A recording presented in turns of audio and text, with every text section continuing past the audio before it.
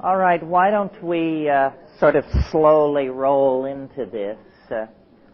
I'm always amazed that so many people can get their act together on a Sunday morning. I know. What happened to the complacencies of the Pen Noir and all that?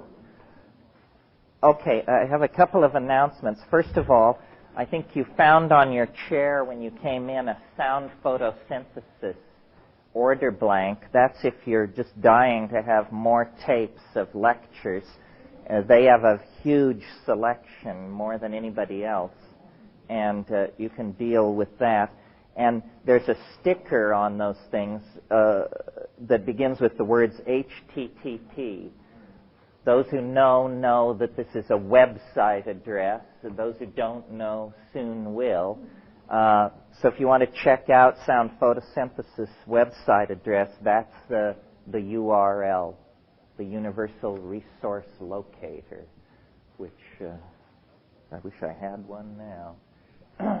Okay, in case I forget, remind me at the break, and David will be here to help, that we'll go over the paper requirements for the folks who are going to do a paper for this class.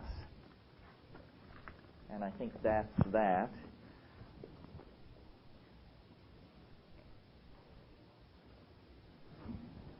Oh, there you are, on time as promised. I was just saying that at the break we'll go over the paper constraints. Well, I don't want to spend the whole time this morning in Q&A, but we'll do it for a few minutes to let stragglers find their way in.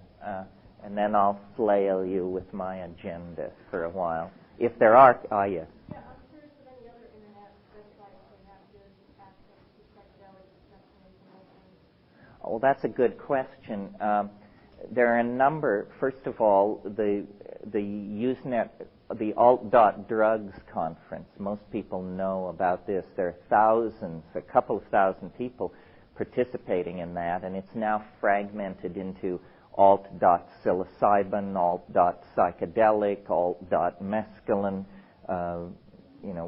There's a whole subset of those. If you don't like news groups, there is an email conference.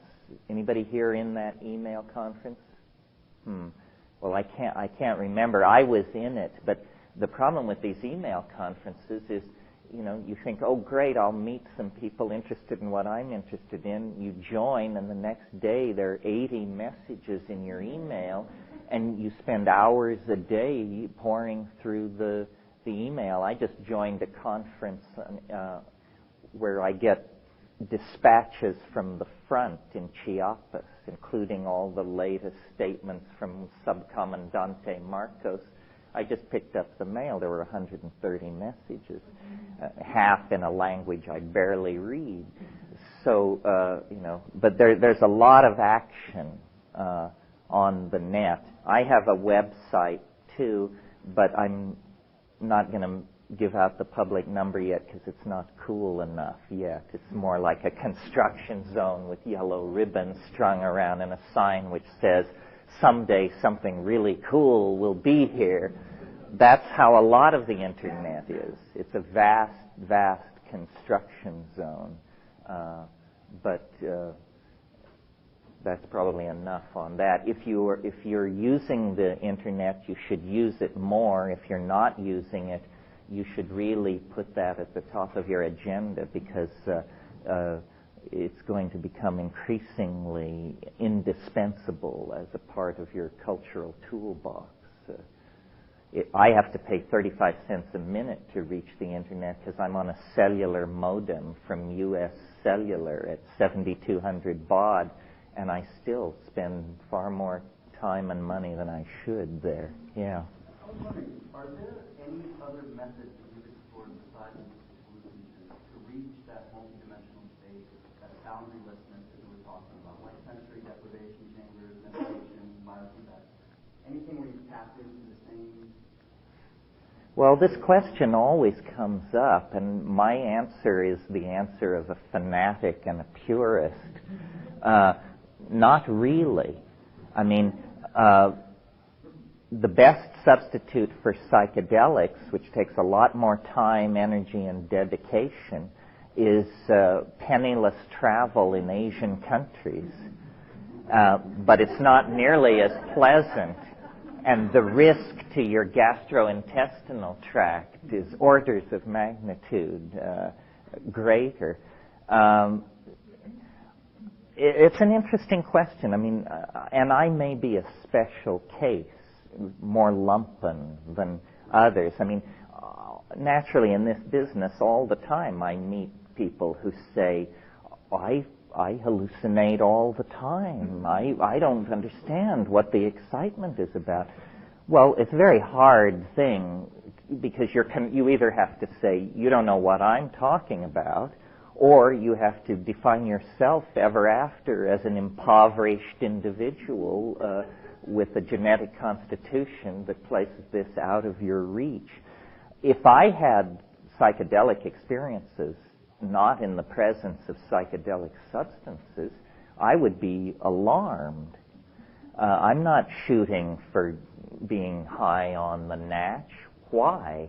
When the substances work perfectly well, and being high on the natch indicates a physiological situation that may be problematic or could be problematic. I practiced yoga and silent sitting, and I find all these things very, very interesting, but pretty non-competitive with psychoactives. One of the things that was so astonishing to me when I first got into all this, my original impulse at university was toward art history. Well, art history, you study the evolution of style and motif over space and time. That's basically what it's about. And a good art historian has a fairly complete inventory of world style, which I felt I did. Well, then I took DMT, and it was absolutely unfamiliar. You know, I could make no comparisons. It wasn't like Tibetan tantric painting. It wasn't like Amazonian bark cloth painting. It wasn't like Jan van Eyck. It wasn't like Hieronymus Bosch or Jackson Pollock or anybody else. And I thought, how extraordinary. If you take the Jungian view that the function of artists is to explore and communicate the unconscious to the rest of us, then how bizarre that 3,000 years of Eastern and Western art, and nobody passed very close at all to the DMT space. That's why, and yet it is without contest, I think, a Niagara of orgasmic beauty. I mean, if I had to say one thing that DMT is, it's alien beauty. Well, if the purpose of art, and those who follow Aristotelian and Platonic aesthetics believe that the purpose of art is the communication of the beautiful, well, why is it then that so little of this has been communicated? I mean, I don't think it's an exaggeration to say that at the peak of a psychedelic experience, you see more art in a half an hour than the human race has produced in the last 1,000 years. Little you. Well, the relationship then of the individual to genius is very puzzling. Any one of us, if we could just get the door jammed open, would then become a Duchamp, a Da Vinci, in other words, a major formative force on their contemporaries. I'm hoping we'll be able to do that with virtual reality. I mean, I see virtual reality as a technology that will allow one person to show another the contents of their mind. And that when we get the cross-fertilization and creativity that will flow from that, we'll create art that will make everything done to this point look like scratchings in the dirt. I mean, at least that's my hope. Yeah. You mentioned a few times, actually, yesterday, that you felt that women who psychedelics, fewer times than men in general, have more transformative experiences because they need to have those transformative experiences. It seems to me somehow that we're then defining the ultimate necessary experience of transformation in planetary consciousness, placing that power into the hands of men. And I'm wondering what then you think the role of women is in all of this transformation. If you feel that women somehow are already here, men are coming up to that level, and women are going no further.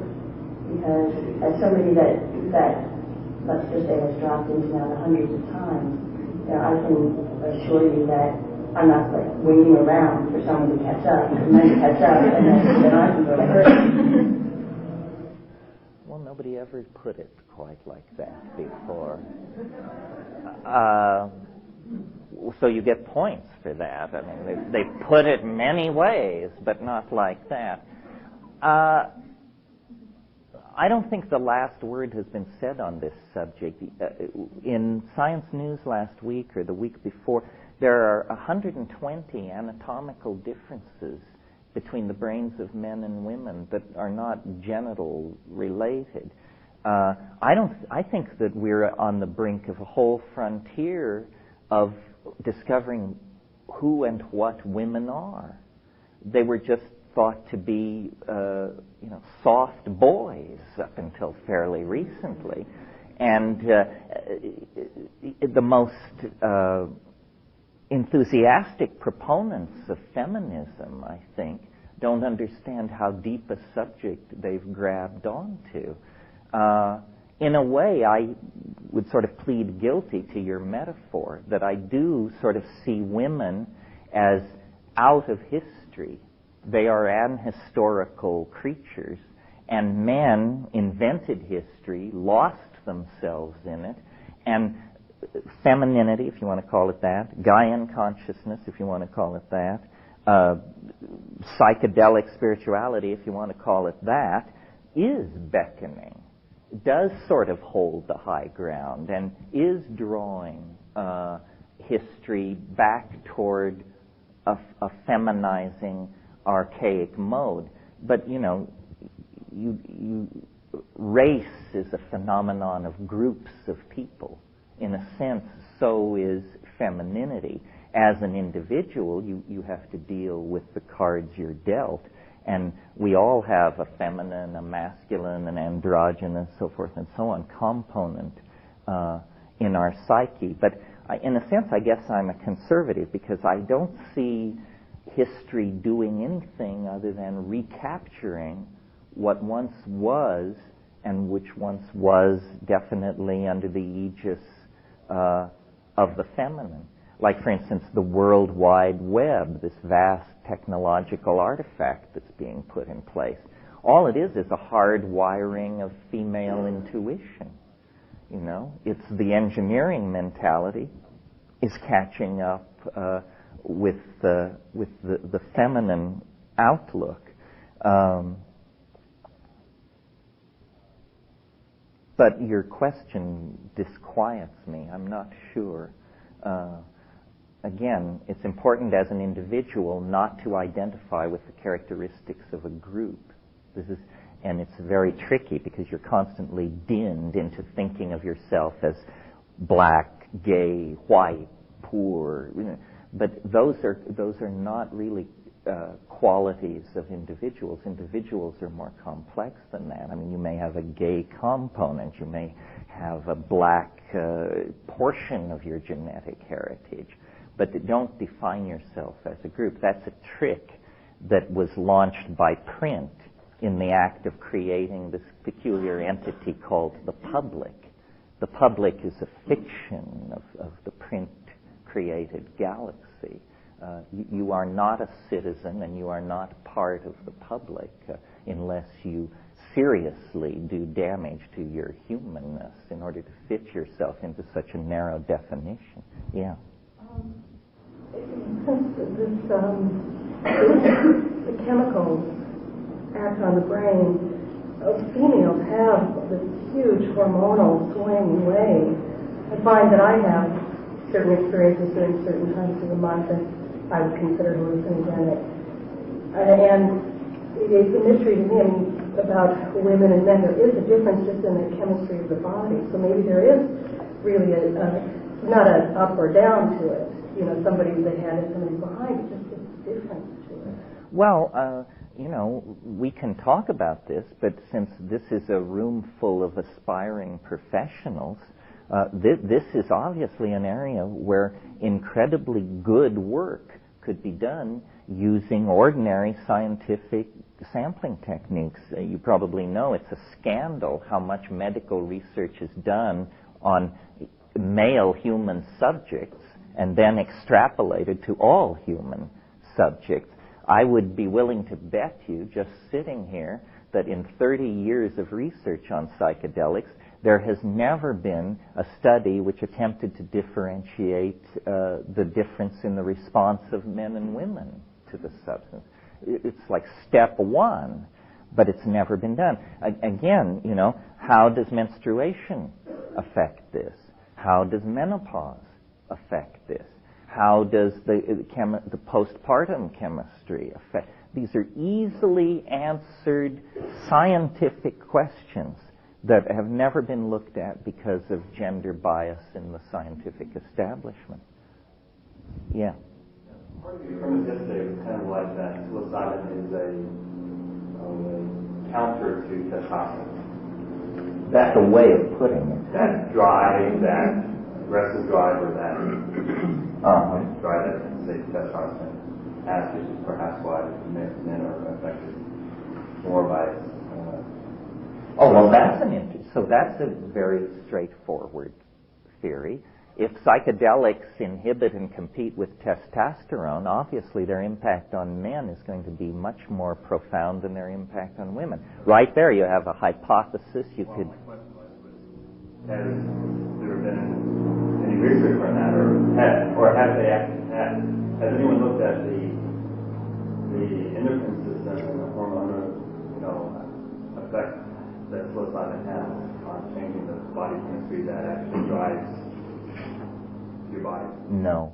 The amount of research, the first psilocybin project is underway now, the first one in 30 years, and they're just trying to define the basic pharmacodynamics of the substance. They haven't looked at this stuff. I should say to you, I'm urging you aspiring young professionals into these fields. Let me caution. That's because I'm an enthusiast and I want to know the answers to these questions. Professionally, it's a life of hell. You will not be promoted. Your colleagues will look upon you as a freak. You will find yourself, my brother can talk to this point. It's not a pleasant thing to associate yourself with psychedelics professionally. Yeah.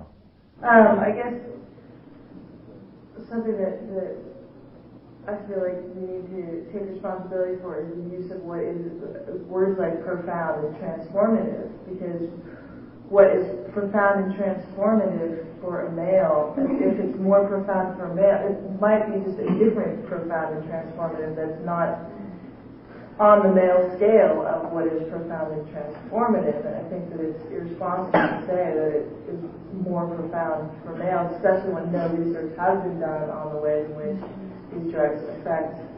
Well, I guess what I meant by more profound is that I think the average male is set down further from where he started than the average female is at the conclusion of a psychedelic experience. One of the things, let me mention this as long as we're on this subject, this is just throwing this out, but one of the things that's always fascinated me is the difference between male and female orgasm, and how male orgasm, here's a place where it seems to be reversed. Male orgasm seems to lie fairly close to the surface and be a fairly unspectacular event most of the time. Why is the female sexual response so much more dramatic? And why is there an orgasmic response at all? In other words, many animals don't have such a response. You can build an urge, you can build a sexual urge into an organism without this payoff of immediate experiential fireworks. There are species of fish where the female lays the eggs and the male swims over them and releases the sperm, and that's sex in that species. I sense, and I've never been able to articulate it, that the DMT flash is very orgasmic in some sense. It's somewhat like a full-body orgasm, but it has components in it which are only encountered otherwise in orgasm. And I wonder what this orgasmic response is for, what evolutionary role it fulfills. It seems to emerge late in animal organization. This is not something you trace back to flatworms or something. It seems most intensified in the primates. And, again, I have no answers, but I would bet when this is all teased apart, the chemistry of orgasm and the neurochemistry of orgasm and the chemistry of the DMT flash are going to be found to be at least cousins of each other in some sense. Yeah. I wanted to make a comment about the gender issue that's been coming up, and I think that in my experience with psilocybin is that it has had an effect of healing and bringing back to wholeness, of balancing. So if you have too much testosterone, like you brought up, or if you have too much of one thing, it'll bring you back and direct you and center you. And since males usually do all the talking, that's why we have said psilocybin has had a feminizing effect. Well, it has a feminizing effect on most of the people who have been doing the talking who take psilocybin. I've also had experiences where I've been very, at times when I've been depressed and weak, where psilocybin has not made me very feminine. It's actually given me, power. And I felt very like, I remember one time I went out and really liked the sound of bottles breaking. And I would break the bottle and go, yeah! It would make me feel really good. It would actually build up, almost a building up of an ego when my ego was down. And when my ego was too big, it would pull it back down again. So that would then, what Piggy was saying, that would then fit in, that everyone who takes it will be balanced, will be kind of redirected and led further along. So it's a kind of regulator, is what you're saying. Yeah, it gets you back in tune with what's real. And, extreme feminism and extreme masculinism are neither of them are real. They're both extremes. And it'll bring you back into a more integral wholeness of the way the world is. Well, I would certainly agree with that as a description of ayahuasca. There's a lot of work being done right now. I mean, I'm sure you all have heard of Prozac, which is the most widely prescribed antidepressant in the world now, and 6 or 7 years ago it didn't even exist. Well, what's interesting about Prozac is that it is a serotonergic competitor. This is the same system that the psychedelics are working on. And I think probably we're converging on some kind of a breakthrough where sexual dysfunction, depression, psychedelic states are all going to be seen to be various twiddlings of the serotonergic system. And probably whole new families of drugs will come out of this. I have never taken any antidepressant, and at my brother's urging, I took Prozac, and I've always been contemptuous of all of the, the Valium, that whole thing. That's not our church, for sure. But I was very, very impressed with what Prozac was doing. And in a way, it was a strangely painless kind of psychedelic. What Prozac seems to do is put you where ayahuasca puts you 4 days after the trip. In other words, there's no dramatic episode of intoxication. There's just a slow kind of getting real, which means dropping your illusions, which are usually what is depressing you. I think Prozac is being misprescribed in the sense that it's thought of as an antidepressant. I don't think that's quite correct. I think it's the cure for seasonal light deficit syndrome. I think that as tropical primates, we paid a terrible price for conquering the temperate and subarctic zones of the world, and that is 6 months of kind of downness out of the year, and that can be chemically corrected. Our genetics are designed for the arboreal tropics, and yet we insist in living in places like Boston and Hamburg, which are so far north, that you're physiologically dysfunctional 7 months out of the year, and you don't know it because so is everybody else there. Yeah. You were dentist, so that you work with Prozac in conjunction with MDMA to sort of offset some of the, MDMA can get real speedy. This Prozac helps to tone that down. Have you worked with that at all? There may be a confusion here. The way I'm familiar with Prozac being mentioned in connection with MDMA is that MDMA has a toxic effect on the dendritic spines of the nerves. This is part of what you buy into with MDMA. But strangely enough, if you pre-dose yourself with Prozac, not as Prozac is supposed to be taken for depression, where you take it for 30 days and then like that, but if you just take a 20 milligram capsule of Prozac 6 hours before you take MDMA, it absolutely blocks this toxic effect. I have mixed feelings about mixing drugs and handing this information on, but on the other hand, this is a group of professionals. You should know this. It's a fact. It was published in Brain, the Journal of Neurophysiology, and so forth and so on. MDMA by itself has a physiological profile that causes me to stay away from it. I have no quarrel with the effect, the experience, but when you can see histological damage to macro structures in the nerve, you want to slow down a little and send a few tens of thousands ahead of you. Yeah. Is that just with doing it once that you'll have that sort of damage, or some damage? Well, every time you take it, it has this effect. Oh, well, but let me say something about this damage that MDMA does. It does damage. You can see it. However, there is no behavioral sequelae. What does this mean? It means you don't act funny. You don't fall down twitching, or your eyes go out of focus, or become manic, or so you can have two opinions about this. Well, if it destroys a structure that then there's no behavioral consequence, you must not have needed that structure.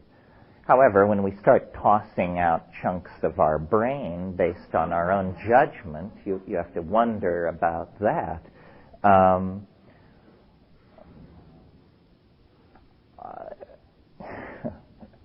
You can always take psilocybin and say to it in the middle of the second hour, be MDMA. And that's how I do my MDMA trips. Yes. Works with healing plants, and his method is to communicate with the plant. He says the plants are bursting to tell us what their purpose is, how they can help us. We just have to learn how to listen. So in the same way that you're saying that PC is a communication and information. But what he does is, once the shaman has made contact with the plant, he doesn't have to give that plant to the person. He can use a messenger plant, and they use moxa in a homeopathic tincture. And because he knows the information of the plant, he can send the messenger for the information without actually having to give the plant itself. And I'm wondering whether anybody's done that with psychedelics, or whether you see that that's feasible to do with psychedelics. I assume, being a practical person, that it must not be feasible, because as you know, in the highly succussed homeopathic preparations, no physical trace of the original material can be found. If there were such a thing as homeopathic psychedelics, they would be impossible to prosecute under the drug laws. What are you asking? I'm asking if seeing it as information, that you can actually have a messenger plant. Like you were saying, the shaman is the messenger between the worlds. What he's doing is using a fairly innocuous plant as the messenger between the information of the huge array of pharmacopoeia of what plants can do, and using just a drop of that messenger to be able to give an experience. Well, in a sense, there's a parallel idea in the Amazon, which is shamans take ayahuasca and then they take very, very, like, minuscule amounts of other plants that they want to learn about. And they say that the ayahuasca then informs them of the properties of the other plant. This whole business of information and how it moves around in nature is an area where we are uniquely ill-fitted to understand it, because we are objective materialists. And it's very hard for us to understand and operate on the assumption that the world is made of language. We may say it so, but we don't know how to operationally operate with that perception. As we learn how to do that, I agree with you. Not only plants, everything seeks to communicate. Everything is somehow completed in an act of mutual recognition and understanding. Nature is alive, not only biological nature, but the atoms and the continents and everything seeks to communicate. I think what psychedelics are is a kind of opening of our portals to this constant stream of communication that evolutionary necessity has shut us away from. Yeah. Psilocybin, if it's to be thought of as a communicator between the mind of man and plants, why does it speak in such galactic terms? Because when I've dosed really high, I've had visions of UFOs and things that are not of this earth. Very similar to the DMT flash, like you said. I actually have had precisely the same hallucinations at times. And that's the way I see heavy doses of psilocybin speaking to me, not really about things here on this planet. Well, I agree with you. That's my experience. And in trying to account for it, you have to look at fungi. Fungi are primary decomposers. That means they can only live on decaying life. That suggests to me that they are late evolving, or at least not early evolving. Mushrooms are very soft-bodied, and so are all fungi. There is no record, no fossil record of a mushroom older than 40 million years. Well, that's a tiny fraction of the time life has been on the earth. Now, when I asked a paleontologist about this, he said, well, they're soft-bodied and they don't fossilize easily. But hey, we have flatworms from the gunflint chert of South Africa. They're 4.3 billion years old. If they left a trace in the fossil record, you'd think there would be more of a trace of mushrooms. If you decondition your presuppositions and just look at the mushroom, it looks to me, number one, as though it is capable of surviving an extraterrestrial environment. In other words, if you have mushroom spores and you want to store them for long-term longevity, you seek an environment as much like outer space as you can find. You store them in liquid nitrogen at minus 200 degrees, and they will last virtually forever. If you look at the color of Stropharia cubensis spores, that's in the brown-gilled mushroom family, the spores are deep purple, almost black. That's the color you would paint a spacecraft if you wanted to absorb long wave radiation. if you look at the spore, what is it? It's a packet of crystallized DNA.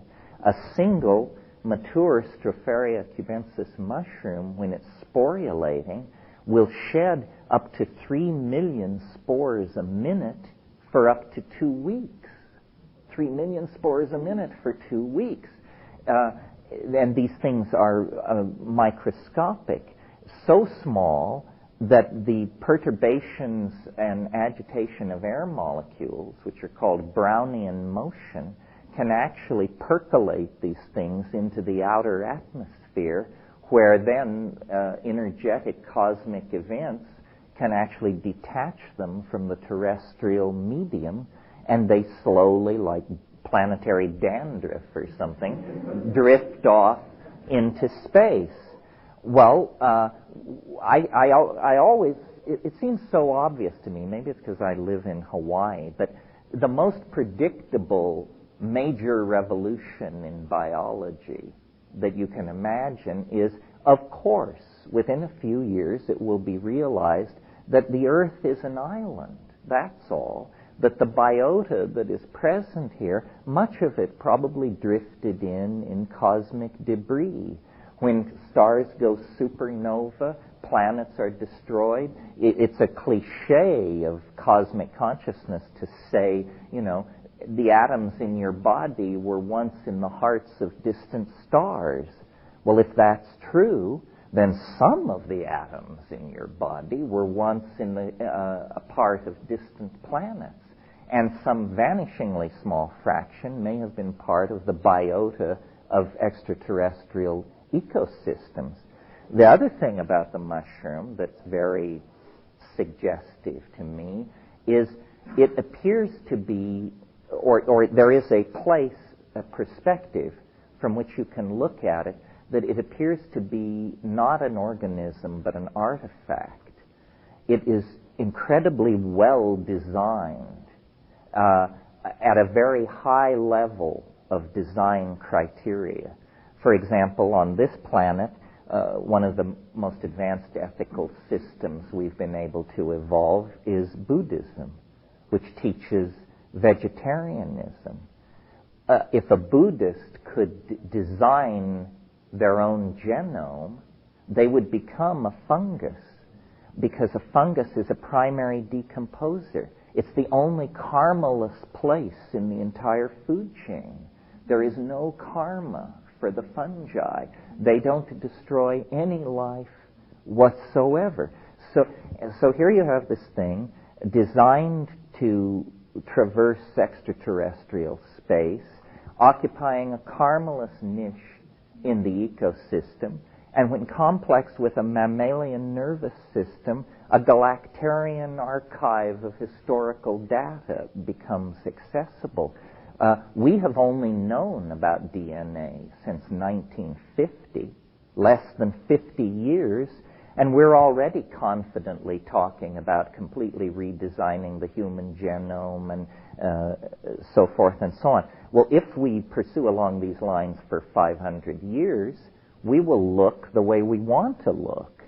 And, trivially, we may all want to be Keanu Reeves or something, but once the cultural agenda cuts in, if, say, Buddhism took over in the presence of an advanced molecular genetics, then we could design ourselves into a karmaless niche in the universe. I wish that we could bring, I don't know who it is, but the content of the mushroom experience, which was what launched your question, is so evidently alien and non-human and self-referential to a world we don't know that, to me, it would require a commission and several years of study to decide that this thing is not an extraterrestrial. Our notions of extraterrestrials to this point have been incredibly self-reflexive.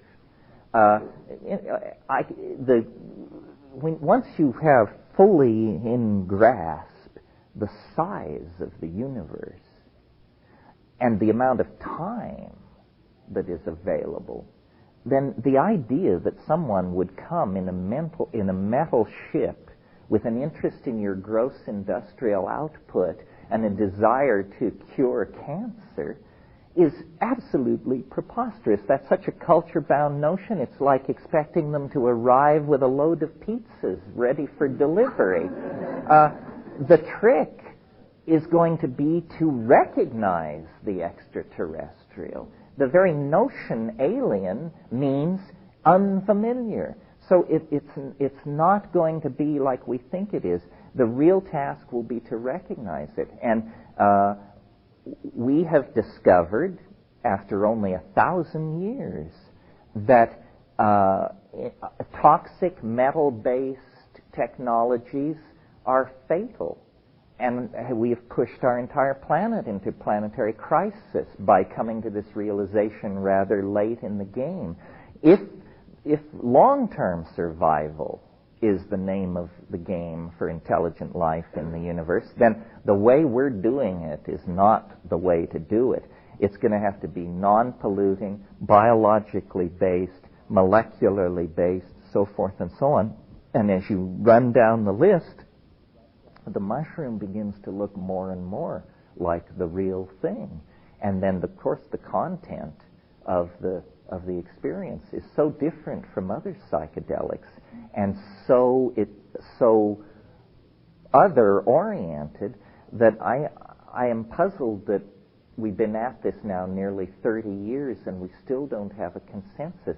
I don't know what it is. Is it that when you take the mushroom, you lose all ability to then operate in the world of straight judgments and understanding? It's very puzzling. But I think probably the biota of the Earth is riddled with extraterrestrial genes, if not organisms, and possibly intelligences. But they're not interested in your fetal tissue or putting implants in you or taking you up and slicing you up in very large-scale surgical wards. I find all that paranoid and pathological. I can talk about that if you want, but it's not really our subject. Yeah. In the Mondo 2000 interview, you talked about the DMT molecule as being extremely unusual. I'm not a chemist. There's something about the number 4 position on the molecule. Can you talk about that a little bit? Yes.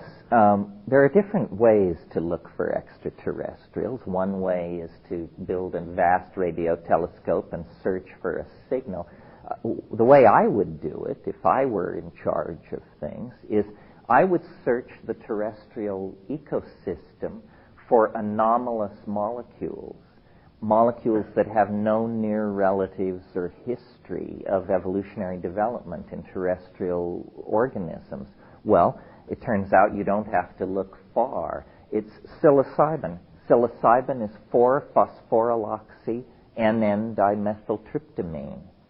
It's the only 4-phosphorylated indole in nature. The only one. Okay, well, here you have a pentexyl group. It's a 5-sided thing. And then you have a benzene molecule off it. And these molecules have numbered positions, 1 through 6. And then you have a phosphorus group. It can attach at any one of those 6 positions.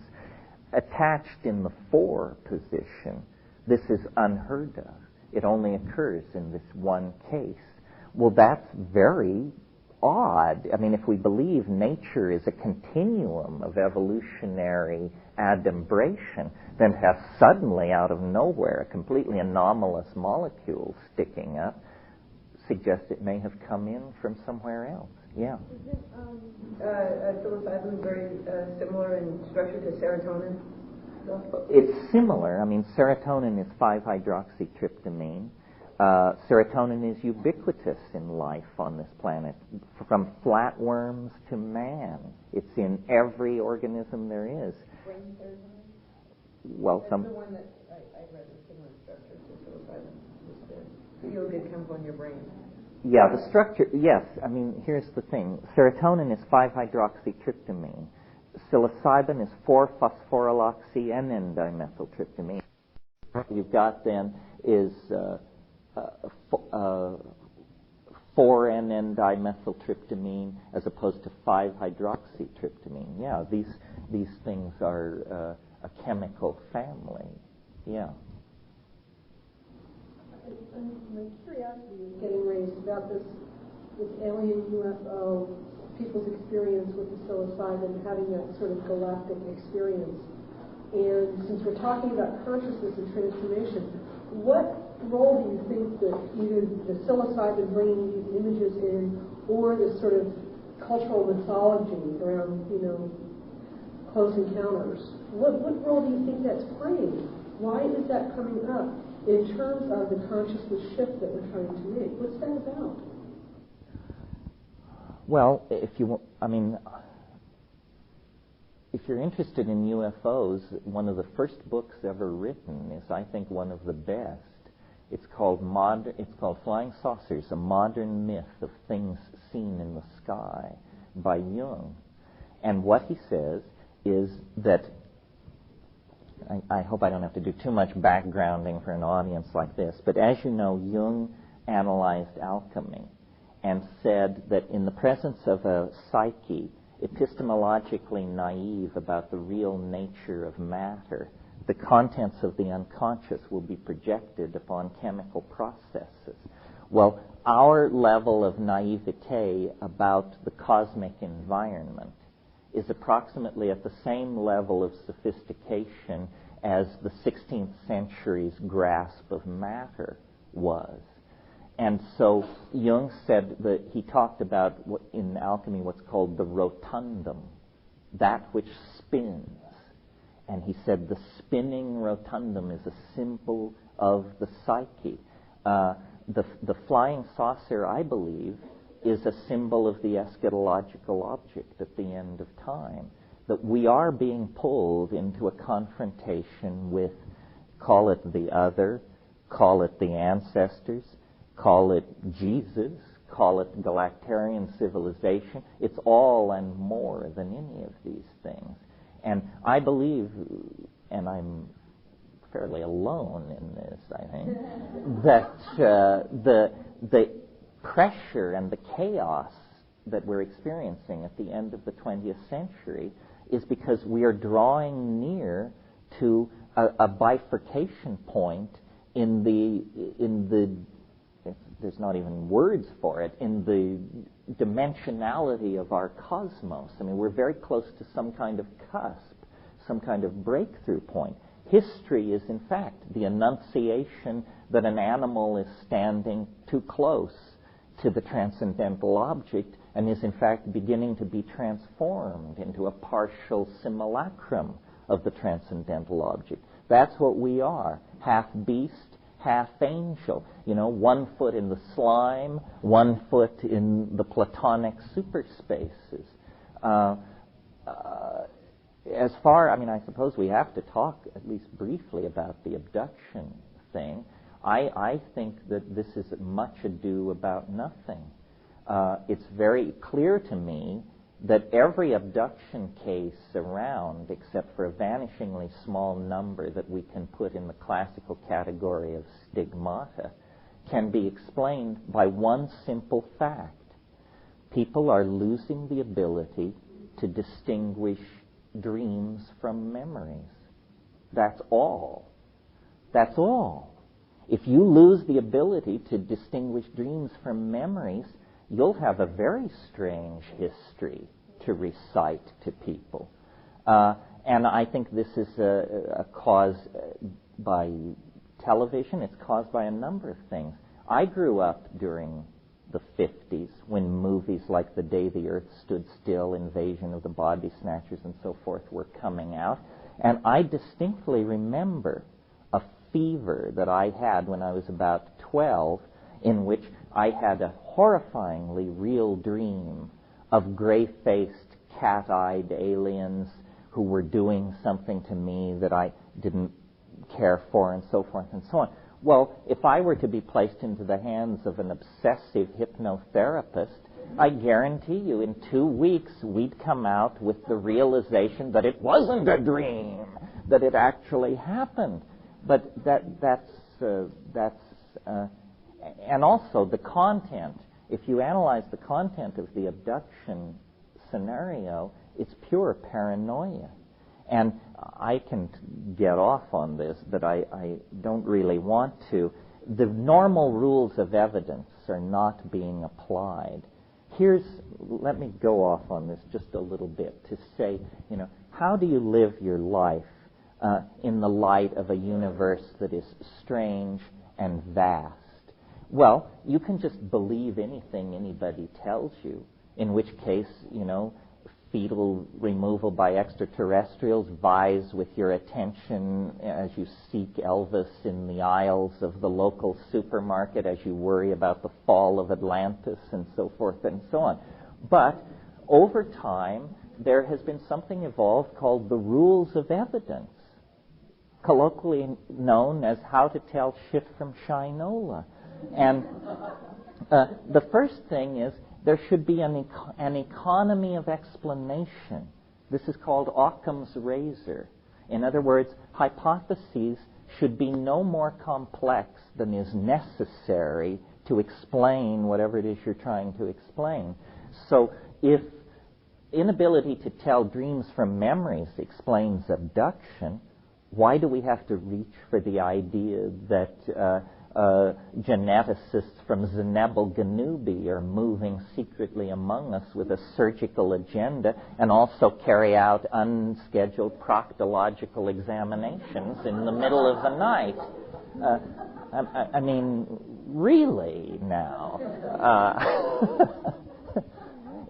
And what I want to say about that is I got where I am, whether it is enviable or not, but I got where I am by being tough, not by being gullible.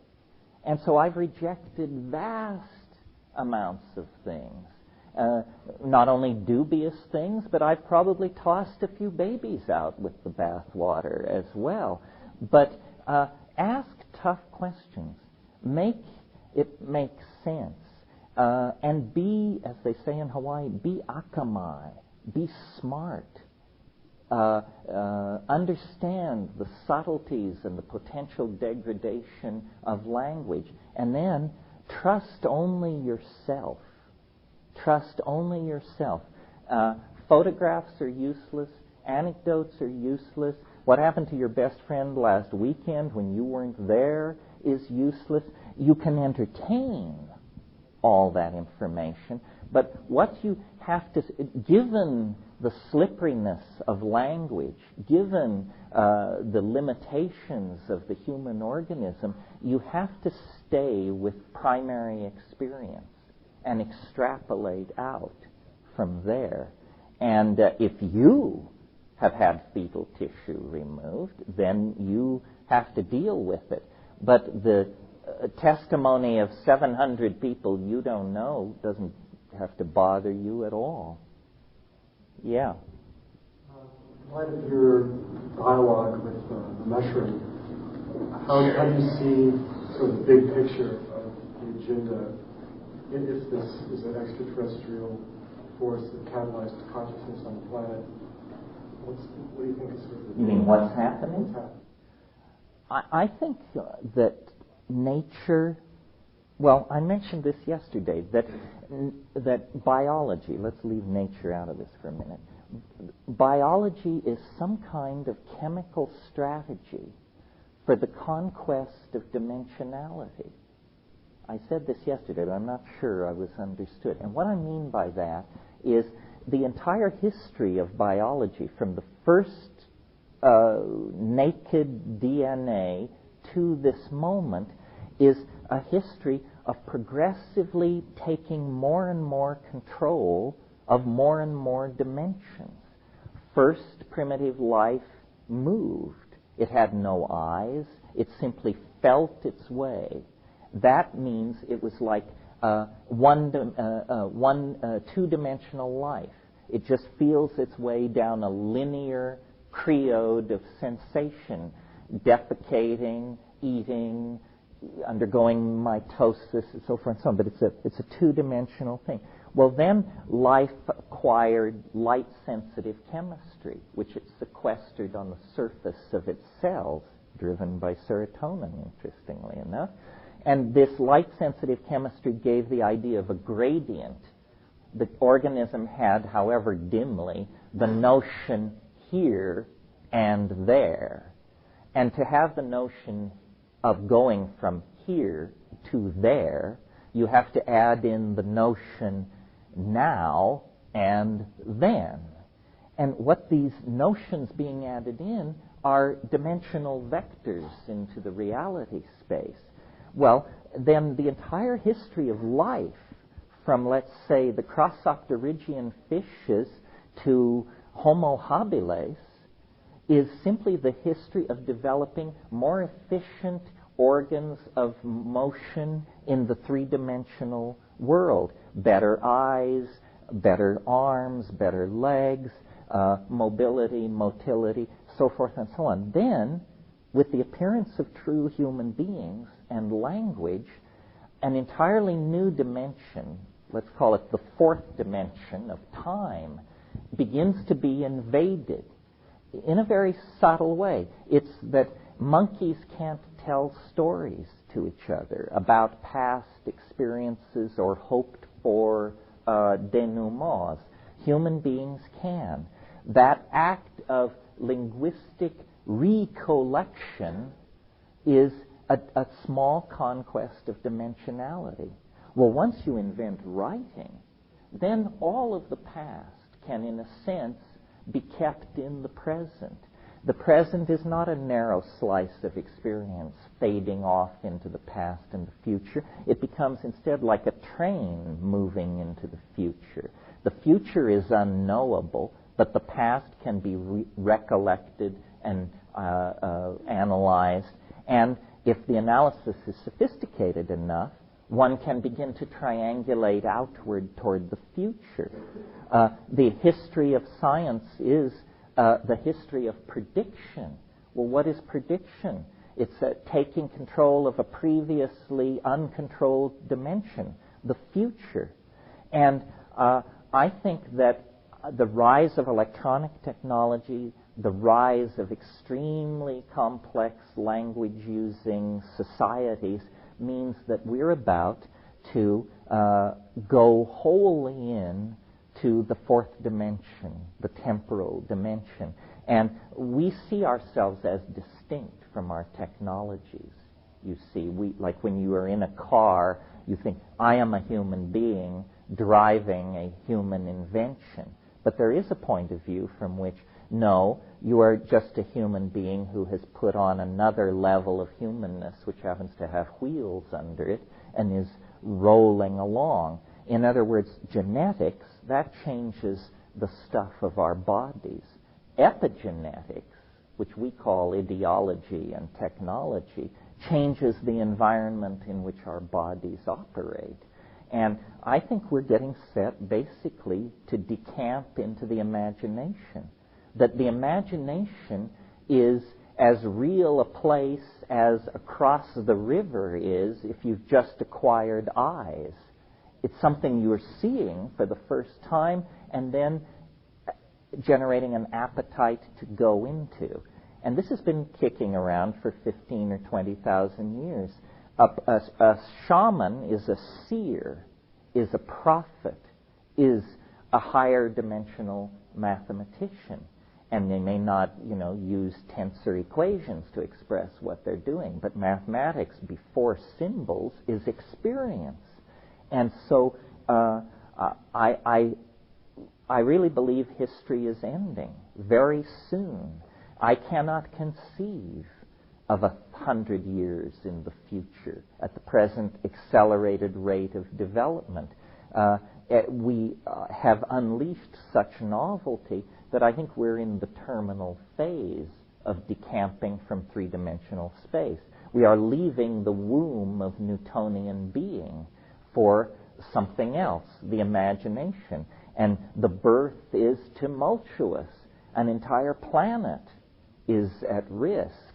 And eventually, toxemia seems to be setting in. We've used up all the nutritional resources in the womb. The walls are closing in. We're suffocating. Our political systems don't work. Our social systems are breaking down.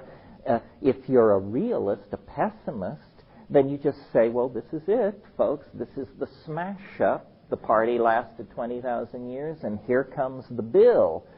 But you might think that if you were a fetus trapped in a collapsing womb at transition, you could not conceive of the stockbroker, fashion designer, or whatever that you are going to be in another dimension, in another reality that you're being born into. And I think our aspiration is the conquest of death. Our religions promise it, and if our gods can't deliver, we'll elbow them aside and do it ourselves, thank you. And these things aren't decisions made by a single person or even a group of people. They come from the bone. It's who we are. We aspire to be magic, and we probably, given our track record, will achieve it. As I said yesterday, James Joyce said, man will be dirigible. A humorous thing to say, but yes. I don't really understand what you mean by that, like even for the birth of the imagination. You mean like that Star Trek episode where they have no bodies and the guy makes himself into a big cat? And, one of the nice things about my position is I don't have to entirely understand myself because I'm self-defined as a primitive. When we talk about decamping from Newtonian space, and you're asking me, what would it look like? I'm as puzzled as you are. I don't know. Is it nanotech? Are we going to become ant-high and all live in 1 acre of the rainforest? Are we going to find a way to completely transpose ourselves into the net and just shed our bodies the way we once shed the placenta that connected us? I once said the body is the placenta of the soul. But is that a religious statement or a technological goal? What do we mean the body is the placenta of the soul? And then people get really agitated because a lot of people, and I include myself among them, rather like the body. And you can imagine a debate in the Archaeozoic ocean when people of a very scaly and lantern-jawed type said, listen, we're leaving for the land. You say, you cannot live on the land. There's no water on the land. The land is our whole being. We're defined by the water, the joy of swimming, the great, on and on and on. Well, some organisms turned their back on that. And so then we had the conquest of the land. It's a big thing. It's a big thing because what we're being asked is, what is humanness? What can you discard and still be human? Can we discard our bodies and still be human? Can we discard our ethics and still be human? I'd rather keep my ethics and get rid of the body. But, we are sexual creatures. What is life? What is sex without a body, for crying out loud? How does that work and look? But it is really not ours to decide. We have grabbed hold of a tiger several billion years ago. Nature is a bootstrapping process, and it seems fairly unsentimental. There's no tears shed for the great sauropods that once stalked the planet. They were wiped out in an asteroid impact. That allowed the arise of the angiosperms and the mammals. We are the children and the inheritors of a planetary catastrophe. If this planet hadn't been wrecked 65 million years ago, we'd still be here. We wouldn't be here. Well, then what is our position on planetary catastrophe? We're in the process of making one. Is it so that 65 million years in the future, an organism filled with love and justice and intelligence will look back at our skeletons in the shale and say, well, they had a good thing going, but if it hadn't been for their extinction, we wouldn't be here. The very large scale is very large indeed. One of the things that's so interesting about the visionary plants is that they give you a large, large picture. I think the vegetable mind views death in a different way. Vegetables are eternal in a sense. Through vegetative propagation, they can live virtually forever. Life lies very close to the surface in us, and if it's crushed out, we're very alarmed. Our sense of uniqueness is so highly evolved that our own death becomes for us the most universal tragedy we can conceive of. That's a serious ego dislocation, I maintain. Yeah. More of a discussion of that, it takes place in the Western Newtonian kind of culture, materialistic culture. What about these other cultures that never embrace this way of life, this view, and also like people who, they don't have access to these technologies. Maybe they're worried about whether that meal can be fine into the last thing that they have access to. What are these things playing in the kind of dynamics of? Well, nature has two impulses. In the particular case, the impulse is always toward equilibrium. Animal species seek to establish niches for themselves in ecosystems that can then be maintained indefinitely, just the way you seek a job where you'll then get money, and without working too hard or eating too much excrement, you'll be able to maintain yourself indefinitely. If you look at all of nature right now, the human species is where the evolutionary cutting edge has become concentrated. And then if you look at the human species, the place where the changing novelty has been concentrated is in high-tech industrial democratic civilization. I don't call it Western anymore because its leading exponent is Japan. But high-tech industrial democracies are the only social systems that are still evolving and changing. So I think they also serve who only stand and wait. These traditional societies perform the role very much of an animal species at equilibrium in an ecosystem. They preserve values related to stability and homeostasis. Meanwhile, in these places where these creative creodes have begun to cascade, novelty is what's being explored. But the novelty feeds back and changes the contexts in which these equilibrium-seeking systems operate.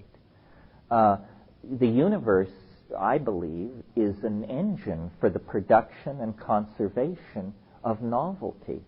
The universe will sacrifice everything achieved to achieve something new. You can see that in looking at this asteroid impact 65 million years ago.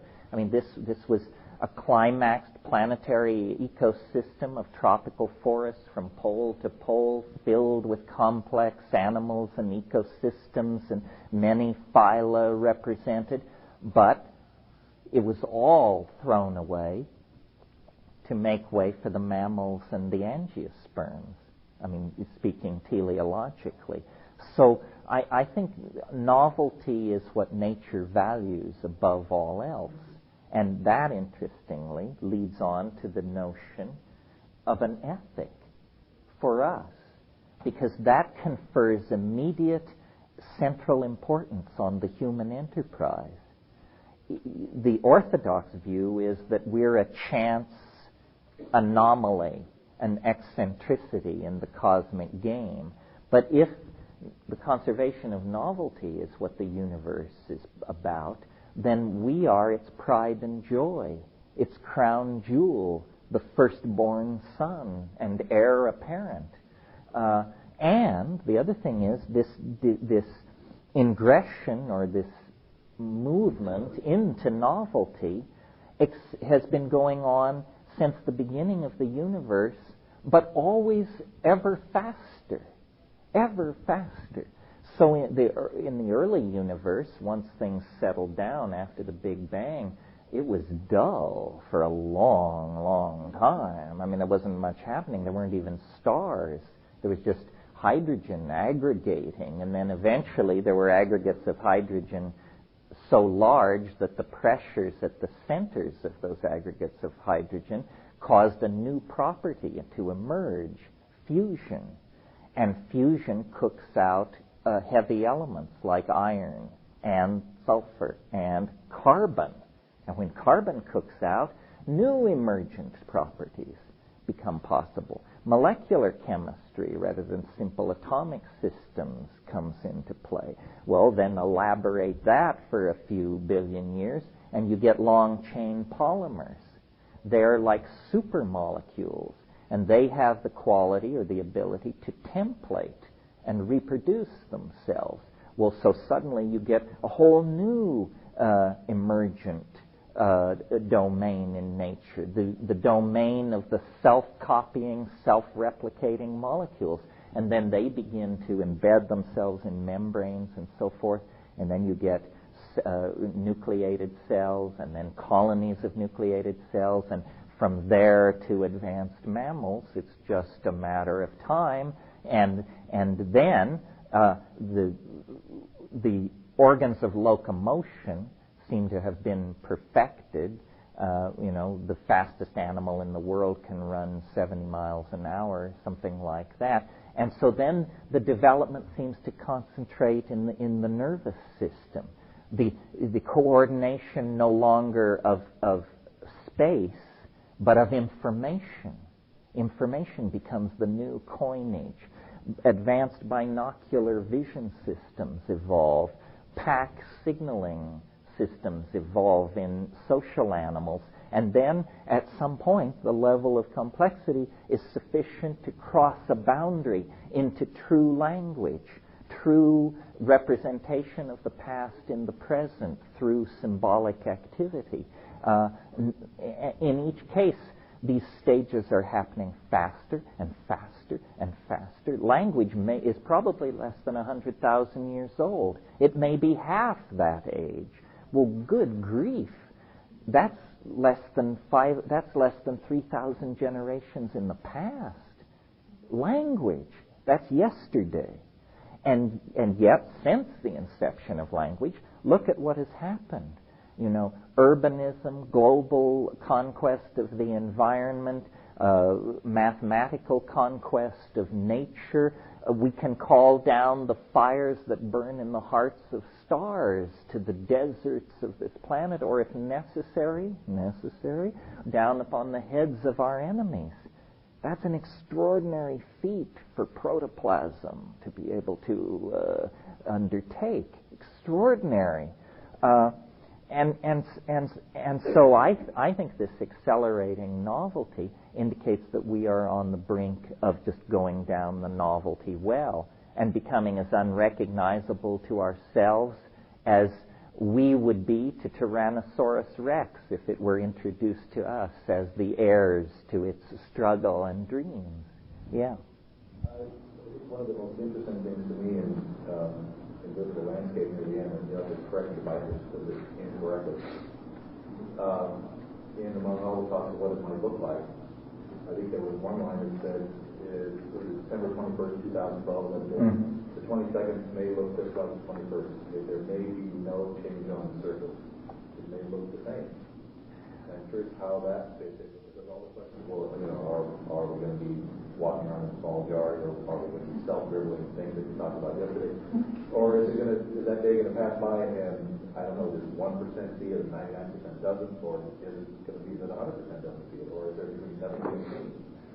Well, one way it could happen is that as we get closer and closer to it, our ability to accept these strange things becomes broader and broader. So when the moment finally comes, yes, you are a self-dribbling jeweled basketball, but hey, it ain't no big deal, and you saw it coming years ago. So what?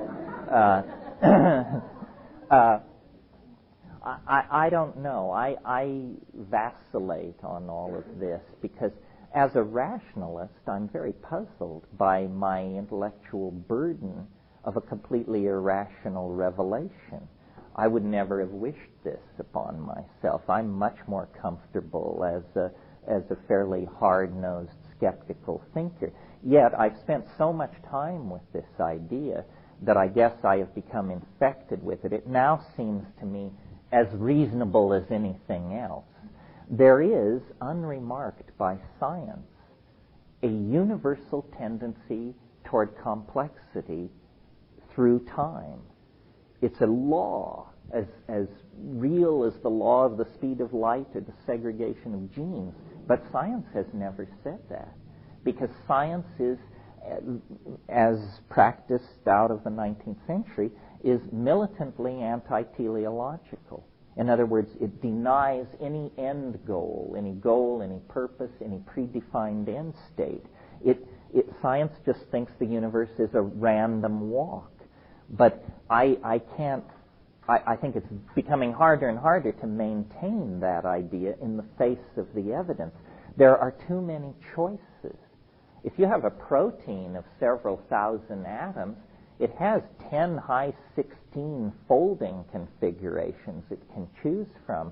If it worked through those things by trial and error, it would take the life of the universe for that molecule to figure out its minimum energy configuration and assume it.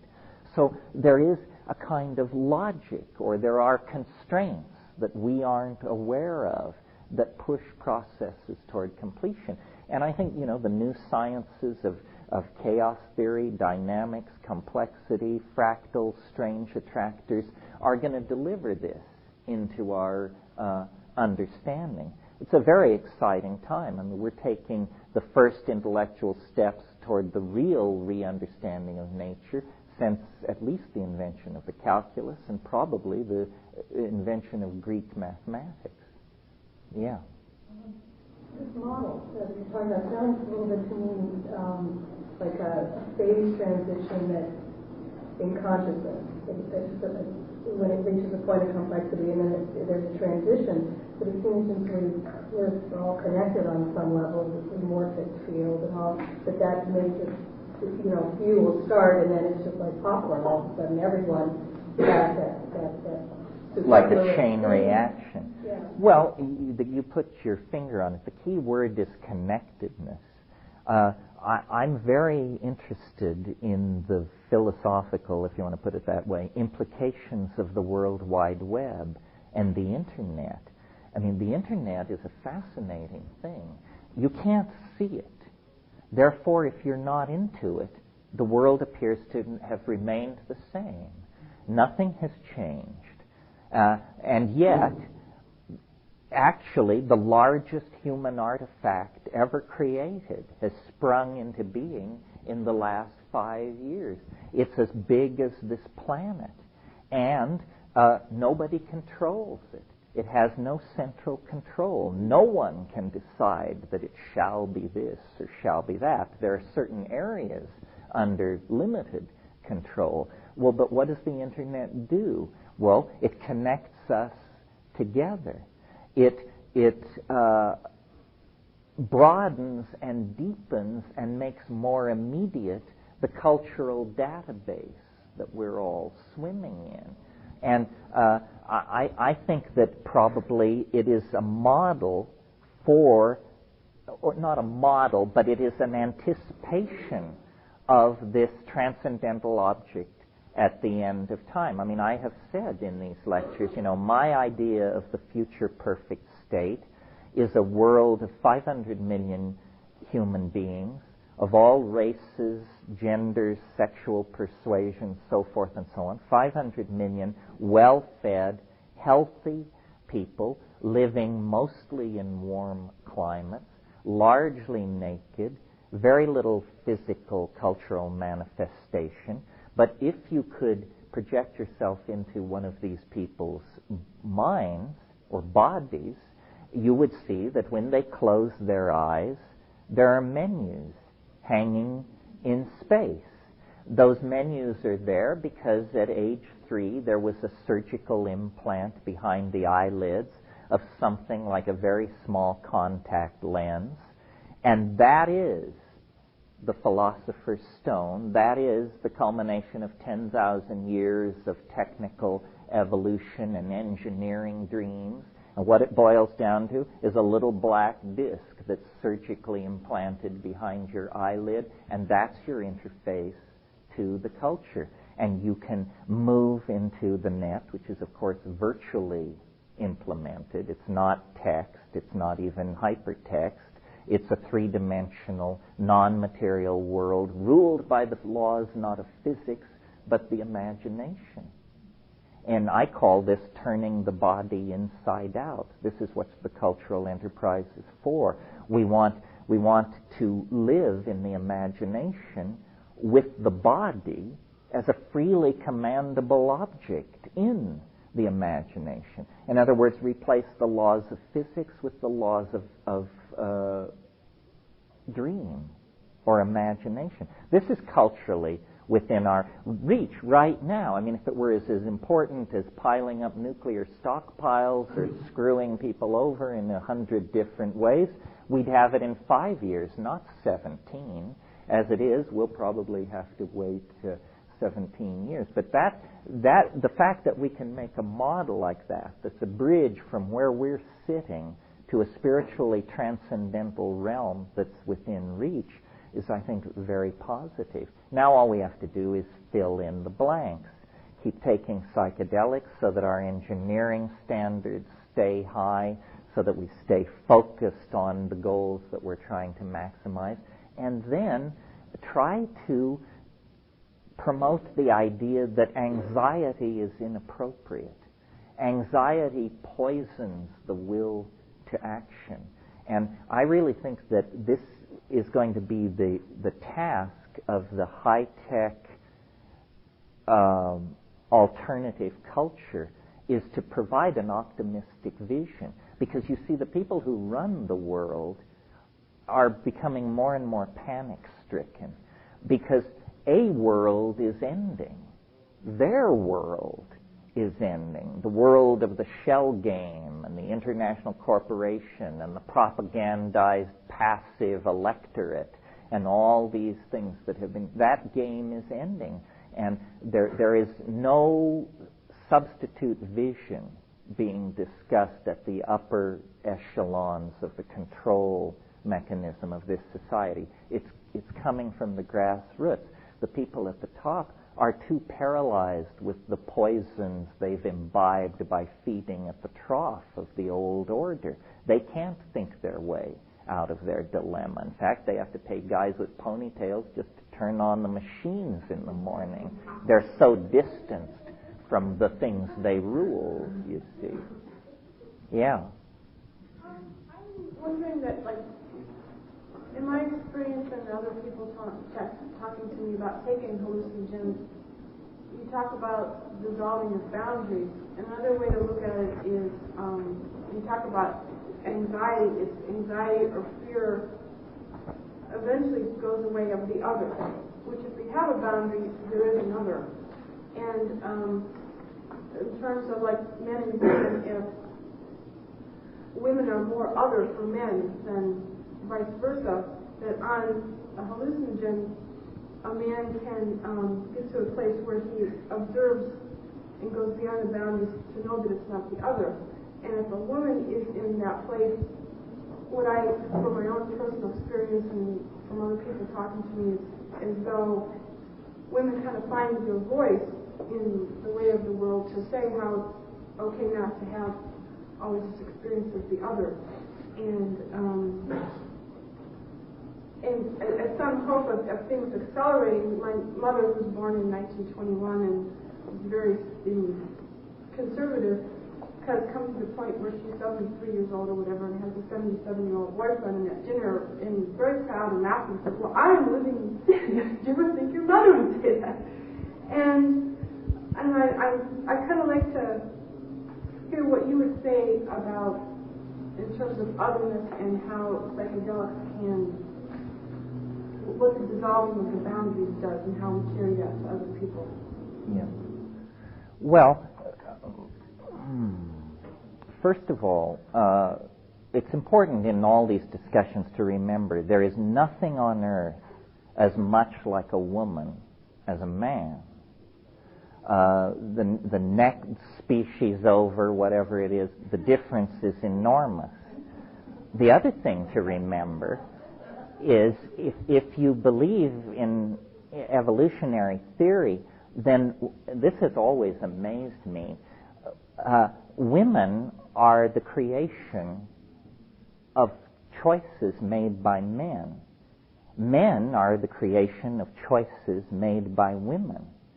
The aesthetic difference is striking. I mean, apparently men prefer smooth, gentle, nurturing, curvaceous forms, and apparently women, their aesthetic is fulfilled by a rougher cut.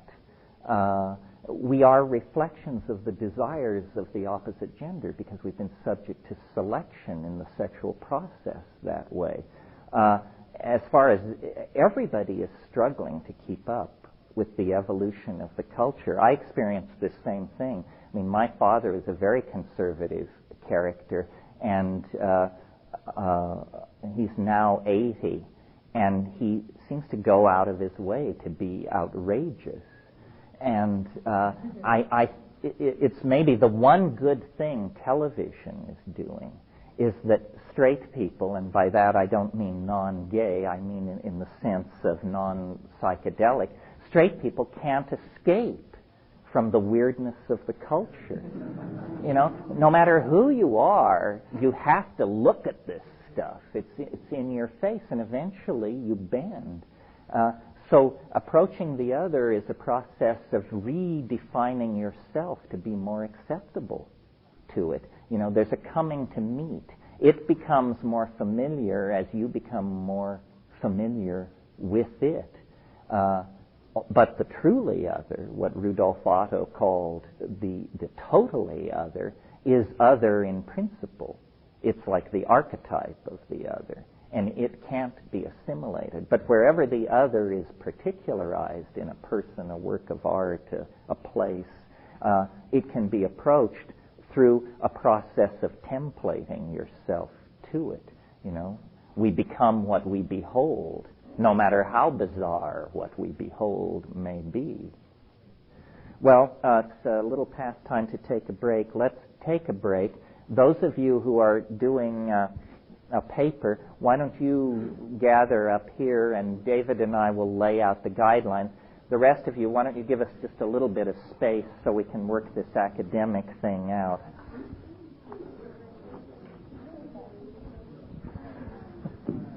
Let's see, I have some guidelines, and David has. Does civilization lose a piece of knowledge that's central to its functioning? Well, the only scenario I can come up with is an increasingly autocratic elite ordering everybody around until finally there is a populist revolt, and those people and their books and their buildings are all put to death and burned. This may be a similar thing may have happened to the Maya. You know, the Mayan civilization, looking at the archaeological evidence, was an incredibly steep social pyramid. So steep that it's conceivable the execution of a few thousand people would essentially disembowel the accomplishments of the civilization. Kill the architects, the scientists, the astronomers, the scribes, and the artisans, and what you've got left are rainforest swidden farmers, and then they go and do what they've always known how to do. I don't believe in the case of Soma that it could have been a matter of it being available and then slowly disappearing. I mean, the Rig Veda speaks of intoxicating hundreds of people a day. It speaks of the Soma gushing from the Soma presses in these enormous amounts. Well, clearly it was something easily available, obtained, and processed, and yet it died out completely and was not really replaced with anything else. So why? I think cultural institutions are more fragile than we imagine. In the scenario, and this brings up the issue of substitutes. In the scenario I told you yesterday about psilocybin in the Sahara and how it created a partnership paradise which then faded as the mushroom faded, as I try to imagine how that would have felt, I think probably what happened was at some point in the African past, the mushroom was everywhere on the grasslands. Whenever it rained, it appeared. It rained frequently. The dung of the cattle was everywhere. The mushroom was everywhere. Well, then it began to dry up. And the first thing that would happen, and we're talking millennia in each step, the first thing that would happen is the mushroom would become seasonal. So then you would have great mushroom festivals once a year rather than continuous mushroom taking, seasonal. The next thing is, as the drying continues, it would retreat into the rain shadows of mountains seasonally. Now you have to make pilgrimages, long distances, seasonally to the mushroom place. Well, in parallel with this diminishing supply of mushrooms would logically be a rising anxiety about that. So what would you do? Well, you would create strategies for the preservation of it in times of scarcity. Smoking meat, burying eggs. Primitive, Aboriginal peoples know how to do these things. The obvious method of preserving mushrooms, still used to this day in the Sierra Mazateca, in a world without refrigeration, is to put them into honey. Honey is an antiseptic medium, and the sugar in honey will draw water out of a fragile thing like a mushroom and tend to preserve it. The problem is, if you've ever dealt with Aboriginal honeys, you know they're not like the stuff we get in the little plastic bears. Aboriginal honey is very watery, and what the consequences of this is that the preserving medium, honey, itself has the capacity to transmute into a psychoactive substance, alcohol. So suddenly you see people of good intention trying to preserve their mushrooms, but unbeknownst to themselves, they're turning into an alcohol cult, because fewer mushrooms, more and more honey. Then, and as the supply continues to shrink, finally you give up on intoxicating everybody, and you just say, we're going to establish a professional class of people, shamans, and they will take the mushroom since we can't all take it. So then you have knowledge of it retreating into a professional class. And these, in Aboriginal society, these professional classes are always hedged about with secrecy. So then you actually have a situation where there is a body of cultural knowledge which not everybody possesses, in fact, which very few people possess.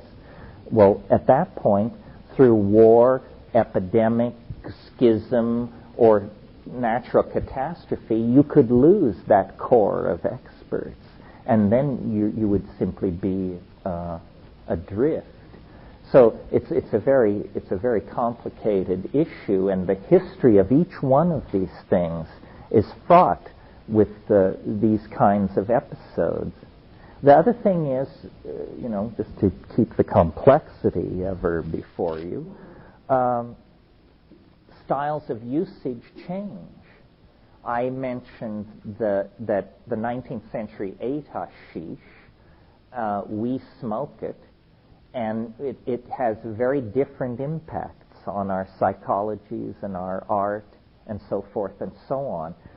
Another example is a good example close to home, LSD. In the 60s, you couldn't play the game unless you took 500 mics. These days, you split half a blotter. It's probably 70 mics, and that is what people call an LSD trip. It's half an order of magnitude smaller than what was being done 30 years ago. Well, so naturally, people say entirely different things about LSD now than they did then. The other thing that makes this very complicated, I mean, nature is not cutting you any slack here, is you can have a species of a plant genetically fairly defined and taxonomically fairly defined, and it can have a horrific number of variables bearing upon it. The favorite example here would be Amanita muscaria. Yeah. More ink has been spilled over Amanita muscaria than almost any other plant I can think of. Wasson identified it as soma, the subject matter of these ecstatic hymns of praise that filled the Rig Vedas. But when you actually take Amanita muscaria, if you only get a bellyache, you're lucky. This is not at all a reliable intoxicant. Well, what's going on here? Well, here's what's going on. Amanita muscaria, because of its genetic makeup, is subject to geographical variance. That means the Siberian Amanita, the New Mexico Amanita, and the Andean Amanita are experientially different creatures. So, geographical variation. Then there is edaphically induced variation. Depending on the soil and the mycorrhizal host, the chemistry of the mushroom will be different. Well, then there's brood differentiation. The first flush will have a different chemistry than the third, fourth, or fifth flush of the same organism. Again, this is where the guru may have a role to play. You shouldn't take Amanita muscaria unless you are with someone who says, I have taken these mushrooms from this place at this time of year in this fashion and attain success. But if you just go out and eat the first Amanita muscaria you find, your experience could range from nothing to a medical emergency. And very few people who have just gone out and eaten Amanita muscaria have any kind of experience that could be mapped over an ecstatic hallucinogenic experience. But occasionally you will hear a story so wild that you can tell under certain very narrowly defined conditions this thing must be tremendously effective. But what those conditions are, we don't know. Yeah.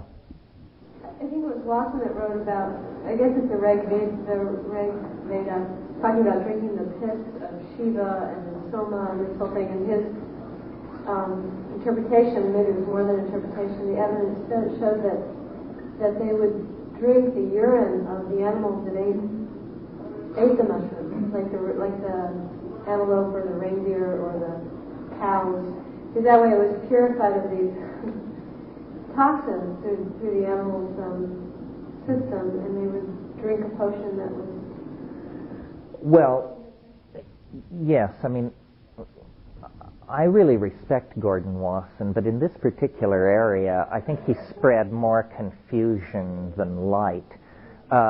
It is certainly true that Amanita muscaria is a shamanic intoxicant of great age used among the Arctic peoples of Siberia in the Tunguska and Amur River basin. But, and it is true that one of the great hazards of Amanita taking in that area is that when you go out on a snowy night to take a whiz, these reindeer come and knock you over head first in order to get to the yellow snow because they're so into it. But reindeer are not cattle, and there are no reindeer in India, and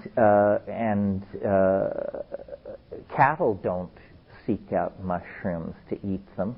The thing that, to my mind, breaks down Watson's theory is, first of all, the inadequate intoxication. But second of all, you can tell from the Rig Veda that hundreds of people were being intoxicated with this stuff, that basically people were just lining up and passing through a line and it was being ladled out.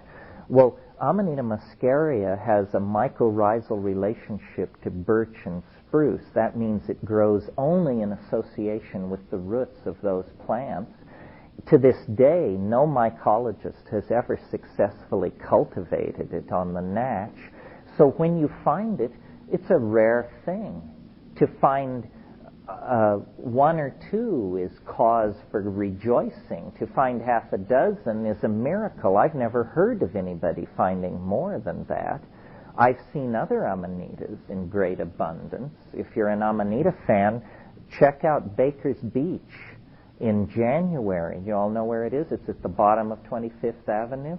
The number of Amanita pantherinas that come up in that sandy soil down there, you can literally gather a couple of grocery bags of it. But even at that, how far will a couple of grocery bags go if you have several hundred people to intoxicate? So I don't see how it could possibly have been Amanita muscaria. I think a whole bunch of mistakes were made by Wasson and the people who followed him in arguing so strenuously for that. Wasson himself admitted that he never obtained a satisfactory intoxication from Amanita.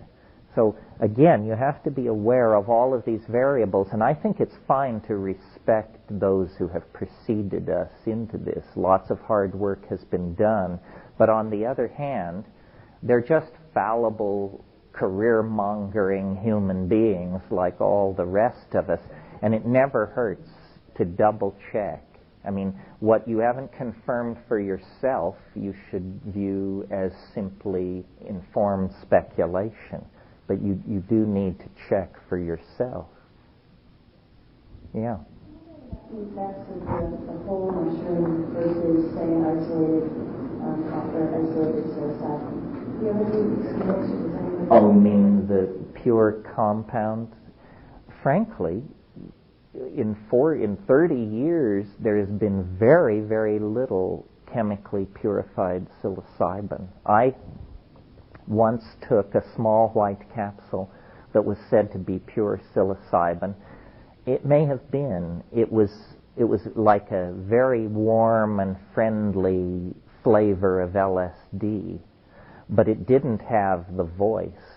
Now, there's a famous story that when Hoffman isolated psilocybin, he then, to prove the isolation, he manufactured some.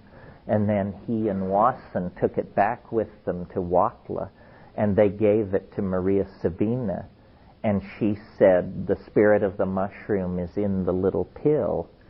But let's face it, Maria Sabina was a sly old woman who really knew how to play on the gringo's harp.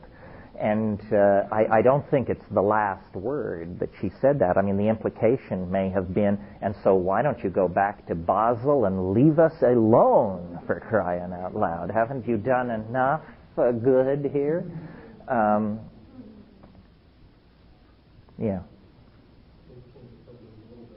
I'm interested in something you mentioned in past talks about the synchronicity surrounding the use of mushrooms and the story about the Hollywood restaurant. Oh yeah, the Rod Steiger story. Well, yes. I mean, I don't know quite what to make of this. Again, there are more questions than answers. But one of the things that you will quickly experience if you get into this, and most of you probably already know, is that rational, and by that I mean statistically extrapolatable expectations seem to be superseded on these trips by a kind of magical connectedness. All kinds of strange things happen on trips that really happen. It's not hallucination. These things really happen. It's almost as though the ordinary laws of causality are obviated and you become a magnet for the strange, the peculiar. And sometimes these synchronicities are trivial. Sometimes they're the difference between life and death. As an example of the latter, I've told this story before, but one time years ago, Dennis and a girlfriend of his went up into the mountains behind Boulder, and they took Argyria nervosa, Hawaiian baby wood rose. And it was much stronger than they expected, and it lasted much longer than they expected, and so night fell. And behind Boulder, up around Nederland, it's 12,000 feet. I mean, when night falls, the temperature plummets. You're immediately in a situation of crisis. Night fell. They were completely lost. They had no clue where they were or how to get back to the car, and it looked grim. And so they're looking out over these valleys and mountains and so forth, trying to spot something.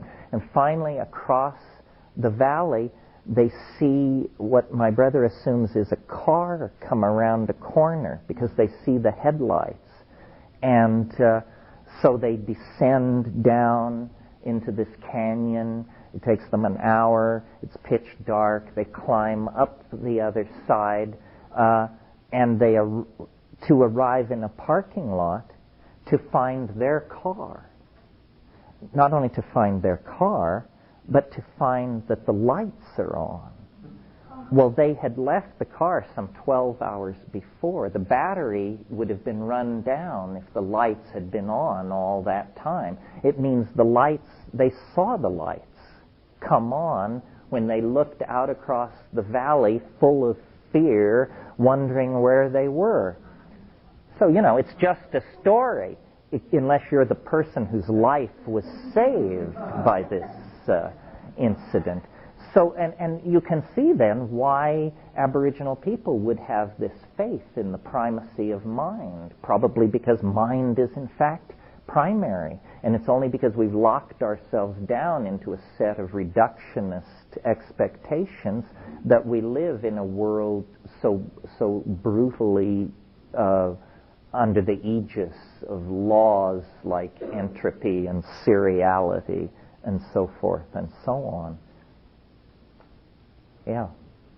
Something that Sasha said in his book, right, that you and him had a disagreement about synthesized mescaline, saying that, similar to her question about psilocybin, do you still hold that the two are different? Yeah, and that plant spirit doesn't really speak to you unless you use the plant itself rather than the compound.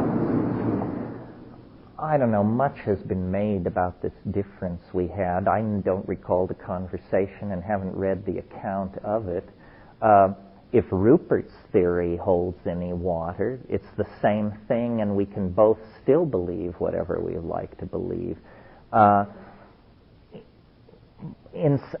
think that without argument, though, generally the plant experiences are richer, and it's not difficult to see why. If you take mescaline, you have a mescaline trip. If you take peyote, you have a mescaline plus 13 other mescaline-like alkaloids. Anhalamine, anhaloine, peyote, lophophorine. There's a whole spectrum of these things in there. And I think that gives a richer experience. It's not an absolute ontological difference between Sasha and I on that issue. Where I might argue that there is a real difference is between drugs created yesterday in the laboratory and drugs that have a huge history behind them. Because I believe that in some sense, I mean, this is not rationally defendable, but it's an intuition. In some sense, when you take a plant, it takes you. And you make a contribution to the high. A tiny, it's like you add one brick to the wall. So that then essentially when you take psilocybin, you are experiencing all the previous psilocybin trips that ever were. That's what the psilocybin trip is. So I remember once when years ago, the first time I did ketamine, my impression was it's an empty vessel.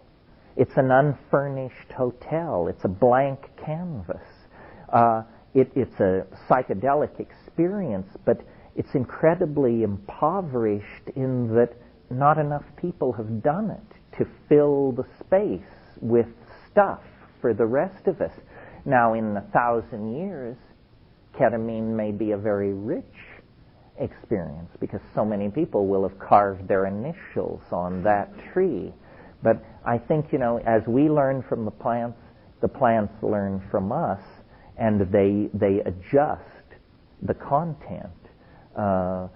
So I'm not of this school that says what we need is a drug we don't have.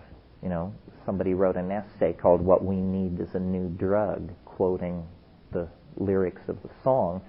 I think that we have the substances we need. What we don't have are the techniques and the intelligence to know what to do with them.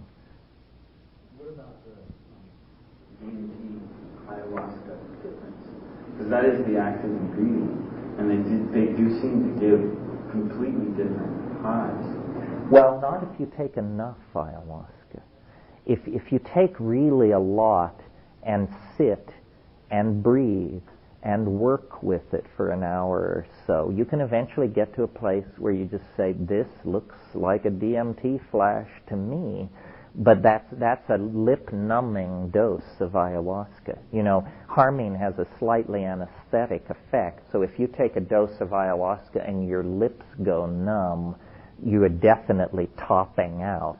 That's an effective dose. Many people have never felt that, but it's a sign that you're approaching the effective limit. Yeah. Are you familiar with the alleged CIA testing of peyote on people in a mental hospital in Menlo Park in the 60s that Kim Kesey took part in? The Langley Porter experiments, yes. I was what happened with those studies, what the government found from those, like in relation to, you were saying that, that these studies in the University of New Mexico are going to be, the newest studies, and I was thinking of those, I was wondering what came out of those. I can't really answer in detail. Those were not pharmacodynamical studies. They were more like psychotherapeutic studies. They were giving mescaline to people and working with states of dysfunction, but they weren't trying to understand the physiological parameters of it. Joe Adam and the guy who became the regent, Willis Harmon, all of those people were associated with those experiments. Mescaline was well studied during the 20s. I mean, if you've not read Heinrich Kluwer's book on hallucination, it's a very nice piece of work and done very early. And he actually tried to create a vocabulary of hallucination. I mean, it's kind of silly, but he taught his subjects to identify colors by their place in the spectrum. So people would say, spiked basketball moving at 4 o'clock, 700 nanometers, shifting toward 800 nanometers, and this sort of thing, which it doesn't quite give you the flavor, I'm afraid. Yeah. We were in the plant culture and consciousness class the other day. The definition of hallucination came up, and Ralph Messner is teaching the class. He was saying that for him there's a distinction between a hallucination, which is seeing something which isn't there, and the experience that you have on psychedelics where you're tapping into what you were talking about, the fourth dimension, that boundarylessness. I wanted to hear. Yeah, no, that's worth talking about because I use the vocabulary in a specific sense, and if I don't explain it, I'm not really understood. There is a definite distinction. I mean, most people who've never taken these things think, well, don't you see colors, and isn't it like that? There are at least three discussable stages here. First of all, there's what's technically called hypnagogia. Hypnagogia is when you close your eyes and you see little lights and stars and drifting debris and that sort of thing. That's hypnagogia. Then there's what I would call, I guess, hallucinations. And there's a spectrum. And it's very interesting when they simulate or talk about hallucinations, they only talk about the onset of hallucination. When you take a psychedelic, here's the timeline. Let's say it's psilocybin. At 1 hour, you begin to feel the state of arousal, give or take a few minutes. Well, then, when you close your eyes, there's this black background that is typical of the baseline of consciousness. Well, then, after a few minutes, there are these sort of amoeboid, after-image colored lights that come toward you and stream past you. And this is actually called streaming. This is how it's referred to. And these things are either that after-image violet or that after-image chartreuse that we all know. And these things sort of come, but and if you don't take a sufficient dose, that's it with theme and variation. And now we're in the land of the famous geometric grids, floating shapes, this sort of thing. But that is not the payoff of psychedelics. The real payoff is visions. And visions are not dancing mice and rows of little candies doing calisthenics and all that detritus. Vision is something which has emotional content. That's why light shows and fancy computer graphics and all that, they stop short at this point. Because no matter how visually complicated something is going on a screen, if it doesn't somehow touch your heart and your soul, then it's just a complicated pattern of some sort. But if it also contains information specific to your circumstance, then it's completely engaging. And that's what I shoot for and consider the visionary trip. It's coherent. It's not like a dream. It's not that coherent. It's not a little story in which you appear in a strange circumstance with odd people. It's not like that. But it is not simply a visual experience. The content is multidimensional and deeply mental and largely informational. And that's the proof of the pudding. And there is no way to achieve it any other way that I've ever noticed. Relative to my remarks this morning about orgasm, and this is part of the clue, I've noticed that in the post-coital aura, if you want to put it that way, there are these blue and green lights streaming past, usually not for very long, maybe a minute's worth after a completely satisfying sexual release. But it doesn't go to the next level, which it always does do with the psychedelic. But the fact that they share that phenomenon for a moment suggests something, suggests that it's both. And I used to think not. I used to think it was entirely dose. But I've realized from talking to people that what seems natural and obvious to me seems odd to some people. What you have to do is you have to look at the back of your eyelids with the expectation that you will see something. And it's a plane in the field.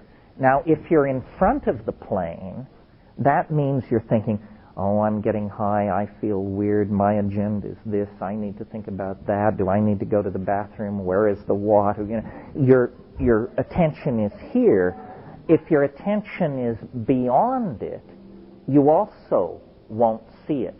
Like I've noticed, you can't talk and see it at the same time. The act of verbalizing requires so much mental focus that you can't see this stuff.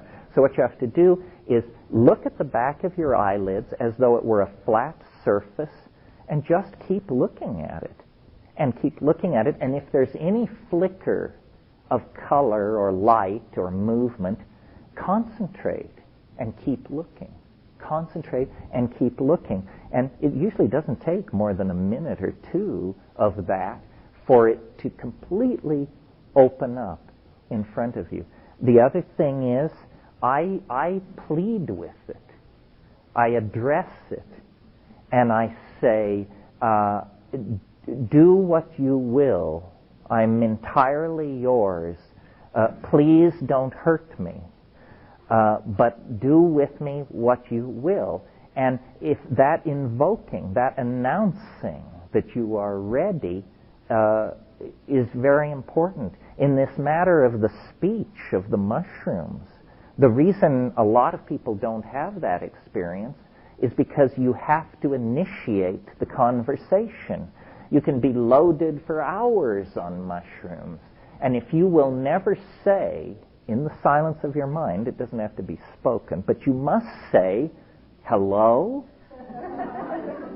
It will never directly address you. It's shy. But if you will say hello, it's there. It says yes, and you're off. And, you know, another thing, we're so defensive and locked down. Another thing that's very important, and all Aboriginal people know this, is the importance of chant and song. If you get into a hard place, the Western reflex seems to be to assume the fetal position and wait, with the belief that in some hours, if you don't go mad, this hell, whatever it is, will be lifted off of you. Well, this is the worst thing you could possibly do in that situation. If you get into a place that is difficult, sit up, gulp air, and sing. And the reasons for this are obvious on different levels. First of all, it's an assertion of your existential right to be. You don't just whimper and fold. You sit up, you sing. Second of all, it oxygenates your brain. And mental though these places may be, they have some root in matter and physiology. Flood your brain with oxygen, and the demon, whatever it is, will be washed away, or at least transformed. And so, you know, by techniques of invocation, of chant, of song, of concentration, self-discipline, and I don't mean rigorous self-discipline, nothing like what yoga demands. I just mean, you know, pull yourself together, for God's sake, and pay attention to what's going on.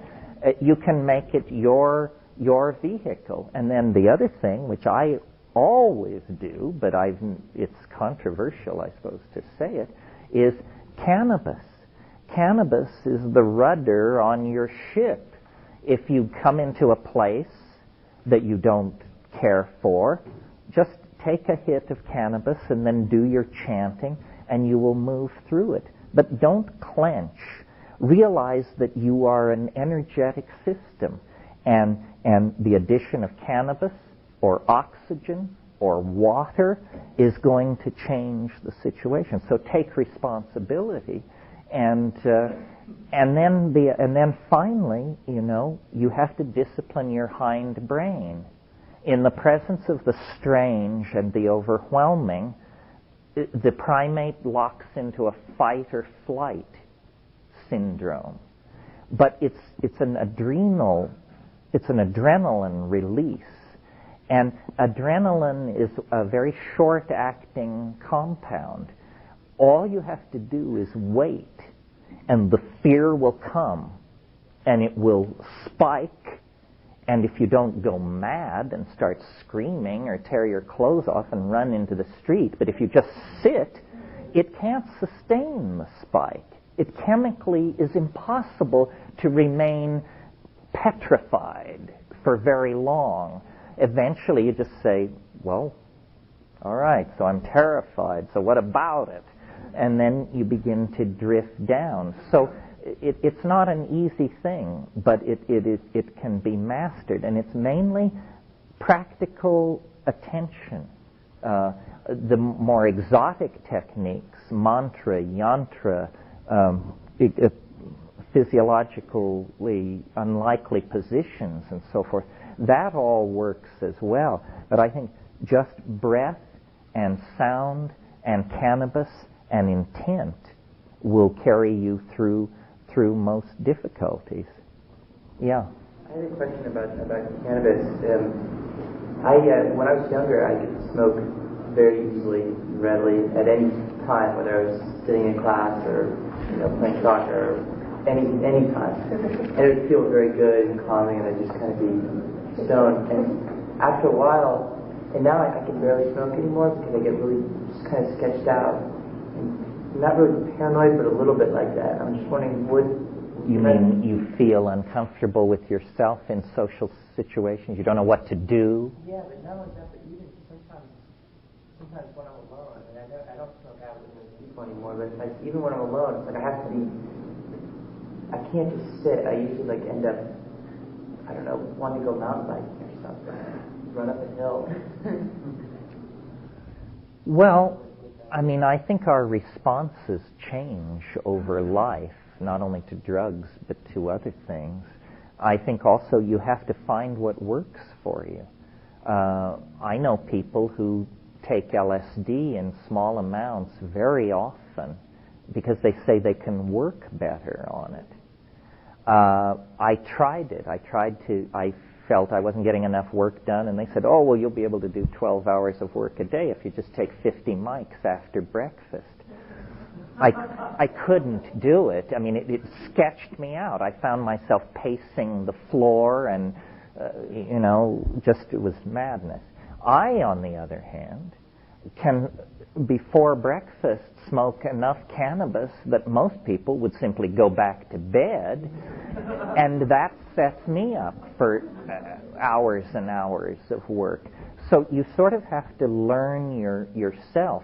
These people who are these enthusiasts for datura, they've got to be some different kind of person than I am, and because they genuinely take pleasure in something which would just drive me right up my tree. So one of the things that you have to honor in this domain, more than in most human endeavors, is our human uniqueness.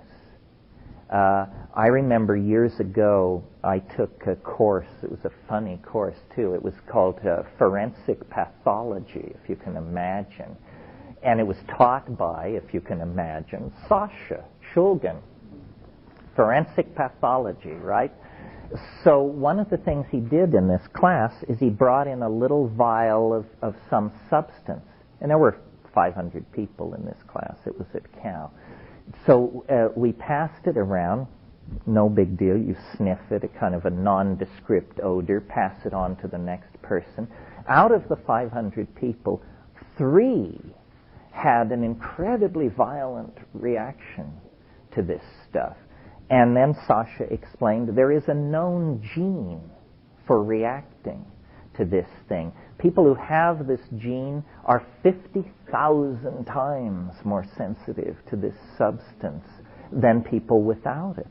Well, just extrapolate that range to every substance in nature, and you will see why, in a sense, learning what drugs you should and shouldn't take is as big a task as deciding what kind of person you should or shouldn't go to bed with, what kind of investments you should or shouldn't make. In other words, it's a lifetime task of mistake-making, learning, self-observation, and correction. And what's sauce for the goose may not be sauce for the gander. And you have to honor your individuality. The shamans say, if the plant wants you, it will take you. You will know if there is a lock and key fit. And I think part of late adolescence is drug experimentation for this purpose. I think if you go through life taking vast amounts of drugs of all sorts, then you didn't quite get it right. The idea is to find what works for you and then put the pedal to the metal, And if it's LSD, and if it, or whatever it is, because the things have personalities. It's like making a friendship. And some people are going to want to be your friend, and some people are going to think you're a jerk, and you don't want to hang out with those people because they make you feel bad. You have some very convincing arguments in your book about mushrooms and how the other ones don't pass the test, and how similar is it to general brain chemistry, so forth. So, I don't want to answer here, but it's just interesting. All these other subjects, these other subjective things would come into it against an argument like that, right? Forgive me, I can't remember the book. No, I'll reconstitute it for you. Yes, in one of my books I said, if you're thinking of taking a substance, you should ask yourself 3 questions. First of all, does it occur in a plant? Because that tells you that at least it is not toxic to organic systems. Does it occur in a plant? Second question, does it occur in a plant with a history of human usage? If the answer is yes, then you have your human data sample. If people somewhere have been taking this plant for millennia, then you know that it doesn't cause blindness, miscarriages, madness, tumors, so forth and so on. And the third and narrowest gate is, does it have an affinity, a relationship to ordinary brain chemistry? Because you don't want to insult the physical brain. You don't want to damage yourself in this enterprise. Psilocybin will pass this test. Stretching the rules a bit, LSD will pass this test. In other words, LSD is a relative of compounds that have been used for a long time. Whether or not it's a constituent of brain chemistry is debatable. But now the interesting thing about applying this test, you might say, oh, well, what a downer, everything's getting tossed out. No, the strongest stuff remains. DMT passes this test with flying colors. It's already in your brain just as you sit here. It has a long history of human usage in many parts of the world, and it occurs in many, many species of plants. And it is the strongest hallucinogen known. So this is a reasonable test to apply. That's to avoid basically danger and damage. Then once you've done that, final here, as old pilots like to say,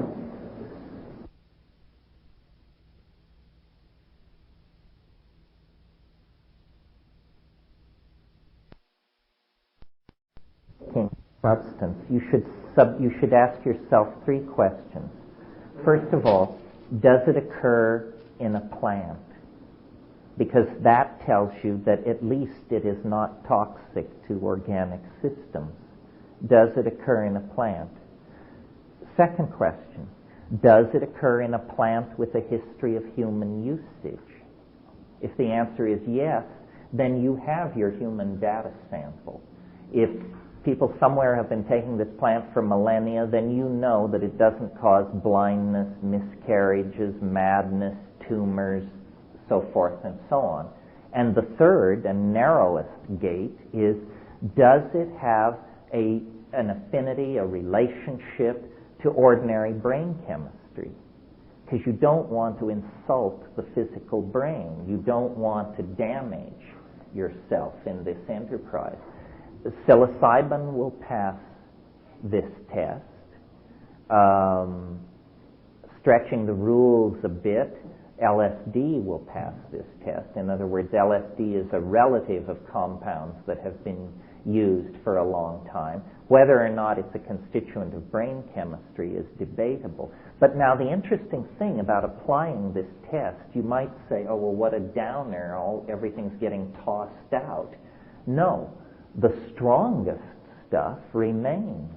DMT passes this test with flying colors. It's already in your brain just as you sit here.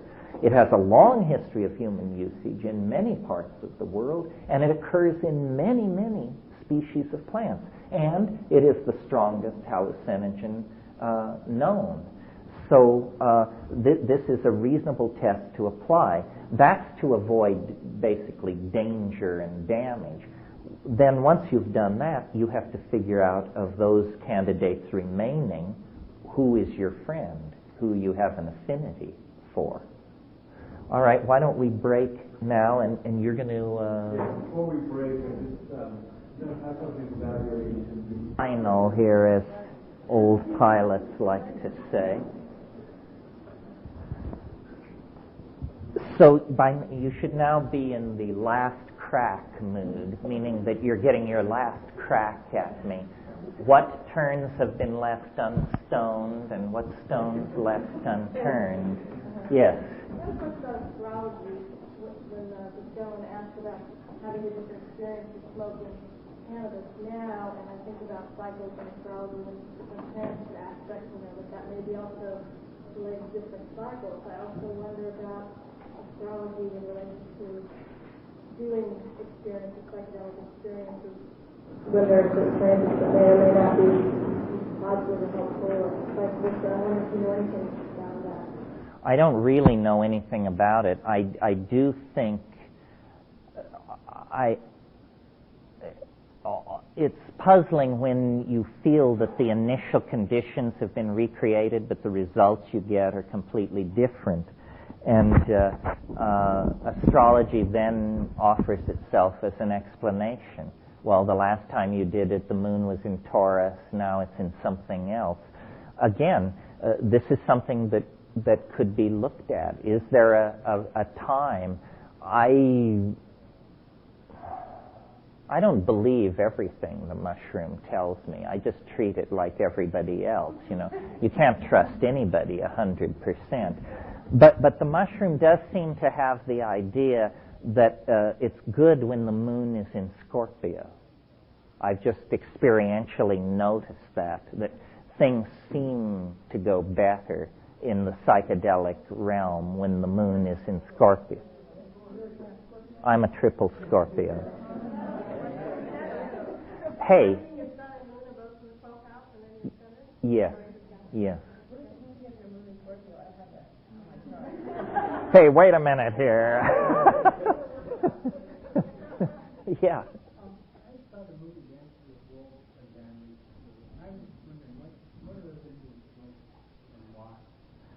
Well, they're probably smoking kinnikinnick and aboriginal tobaccos and various things. It's a very odd thing. I mean, you talk about cultural evolution and that sort of thing.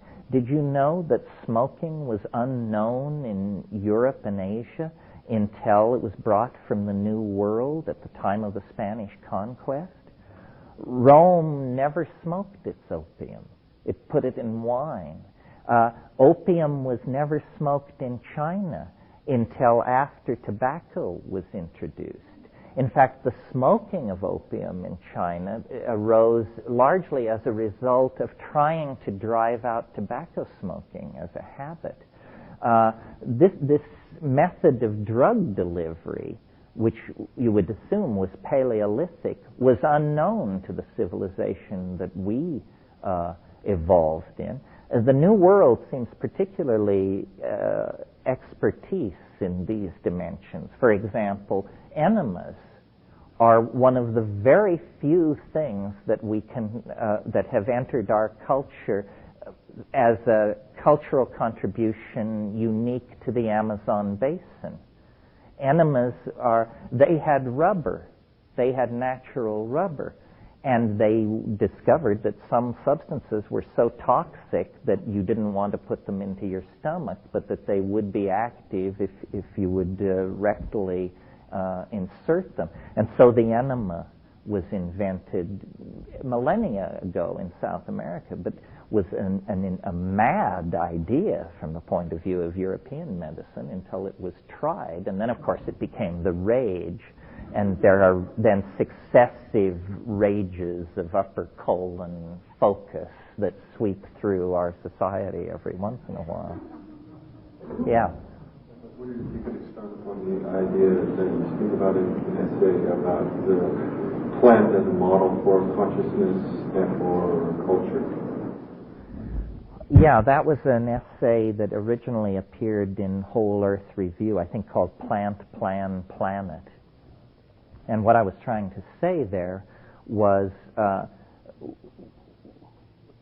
there is a great deal to be learned from emulating plants, especially in the culture of crisis that we're in. First of all, plants, they have to deal with their toxic byproducts because they can't move away from them the way we do and move into new niches. Plants are homeostatically self-regulating. Plants are small solar factories, essentially. Plants do all their work at temperatures below 115 degrees. Notice that we do our technologies operate at 600 degrees and up, and then produce all kinds of heavy metal toxins and poisons and this sort of thing. Also, in a sense, the Tao-like passivity of plants, the way in which they accept their circumstances. Essentially, an animal is an organism that can move away from the circumstances of its own being. And so, for all of these reasons, plants seem like an excellent model for the kind of future that we should be building. We want to go to lower energies. We want to go to more organic starting and ending materials in industrial processes.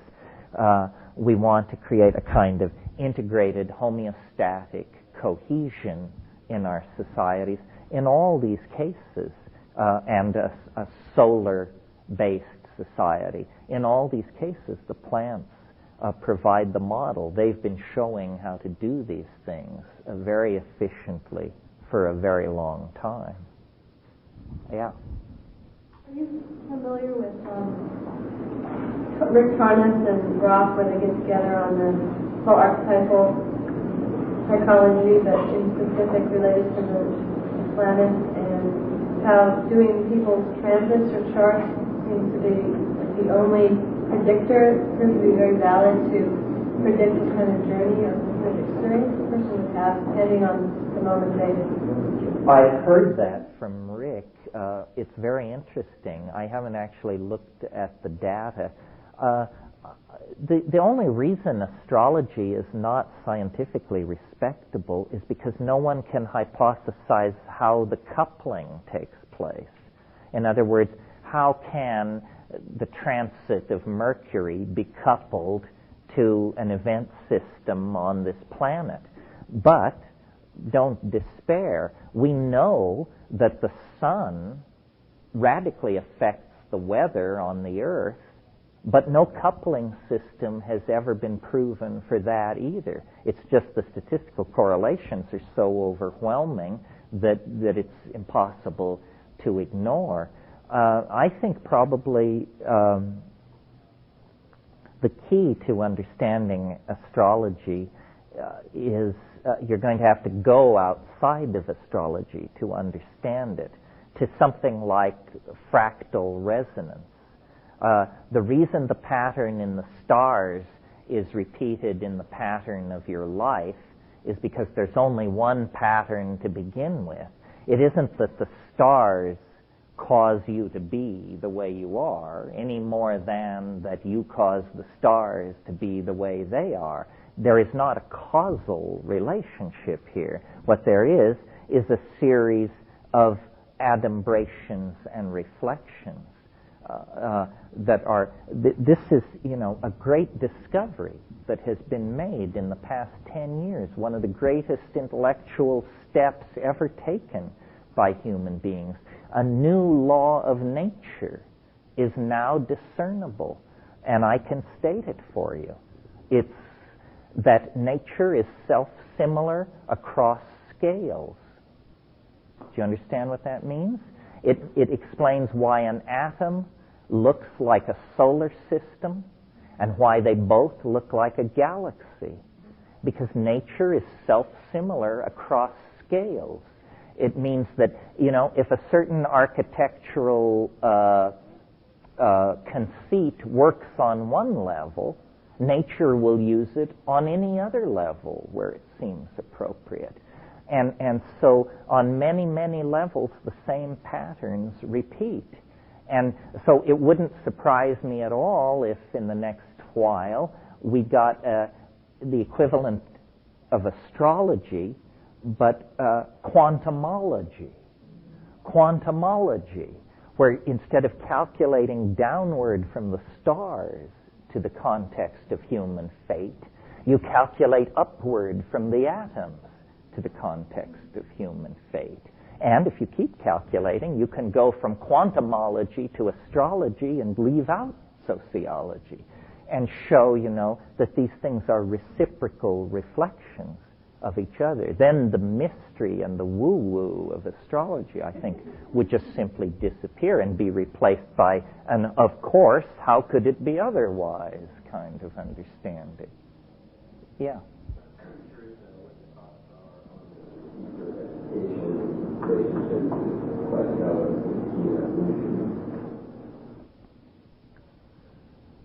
Well, somebody said the thing that has changed least in Western civilization in the last 300 years is the classroom. I mean, this could be 1500. Everything else has changed, but what do? We come with sharpened pencils and sit and listen to elderly, lecherous professionals and to try and stay out of their clutches long enough to get a degree, and then we go out and play the game. I think that this is somewhat a field, but something very profound is happening in the way in which we modern people process information. I don't know how many of you are familiar with Marshall McLuhan, but McLuhan argued that an equally profound transition occurred with the introduction of print. Print is not simply writing that's easy to read and reproduce. Print is an entirely different creature than anything that had been produced before. It has qualities that no other medium has. Specifically, its linearity, its uniformity, its interchangeability. And what I mean by that is that every capital A looks like every other capital A. They are interchangeable. When a friend of yours writes you a note, you look at it. That's the precondition to reading it. When you open a book, you immediately read it. You don't look at it at all. Very few people puzzle over how the A is sitting there on the page with that white back. No, we just read. And the difference between looking and reading is very great. McLuhan called it the contrast between a manuscript culture, which is ear-oriented, and an eye-oriented visual culture. Well, now what's happening to us, and I was talking to somebody about this at the break, is the rise of the image. The image is in the ascendant. Ever since the invention of photography, let's say, in the middle 19th century, followed by color photography, followed by color lithography, followed by moving pictures, followed by television, followed by the internet, VR, stereograms, and all the rest of it. Something is happening. Our culture is forcing our visual education. And I think one of the problems with education is that we are trying to use a print-created institution to educate electronically biased human beings. And it's created a kind of a speed bump of illiteracy.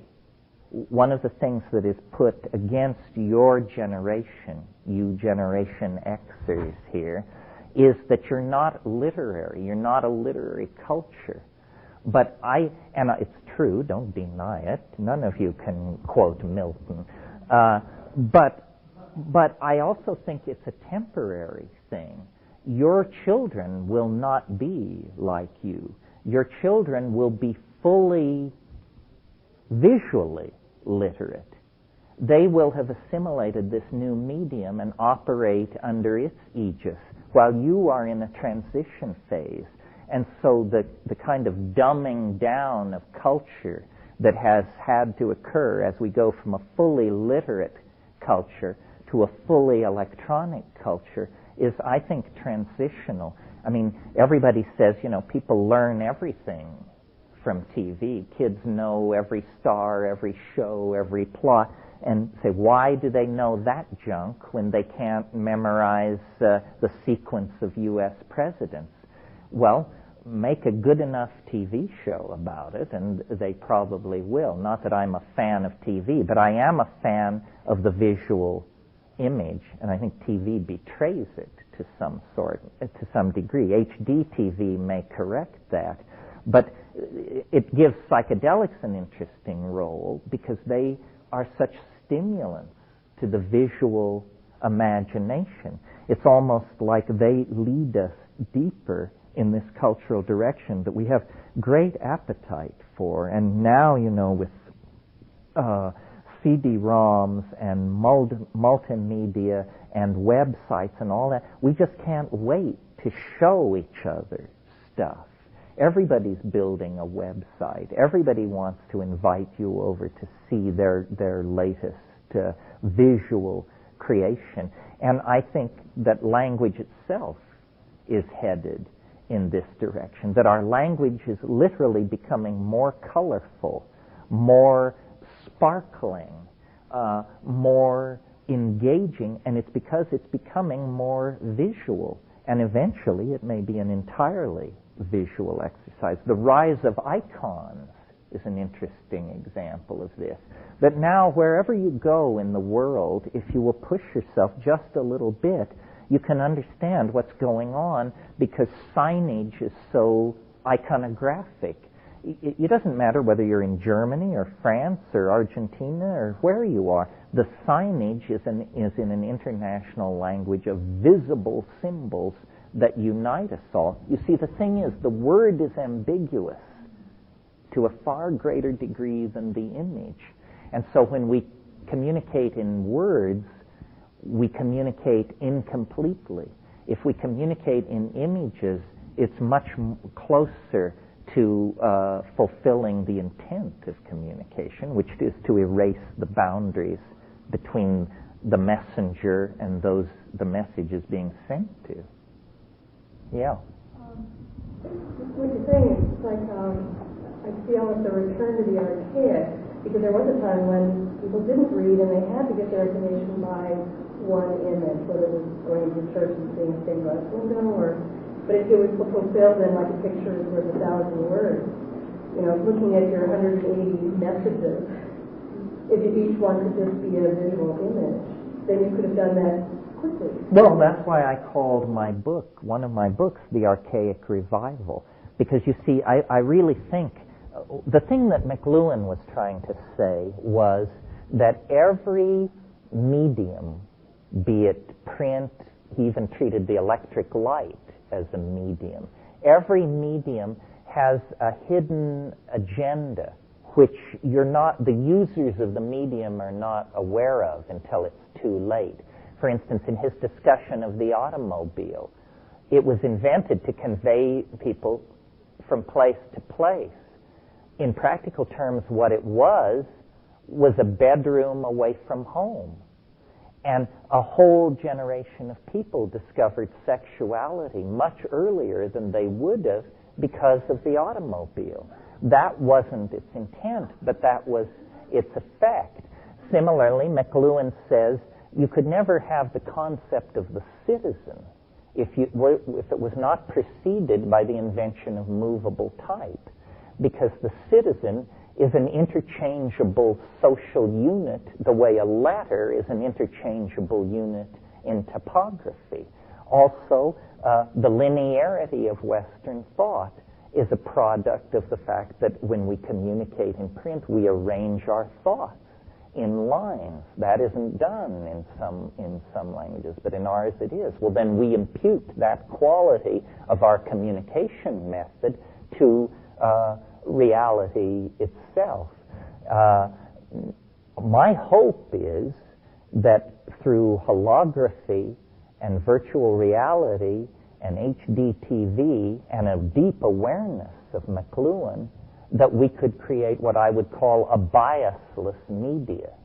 In other words, it would be a media that would do to you exactly what reality does to you, instead of pushing you in some other direction. And it would be then a return to the archaic. And it might be technically very sophisticated, but the final impression must be, I am not looking at a screen, I am not turning the pages of a book, I am not listening to earphones, I am really having this experience, and it is really real. I've never heard the VR prophets talk about it as a biasless form of media, but I think that's what we're headed for. Well, when media becomes biasless, media becomes reality. And this is within reach now. One thing I've been reading, HDD, is basically emailing you dead like that. It's not beautifully developed. Using for economic reasons. Virtual reality as well. Because I was reading the average American has $110 a month disposable income. I'm just trying to fit in your archaic revival model into the economic structure I see right now. Well, I don't know about HD TV. It seems slow coming. I saw it in Frankfurt, and I was shocked. Have you seen it? It's not at all what I expected. I expected, the hype is, it's just like a movie. It's that clear. High definition television. It's an entirely different way of doing TV. Well, it's much weirder than film. It's a window. It's freakishly three-dimensional. I mean, you can't tear your eyes off of it. You can't believe how intensely real it is. In fact, it's sort of hyper-real in some way. To the issue of virtual reality, I don't know, I was a speaker at SIGGRAPH last August, and at one point I turned to Brenda Laurel and I said, I think we can stop hyping virtual reality. It appears to have attained liftoff speed because, Soft Image, Disney, they were all there with mega $1 million outlays, and they haven't yet figured out how to deliver it. But it may not be, it may be cheap. It may come over the wire. It may cost you $0.25. It may not be the fantasy of the virtual reality salon in your house. It may just simply come over the wire.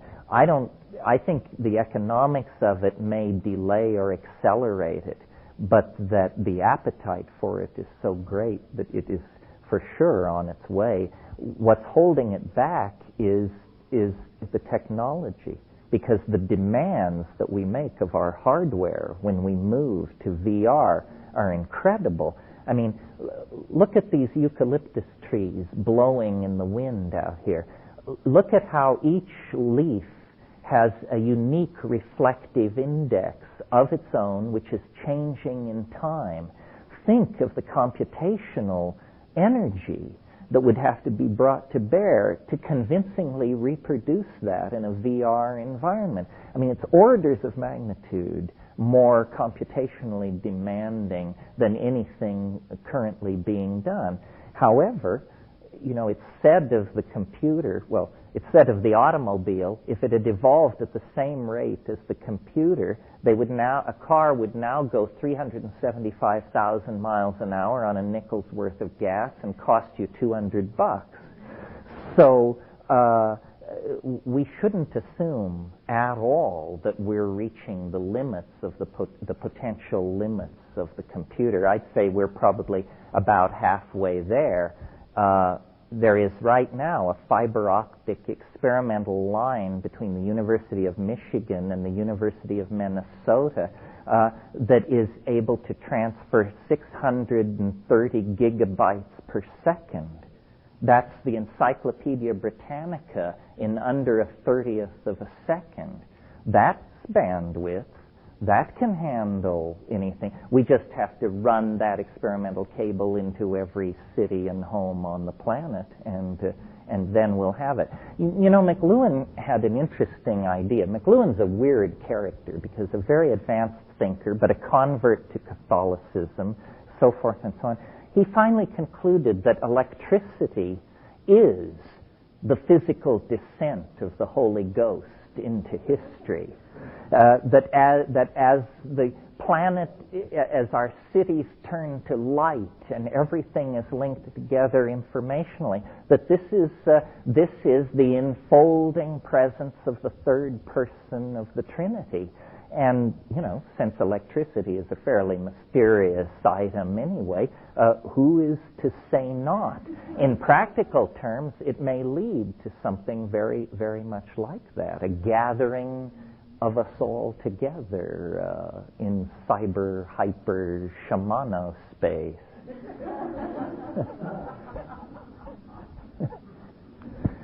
Yeah. What if you describe the timeline structure? Sure, I'll describe it briefly. I've tried to stay off it because I tried to keep this botanically focused. For those of you who don't know it, I have other burdens to bear other than my psychedelic advocacy, and one of them is that I am the purveyor of a theory of history which has many different aspects about it, and I've used some of the terms like novelty, ingression of novelty, concrescence, but I believe that I have discovered or was told a mathematical algorithm that allows us to replace probability theory with a waveform that predicts where in time novelty will cluster and where in time very probable events should be assumed to concentrate. It's a very neat mathematical theory. It's all very solid and so forth and so on, but it has, as all theories do, what I call a hard swallow built in. To illustrate what I mean, the hard swallow in normal cosmology is called the Big Bang. If you can believe that, you'll believe anything. This is the idea that the universe sprang from nothing in a single moment for no reason. Notice that whether that's true or not, it's the limit case for credulity. I mean, if you can believe that, it's a little hard to know what you would dig your heels in on. The hard swallow in my theory is that it seems to all calculate out to prove that we're less than 18 years away from an event as dramatic as the Big Bang, but sort of the Big Bang in reverse, what I call the big surprise. That this process of boundary dissolution that we have been experiencing in our historical and cultural adventure is accelerating by a factor such that half of the history of the universe is going to unfold in the next 17 years. As much will happen, in other words, in the next 17 years as happened in the previous 17 or 20 billion years. That in fact history is the phenomenon which immediately precedes this event, sort of in the way that the dilation of the cervix is the phenomenon which immediately precedes the birth of an infant. History is the indicator event that says the transcendental object hidden in the protean depths of nature is about to shed all its foils and emerge in its hyperdimensional nakedness at the end of time. And it would be a mad thing to hypothesize, except that the mathematical algorithm allows very accurate predictions of the past. Now, at first that may sound silly, but notice it's easy to predict the future. Who the hell can naysay it? It's very difficult to predict the past because it's already happened. So whether you were right or wrong or not is going to be immediately determinable. And I believe, based on this theory's ability to describe the past, that we should take very seriously the idea that we are, in fact, the carriers of a process of universal metamorphosis that is reaching its culmination. You may find that impossible to imagine, that in 18 years the world will turn itself inside out.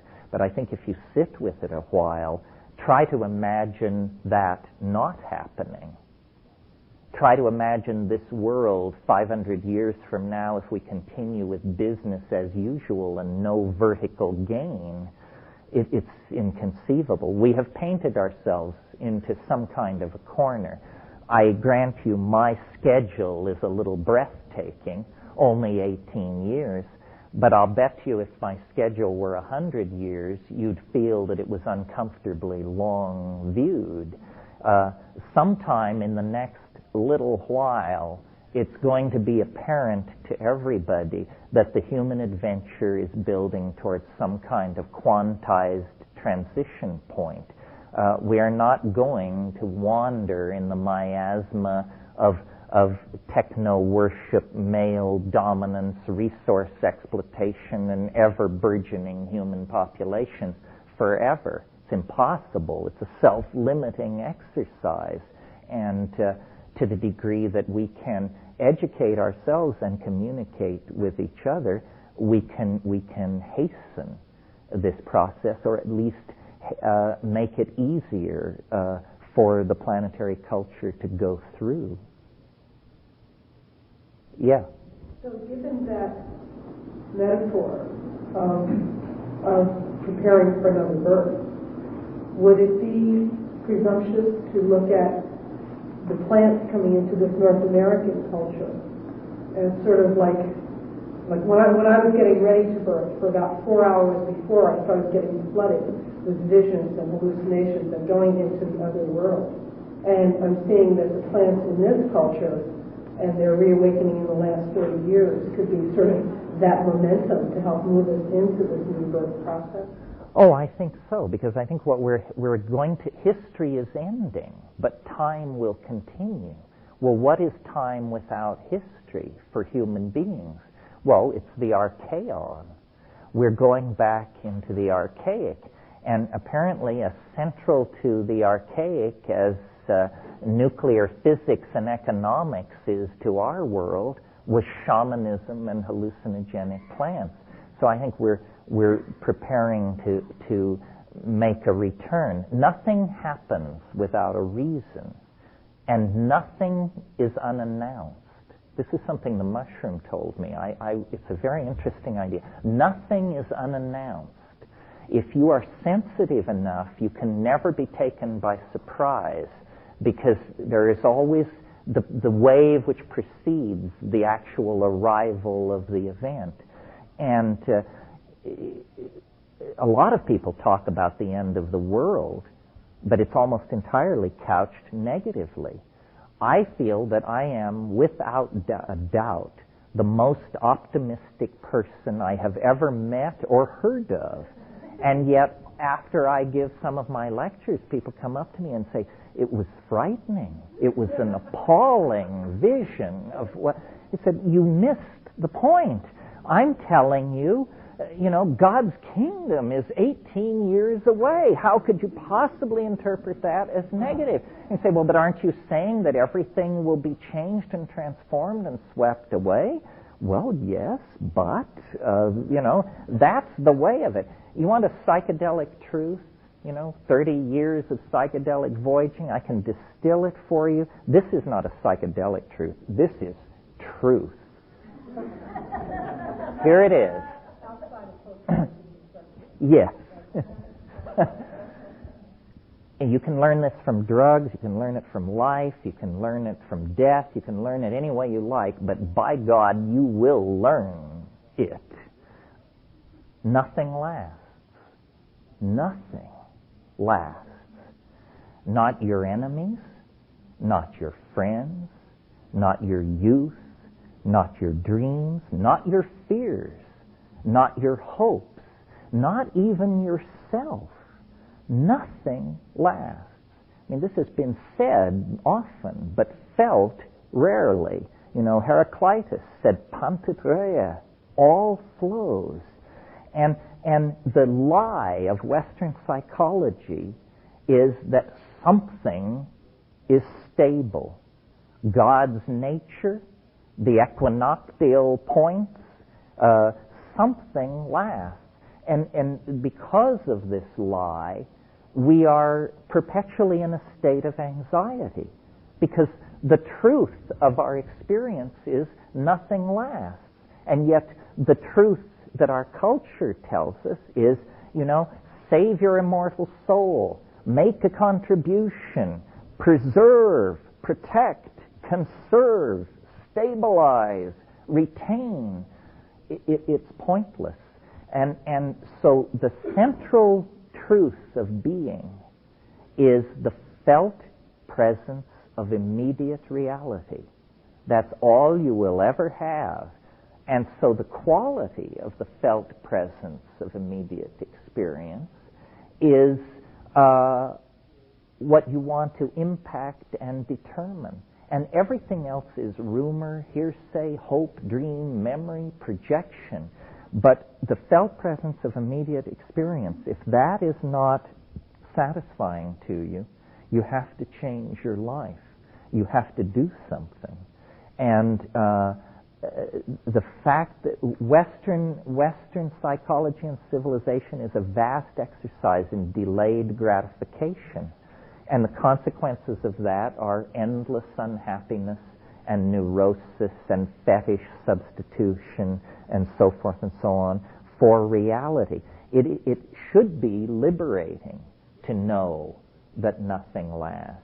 But instead, it paralyzes with a sense of ephemerality, when what it should do is empower an enormous sense of freedom. And I think this ability to accept the inevitable passing and coming to be of phenomena is what psychedelic wisdom is really about. Anybody, anything, hit me, yeah. What kind of material would be on the web and someone else? You mean my views on the web? Oh. Where did I learn my views from? Well, Ralph Abraham, you should visit his website. It's http://hypatia@ucsc.edu.org. Well, it's basically just a URL,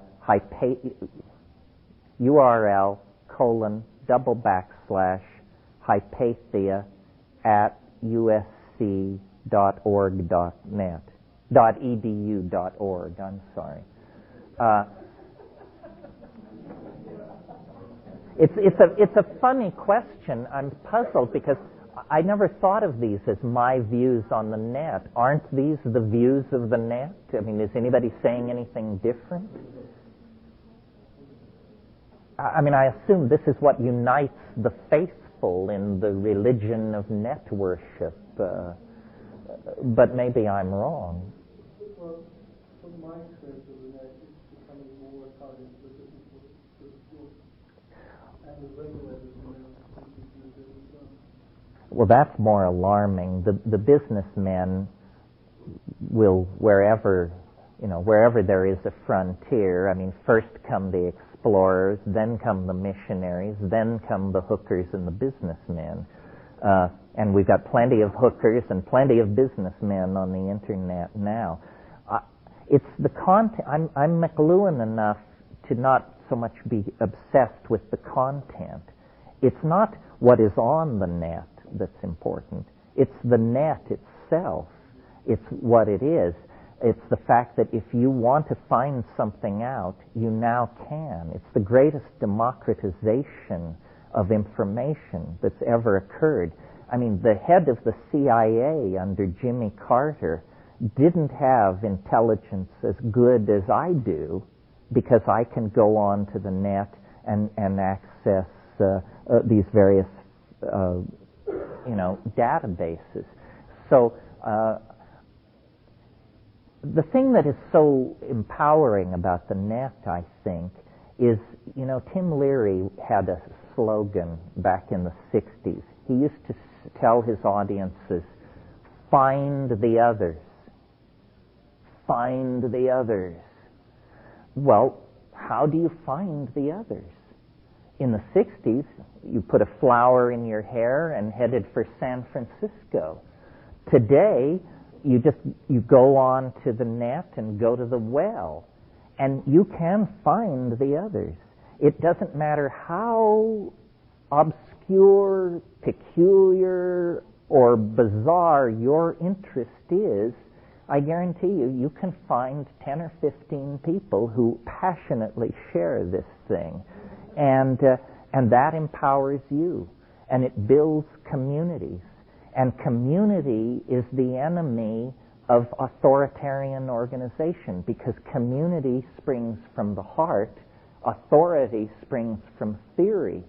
Keeping us in a decommunal state is a major part of the agenda of anybody controlling us. That's why the internet is so terrifying to people, because obviously it strengthens dissidence.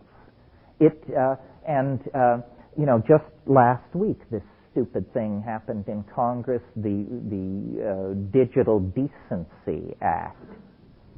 Ask yourself, how many times have you been told that child pornography, bestiality, so forth and so on, is being purveyed to thousands of people on the net? Then if you have any experience of the net, you realize that that's like thinking of San Francisco as that one corner at Broadway and Columbus where they peddle girly mags. That's just a part of San Francisco. It's a complex civilization. We have all kinds of people. Everybody should be able to do what they want. But to define San Francisco that way would then lead you to the conclusion, well, maybe we better seal off San Francisco and clean up this hideous evil that's breaking loose. This is what's being done on the web. The public is being manipulated by major media to think that the web is just swarming with pederasts, fetish. But please, every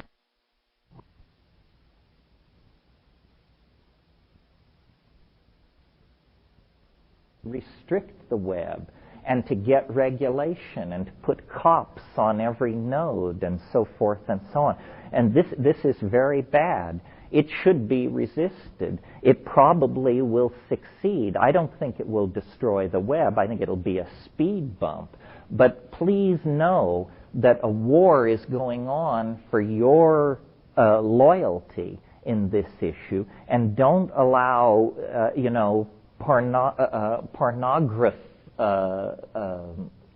phobes and people like that to stampede you into the idea that the web is a tremendous social evil poised at the souls of our children.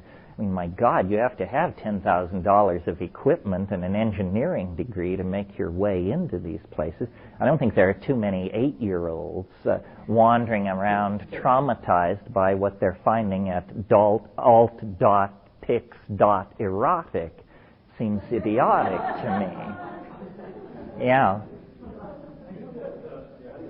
In terms of the DEA, there are a lot of discussions going on because the government seems to condition a lot of our lives around the usage of psychoactive plants. And there are different discussions going on in the Bay Area about just how to deal with it. Some people are advocating going public, coming out, and which I tend not to agree with. Other people are advocating the First Amendment challenge and having a number of test cases come up there to carefully constructed. And I'm wondering if you have any thoughts about any sort of general social way of thinking about how to deal with these governmental... On drug issues? Yes.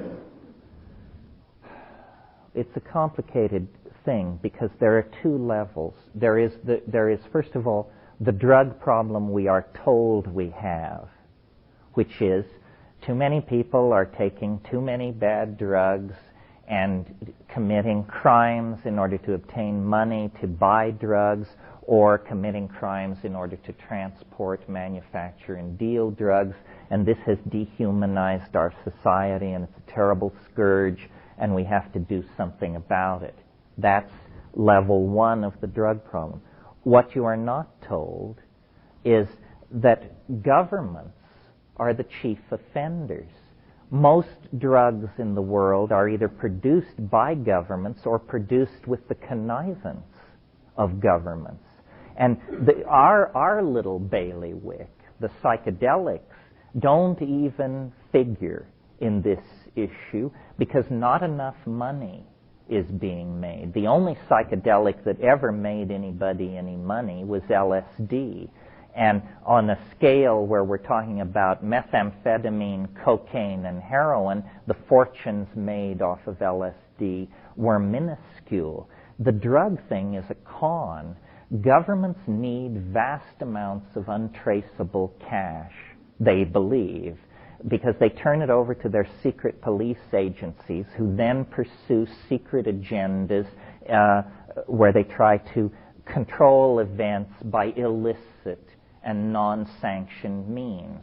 And by that I mean rigging elections, murdering labor leaders, hounding liberal editors into retirement, smearing people, so forth and so on. The hard drug markets of this world are entirely in the hands of governments. You know, somebody pulls a stunt in Kuwait, and we're there in a moment. We send troops to Haiti, but these mysterious jungle warlords in Burma seem untouchable. Nothing can be done. They're beyond the reach of any army, any aerial bombing campaign. It's just mysteriously indestructible, these warlords in Burma. Well, it's because they are the producing end of an illicit, world-girdling organization whose purpose is to deliver drugs to the market. And I believe that the CIA got into this game because, you could almost say, for good reasons from their point of view.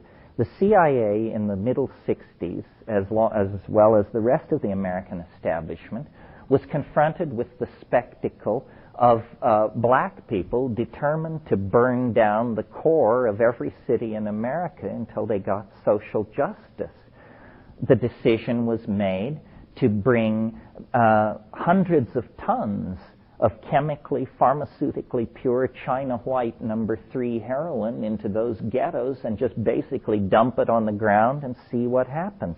And it totally broke the back of black radicalism and turned everybody into a junkie or a gangster somewhere in that system. Well, then when we lost the Vietnam War, the way the geopolitical thing came down was Khomeini got the heroin industry, and China White was traded in for Iranian brown, a lower grade of heroin. Well, since Khomeini is not a nice man in our pantheon, heroin suddenly became,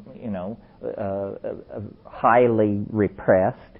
But at the same time, as the Vietnam War wound down, these insurgencies in South America were being started up, and cocaine was brought onto the scene. And I can remember in like 72, 73, 74, a particular cover of Time magazine, cocaine, the new drug of choice. And it was just this far short of an endorsement. It was all about movie stars were doing it and everybody was doing it, a huge picture of lines on the cover. That's a decision to sell.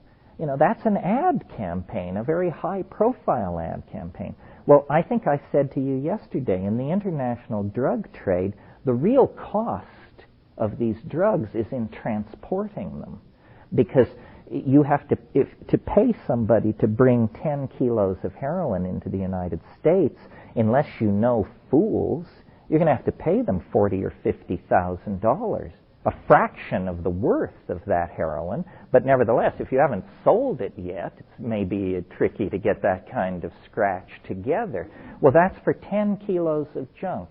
You have to pay $50,000 to transport it.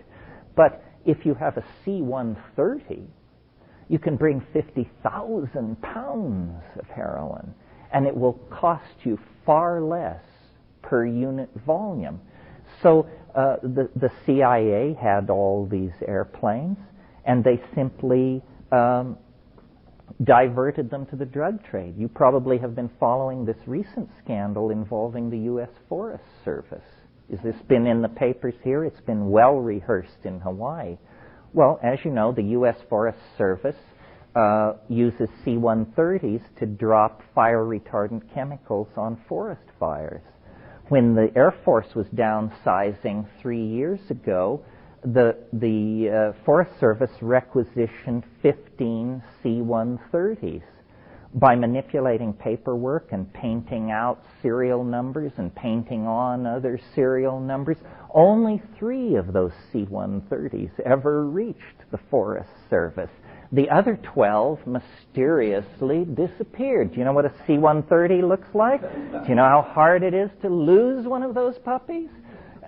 12 of them disappeared without a trace. Well, guess where? And guess what they're lugging back and forth? Now, the CIA itself is addicted to the money. The original impulse, break the back of black radicalism, has been replaced by a more obvious impulse, make a lot of money. Where do you get a quick $1 billion if you need it in a hurry? It's called, you take a floater on drugs. That's what you do. And the amount of money is so great that anyone can be corrupted. These boats that come up from Colombia that lie off the coast of Florida, the so-called motherships, a guy with a fast cigarette boat can make 3 trips to and from one of those motherships on a cloudy night. The standard pay for one of those trips, which takes about 40 minutes, is $125,000. You can make $375,000 a night doing this, and you're not a player, you're not a kingpin, you're not a major figure, you're a totally disposable peon.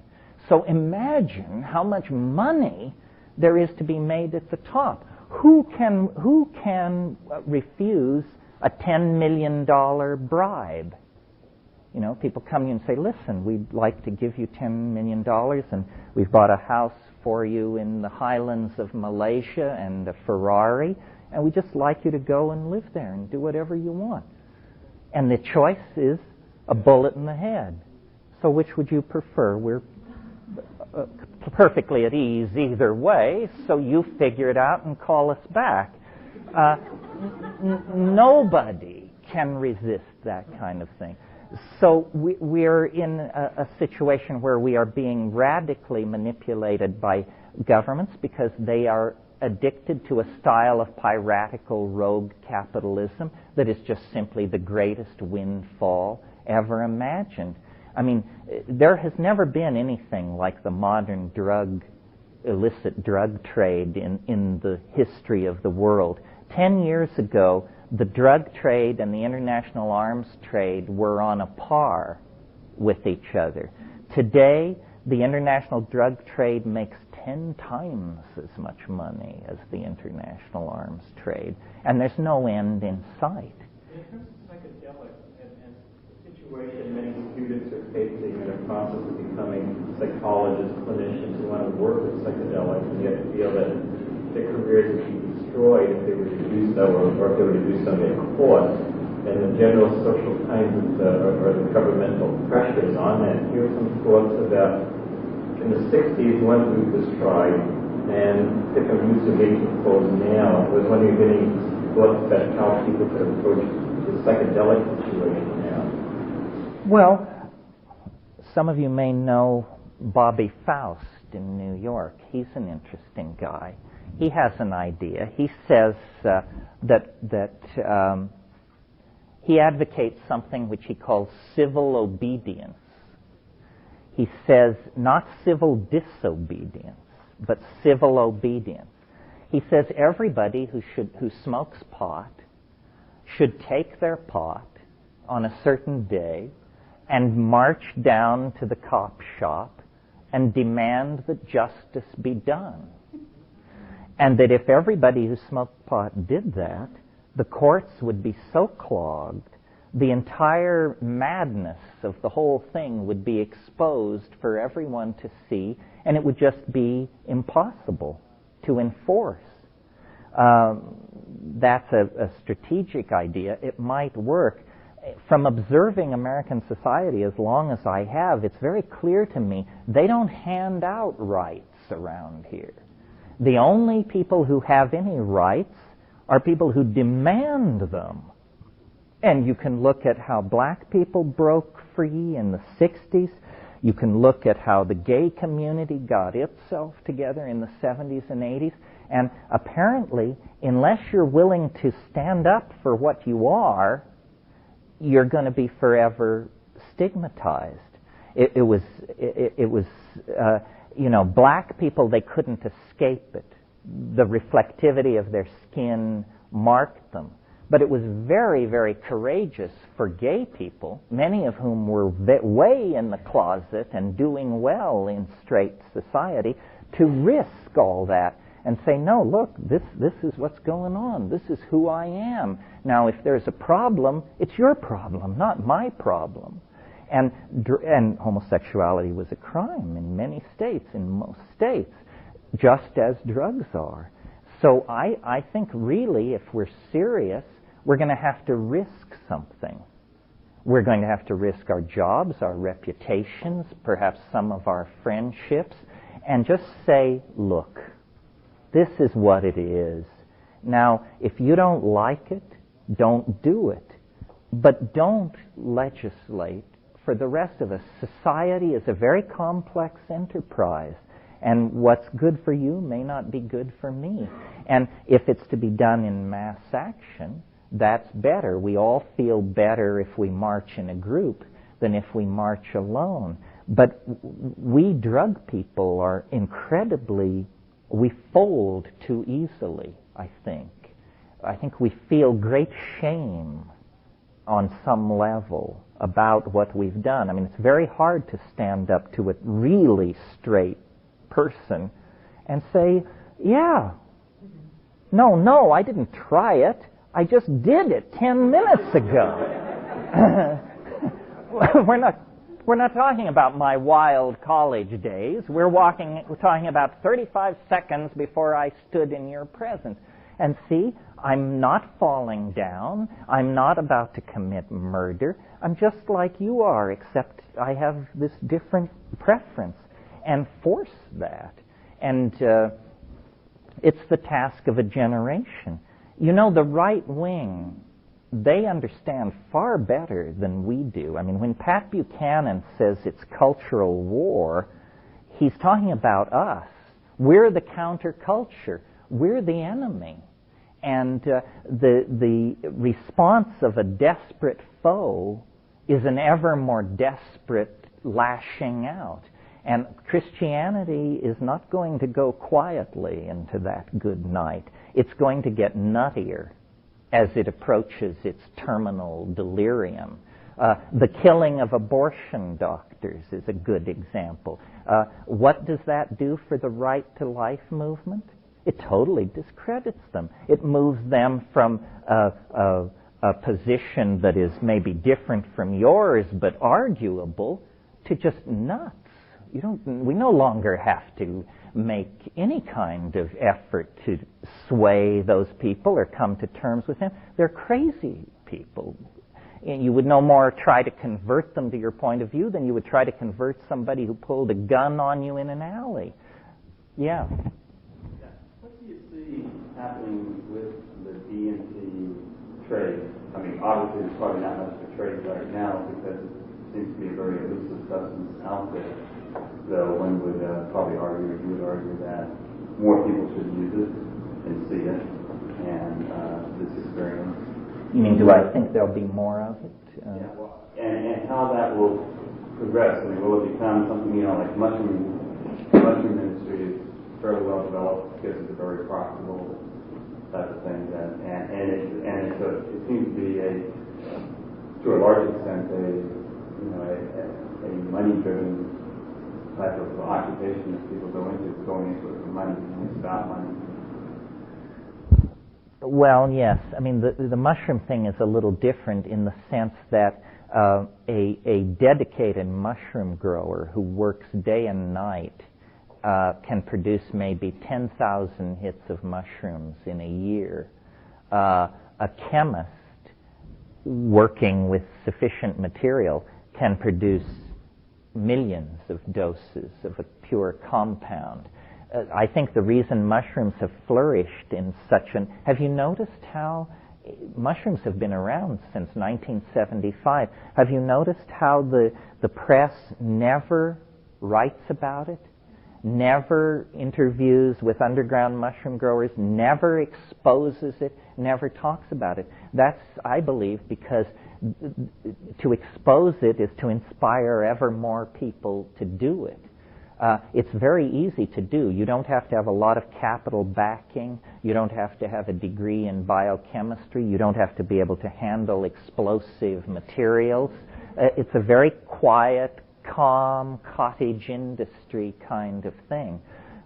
I think DMT, well, first of all, I know there's more DMT around in the last year and a half than in the previous 20 years. I don't know who's making it or where it's coming from, but I'm certainly grateful to them. I think there will be more and more. One thing about DMT that holds it back as a commercial commodity is, if you sell somebody a gram, you may not see them for a year. If you sell somebody a gram of cocaine, they'll be back 8 hours later. The speed at which people consume their DMT I know somebody who has 2 grams of DMT, and I said, "You're not using it very fast." And he said, "Yes, well, I'm saving it for my grandchildren." I said, "You're not even married, for God's sake." So it's more an act of love and dedication, but I think there are enough people out there who care more for hell-raising and outrage than money that we can depend on them to produce some of this stuff. And some people make it simply in order to have it for themselves, and then, of course, they overproduced by a factor of 1,000, so they might as well dump the rest of that stuff. But I would love to see a national... It's always puzzled me why there aren't 4-inch headlines on every newspaper on the planet saying, drug discovered which opens doorway to hyperspace. How can they keep it secret? How can it be a secret? I mean, we live in a culture where people regularly jump out of airplanes for recreational pleasure. That's the kind of culture we live in. And yet DMT has not made its way very deeply into that culture. I mean, if what people want is thrills, my God, are there thrills still untapped? However, I've noticed the surrender issue works here. I've talked to people who sailed solo around the world, climbed the north face of Everest, shot the rapids on the Mekong, and so forth. And so say, oh, well, you're a real hairy-chested guy. Would you like to smoke some DMT? And, absolutely ashen. No, absolutely not. Are you crazy? That stuff's dangerous. I said, well, what about the time you parachuted into Kilimanjaro at the 22,000-foot level? Said, well, I knew what I was doing. It was I was in. So I don't know. Different thrills for different folks. Yeah. You once mentioned briefly, and I think sort of flippantly, I wonder if there's been anyone who has thought on the legalization front, on an argument being made that if these compounds are already in your brain. Oh yeah, no, that's a very serious thing. See, here's the legal history of how this all went down. In the middle 60s, it must have been around 67, somebody somewhere jumped out of a window on LSD and managed to kill themselves. Every newspaper in the country, if not the planet, did in-depth, detailed background, maps, how he walked to the balcony, the arrow, the whole thing. And LSD was legal at that time. So then there was a huge hue and cry about how it had to be made illegal. And this was in California. And the California state legislature, with almost no debate, with no professional witnesses, with no scientific evidence placed before them, not only made LSD illegal, they made psilocybin, DMT, ibogaine, and figure this one out, bufotenin was made Schedule 1. Now get this, bufotenin is inactive in human beings. Why was it made Schedule 1? Because 2 weeks before this debate took place, a paper was published suggesting that it might cause hallucinations in human beings. In other words, they just went through the scientific literature, and anything described as a hallucination, hallucinogen, was poured in to this California drug bill. Well, and so then it was passed. Well, then 6 weeks later, somebody jumps out of a window somewhere else. This time, it's not even clear drugs are involved, but the mere suggestion that they might have been involved is enough to create a national debate, and the Congress, rather than hold hearings and adduce scientific evidence, says, just take the California statute and federalize it. And so that was done. So what the consequences of this are is, in the case of a substance like psilocybin, no scientific evidence has ever been offered to any legislative body saying there was anything wrong with it. It was specifically made illegal simply because it causes hallucinations. No health risk is involved. Nothing was known about psilocybin at that time. So that's the first attack on these laws. They were not properly formulated in the first place. They were not based on reality or social need. Second of all, DMT, it is now subsequently become known, is an ordinary constituent of human metabolism. How can you make possession of this substance illegal when every man, woman, and child on earth is holding? I mean, it's like the ultimate catch-22. We are all criminals, all the time. They don't have to throw pot around your apartment. They can just draw blood from your good right arm, and there's the damning evidence right there. So in the light of all this silliness, it would seem logical, I think, to go back and have a scientific review and a complete revision of the scheduling of these drugs. Look at the scheduling anyway. Schedule 1, what is it? Compounds with absolutely no medical use whatsoever. Cannabis is in there, even though it's the preferred treatment for glaucoma and for chemotherapy to suppress nausea in chemotherapy. Heroin is in there, and then all psychedelics. You move to Schedule 2, and the first thing that jumps out of you is cocaine is Schedule 2. Marijuana is considered to be a more dangerous and devastating drug than cocaine. Why? Because, by the rules of the game, cocaine is used in certain medical procedures to anesthetize the optic nerve sometimes and to anesthetize nerves in the throat for certain forms of surgery. So because it has this obscure medical use, it's Schedule 2. And this doesn't make any sense at all. These drug laws have never been rationally put in place. The original stigmatization of cannabis was carried on by the Hearst newspapers because they spent a huge amount of money buying Canadian forest for newsprint, just as the hemp industry was beginning to develop as a supplier for paper. And when they realized that they had badly invested in Canadian timber, they decided that they would put the hemp industry out of business. And so they discovered that it's marijuana among those wily, dark-skinned folks south of the border who are so unclean and peculiar. And they began to attach it to a stigmatized racial group and managed to hound it out of existence.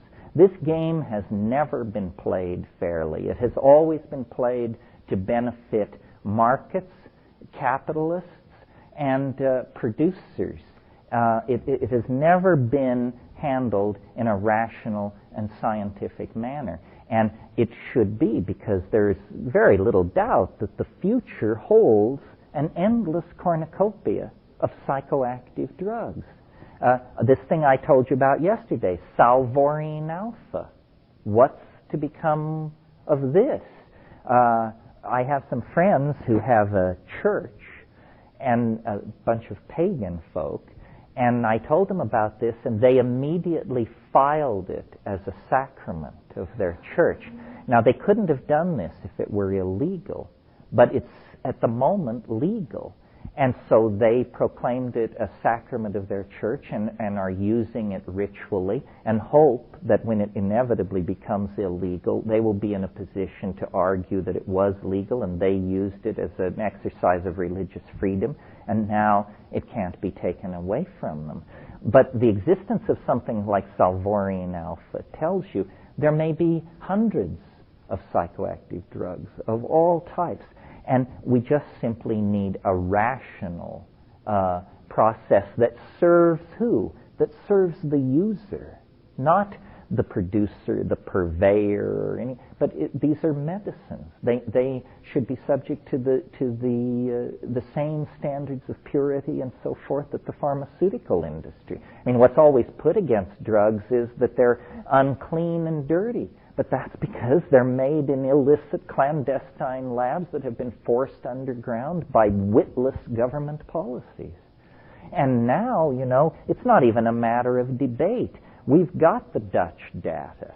We know that when you legalize drugs, people don't immediately start smoking reefer 24 hours a day and committing acts of public fornication. That hasn't happened anywhere. That's a fantasy of the Christian right wing. No, all that happens when you legalize drugs is that people continue to do what they've been doing, whether they use drugs or not. So it's a shell game. And if any of you ever reach positions of policy making or influence on policy making, I hope that you will try to input into this process and rationalize it, because it's one of the great unregulated scams on the planet. And millions of people are being victimized. Third world poverty is being exacerbated. Criminal syndicalism is flourishing. Ordinary law-abiding people are being criminalized.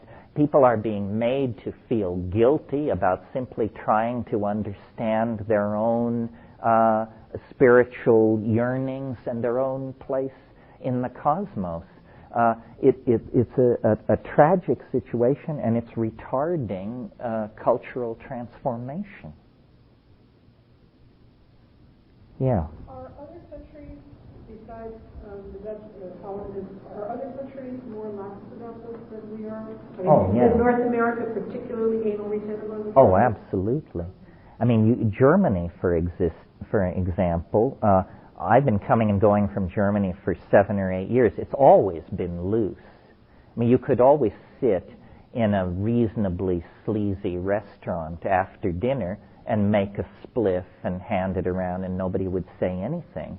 But and now the hemp laws have been declared unconstitutional.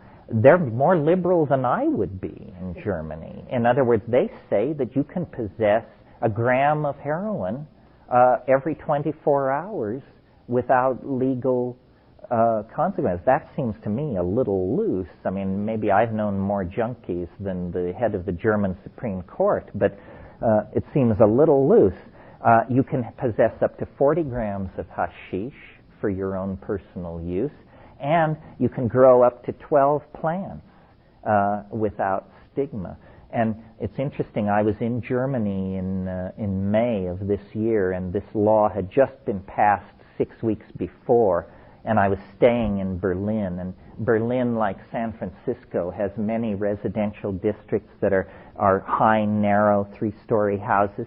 You could look down these streets, and there are all these balconies, and just peeking above every balcony were the heads of the allowed 12 cannabis plants per person.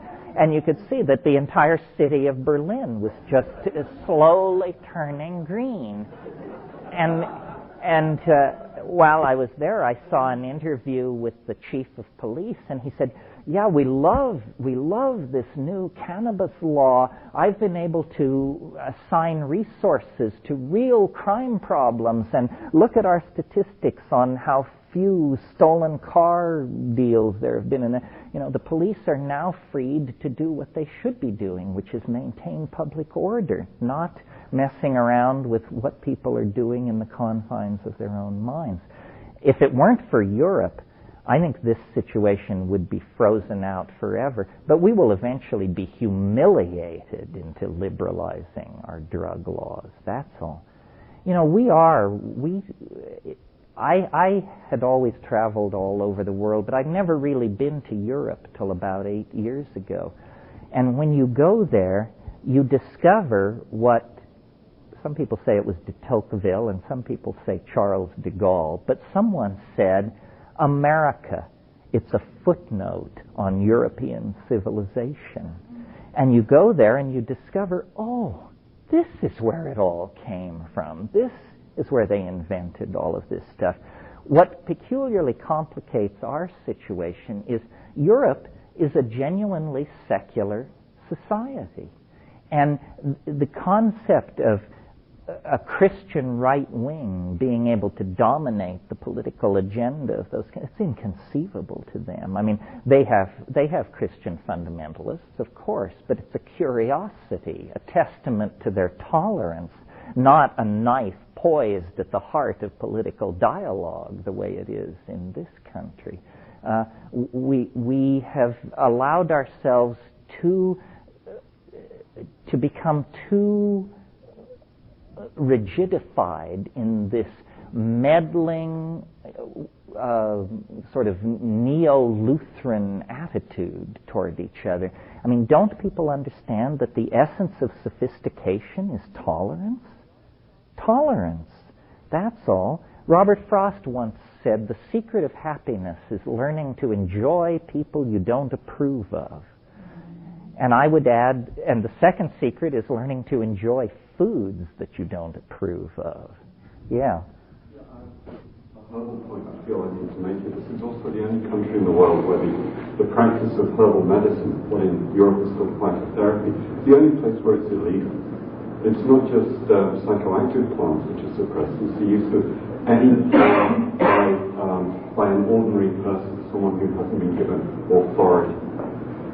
And I think Americans are paranoid of nature. Our history is one of conquest. And though we slaughtered a lot of Indians, we never tell it that way. We say we tamed the frontier. And so nature herself is set up as the enemy of American destiny.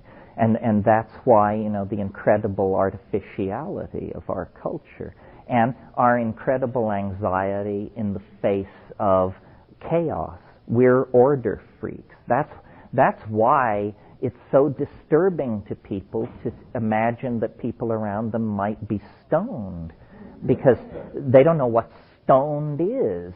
So that terra incognito becomes frightening to them. We're a very infantile society.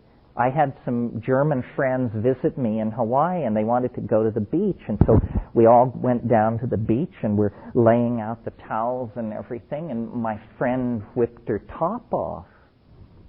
I said, "You can't do that here." And she said, "Well, you're not serious." And I said, "Well, didn't you know that you can't go topless on American beaches?"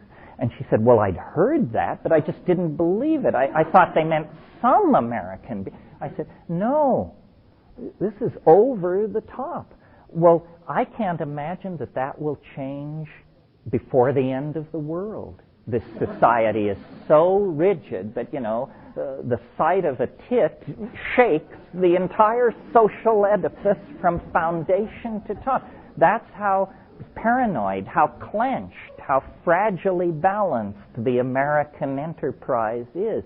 It's a craziness. It's a cultural craziness to people who come from outside of it. They can't believe it. And so she put her top on, but just shaking her head, because up to that point she thought it was just sort of like Europe, but exotic and interesting. But suddenly she realized, oh no, these people are cannibals, and best watch what you say and do. Yeah. Curious if you've ever tried that toad skin, and if you're a vegetarian, if you had a problem with that. I'm not a vegetarian, and it shocks many people, and my riposte is simply, the most intelligent beings I've ever met are plants, so why shouldn't I eat meat? You want me to chow down on a turnip in good conscience? You can't be serious. What was the other part? Oh, the toad foam. Because you were talking about earlier vegetarianism, I have been vegetarian for long periods in my life. Now I sort of follow the hippie philosophy that your body knows what it wants, even if it's a Snicker. The deeper wisdom of the body. As far as toad foam, it isn't toad skin, so that we don't have to worry about the fate of the toad is not sacrificed in this process unless your milking technique is excessively vigorous. The substance is 5-methoxy-DMT, and many people like it. I don't prefer it simply because it's just like DMT, except there's no visions. And that's a little like saying it's just like the Philadelphia Philharmonic, only there's no orchestra. But it is a huge tryptamine-like feeling because it's not been studied, the toxicology of it is not well understood, and I've seen people get pretty uncomfortable with it. I've never seen anybody vomit on DMT. I have seen it repeatedly on 5-MeO. One piece of information about 5-MeO, which don't draw any conclusions, but it's worth knowing, it's fatal to sheep. I mean, if you inject a sheep with 5-methoxy-DMT, they fall down and their little legs shake in the air, and that's all she wrote. Well, we're not sheep, but if you think you might be one, I would suggest that you don't try this stuff. Well, I think we're at the end of the road here. I feel a little guilty that there wasn't more hard botany, but I feel confident that David and Ralph and the other people participating in this course will get this to you. There's a great deal to be learned. There's a great deal of camaraderie among the people who do this work. I think most people who work in this field feel that we're struggling at the frontier of the envelope of human potential, and that great good is potentially here, and that part of the saving of the planet and the saving of humanness involves saving these plants and the shamanic dimensions that they throw open to us. Gaia wishes to communicate, and these are the channels of communication by which she reaches us through and around our own fears and silliness. And to the degree that we can rescue this tradition, save these species, legitimize this research, and carry ourselves deeper into the endless riches of the world of the spirit, to the degree that we do these things, I feel we've advanced the universal project of bringing the good to manifestation. So I wish you all luck in your professions. I hope that you take your chosen field by storm. If any of you need to reach me, come through a friend or through the CIIS front office. David usually knows where I am. If you think I can help you by introducing you to someone or pointing you toward a reference or in any other way, feel free. This is very important work. Whether we succeed or fail, it would be tragic not to make the effort, because I think we really align ourselves with the Gaian intent when we bring these things to the community and share them. Thank you very much.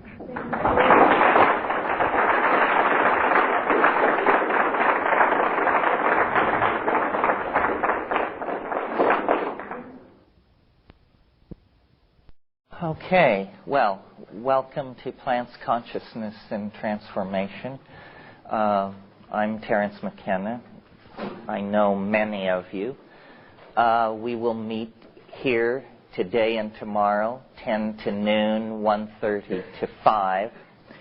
And basically this is a workshop to discuss the interaction between plants and human beings, specifically the psychological and mental interpenetration of these two very different kinds of life forms. And those of you who are writing, who are concerned about a paper that you may write relative to this class, I'll say a few words about that before the afternoon session, so don't fret about it. It will all come clear in time. I think of this course as plants and mind, and the way I like to teach is to just begin to lay out the basic pieces of what is a very complex interdisciplinary puzzle. And hopefully at some point your specialties, your passions, your interests will ignite the whole thing, and it will have then a dynamic of its own. We could discuss these matters for 2 days, 5 days, 10 days, or as I've done for about 40 years, 35 years. There is no end to it. And very few areas of human endeavor dissolve the disciplinary boundaries of Western academia as thoroughly as the study of human and psychoactive plant interactions do. There are important issues here in biology and botany, in biogeography, in ethnography and ethnology, in psychology and neurophysiology, in the study of symbols. The number of disciplines that have to be brought to bear on this subject is, I think, a central clue to how important it is to understanding our humanness. And I represent a radical point of view on these matters, and I don't imagine I was invited here to dumb it down. So, if you had Darwin, you'd get natural selection. If you had Freud, you'd get sexual repression. So you've got McKenna, so you're going to get psychoactive catalysis of consciousness, because that's basically why I think these ideas are so important. But before we get to that, let me just lay out some of the field.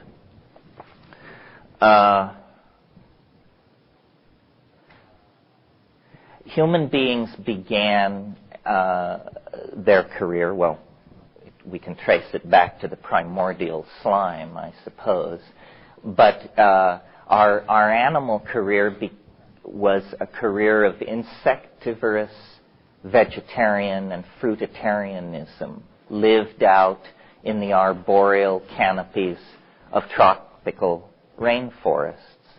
And all animal species, indeed all life, tends to occupy an evolutionary niche and then stabilize itself in that niche. Termites, cockroaches, these sorts of organisms found their niche hundreds of millions of years ago and filled it to perfection and have occupied it ever since. Generally, nature is not progressive in its particulars. Overall, nature is progressive, but its particulars seek equilibrium. And so it would have been in the case of our primate ancestors. They achieved a dynamical balance, as I said, a diet of insects and fruit, a canopy habitat, language of pack signaling designed to convey danger and information about food sources and so forth and so on. And there they would have remained had it not been for the larger ecodynamics of the planet, ecodynamics which are still shaping human habitat in Africa. Because what has been going on in Africa for at least 5 million years is a slow drying of the continent. And it disrupted this rainforest ecology, so that about 2 to 4 million years ago, I mean, these are vast spans of time we're talking about, the rainforest began to island itself and to be restricted to the wetter areas of Africa and into the new environment, the more xerophytic or arid environment that was coming into being. A very diminished plant community took hold, a community of opportunistic grasses, annuals, heavy cedars, this sort of thing. Now we know that the rainforest was primary because the rainforest, just to give you a broad notion, might consist of over 100,000 plant species. The grassland ecosystem might well consist of under 500 species, and all 500 grassland species can be found as rare members of the flora of the rainforest. So clearly what we have are the survivors of a process of clearing. And there is argument among botanists about this, but Carl Sauer, who was a great geographer and thinker on these matters, held that there is no such thing as a natural grassland, that grasslands are the earliest artifacts of human impact on the planet. Grasslands are created by burning. They promote the growth of cereals and so feed into the human food chain. So, our primate ancestors' ecological adaptation to arboreal life was interrupted by this process. And key to my thinking about all this, and those of you who are going to have careers in all this, I hope some of you will take it up and adumbrate it. I think the great overlooked factor in any model of human evolution, and indeed in evolutionary models of many other species, is we have not given enough emphasis to diet. When we talk about natural selection of an animal species, we tend to think that the genome expresses a physical type, and the phenotype is then subject to selection by natural environment. Some biologists have seen the thinness of this understanding. L.L. White wrote a book called Internal Factors in Evolution, in which he pointed out that the womb is itself an environment that makes a very heavy selection before an organism is ever born into the theater of Darwinian selection. So it isn't a tabula rasa that you're born into the theater of natural selection. You have been subject to natural selection from the very earliest moments of the existence of the zygote. So that's one factor. But what I have emphasized is diet. Diet is an input of potentially mutagenic factors into the body that can have enormous consequences on the health of an individual or the general evolution of a population. And I've used the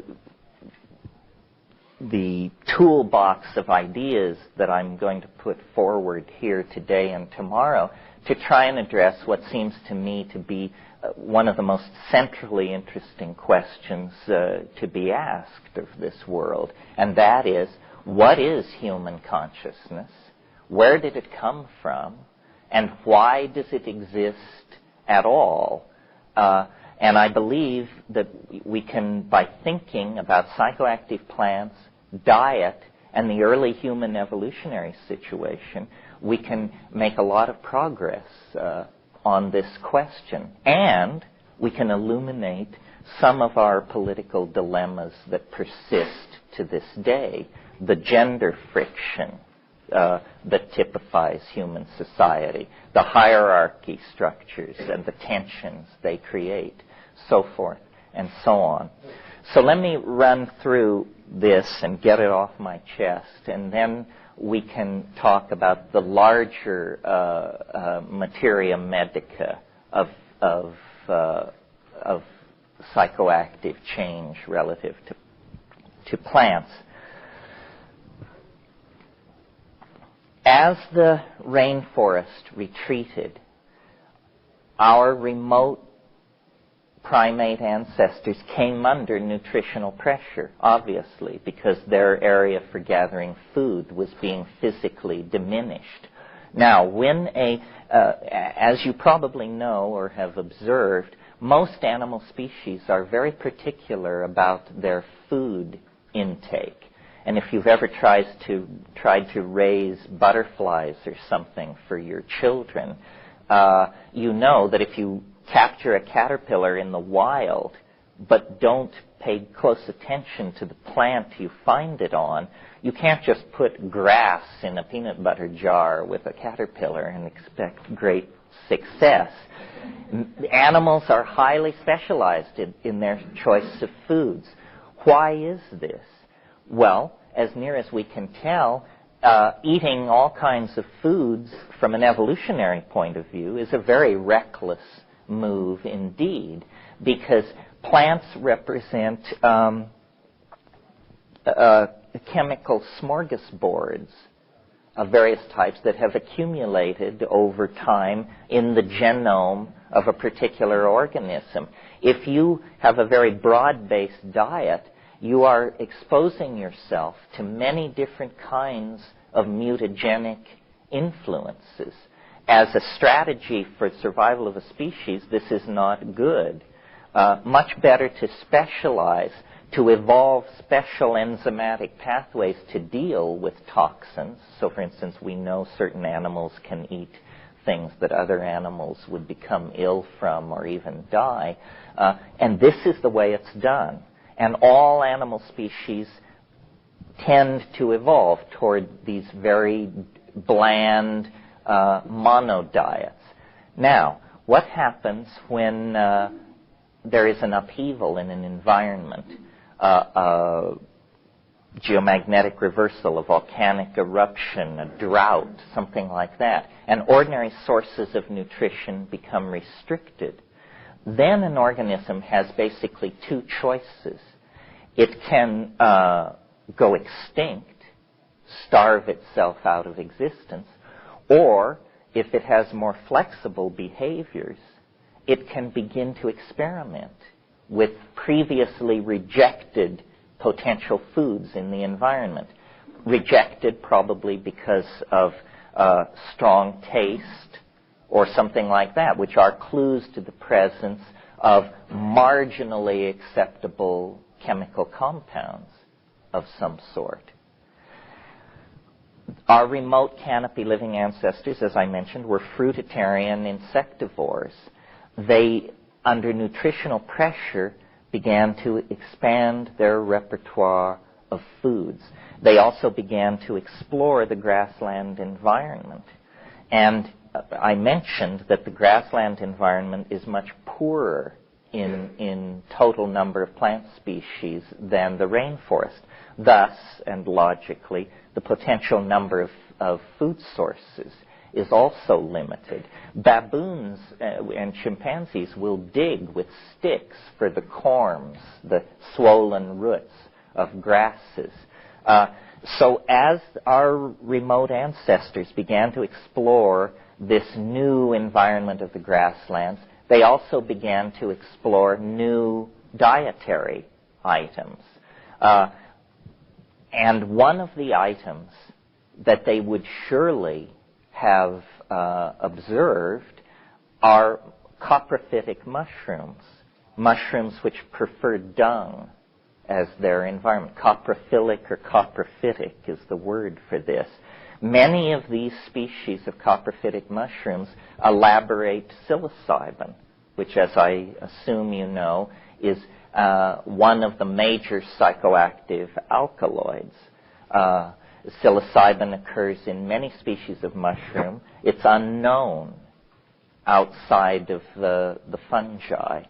But I maintain that, in a sense, psilocybin is the best model for human interaction with a psychedelic, or that all other psychoactive plant usages are an effort to duplicate, return to, or somehow evoke the original human relationship to psilocybin.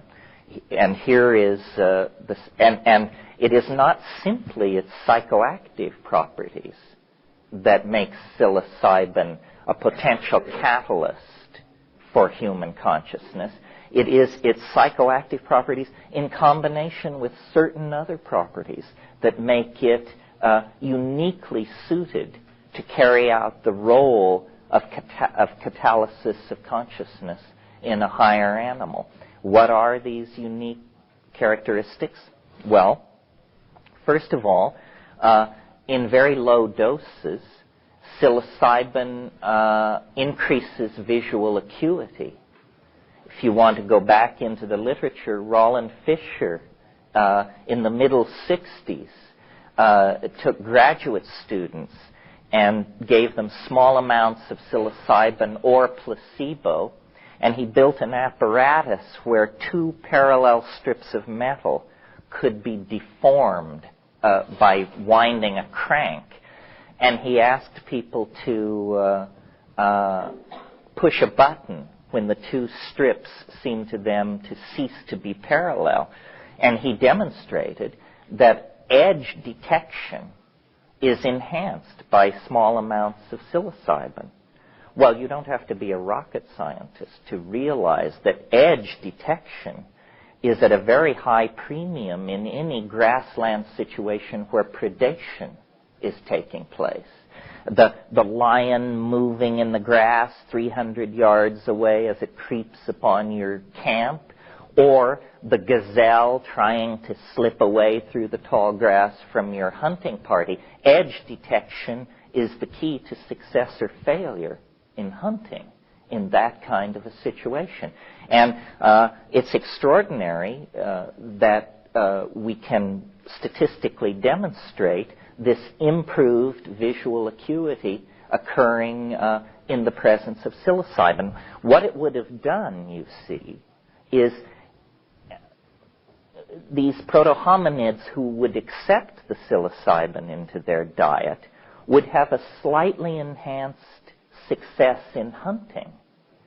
That slightly enhanced hunting success would mean more nutritional resources available for them and their offspring presumably inculcated into the habit of also eating the mushrooms. So what we have here is a slight favoring, then, of those animals in the population that would accept psilocybin into the diet. At slightly higher levels, psilocybin is, like all CNS stimulants, causes arousal. And arousal is simply a feeling of unfocused restlessness. You know, it's that 2 espresso feeling. Sleep is impossible. Hands are busy at small tasks. One is aware of one's sphere of awareness extends out somewhat further. And in highly sexed animals like primates, arousal means erection in the male. And this is very important for this theory because we not only have to account for human consciousness, but we have to account for the peculiar dislocation that human consciousness seems to carry with it, that we are both of nature yet not of nature, somehow creatures with 1 foot in nature and 1 foot in heaven. And how does this come about? I believe, and I'm willing to argue it against all comers, that a key element to understanding our sociology and our sexual politics and all that is to realize that psilocybin had 2 effects in the early human populations that were using it. One, we're very familiar with if we're psychedelic sophisticates ourselves. It's the psychedelic experience, the boundary-dissolving, hallucinatory, shamanic apotheosis that occurs with psilocybin. But the other effect is to medicate the tendency to form dominance hierarchies. And this is very controversial. In other words, what I'm saying is that all primates form dominance hierarchies. And what that means, just to remind you, is that the hard-bodied, long-fanged young males take control of the group. They control the children, the women. They order the old, the homosexual, and the young. Everybody is under their thumb. And part of our dilemma as a global society is that though we claim great sophistication, we still live under male dominance hierarchies. Corporations, universities, family structures, long-fanged males are still ordering around the elderly, the weak, and the female among us. And and as we are conscious beings and reflect upon this, it creates great social dislocation and political unhappiness and tension in relationships and so forth and so on. I believe that our unique position in the animal world arose as a consequence of a chemical suppression of a natural behavior pattern. The pattern of male dominance, of forming dominance hierarchies, was interrupted by an item in the diet, psilocybin. And into this chaos, this egalitarian chaos, which resulted, was a situation in which everything about us that we treasure and hold up as human was put in place. In other words, theater, language, dance, story, altruism, ethics, metaphysics, did I say poetry? Everything that makes us human came into being roughly 100,000 in the last, well, from 100,000 to about 15,000 years ago. People lived in balance with the earth, with the larger biome in which they were embedded. There was not product fetishism ushering into enormous toxic processes involving the smelting of metals or the extraction of rare elements from the earth. Now, you could object and say, well, but they just simply weren't sophisticated enough to do those things. I maintain that our technical sophistication is a very specialized form of cultural adaptation, and that comparing us and finding us favorably compared to the civilization of Homer or Çatalhöyük or Altamira is simply a form of cultural chauvinism. Okay, but psilocybin had other effects besides this suppression of male dominance that I mentioned, and this increased sexual thing, which I did mention, but I didn't draw the correct conclusion there.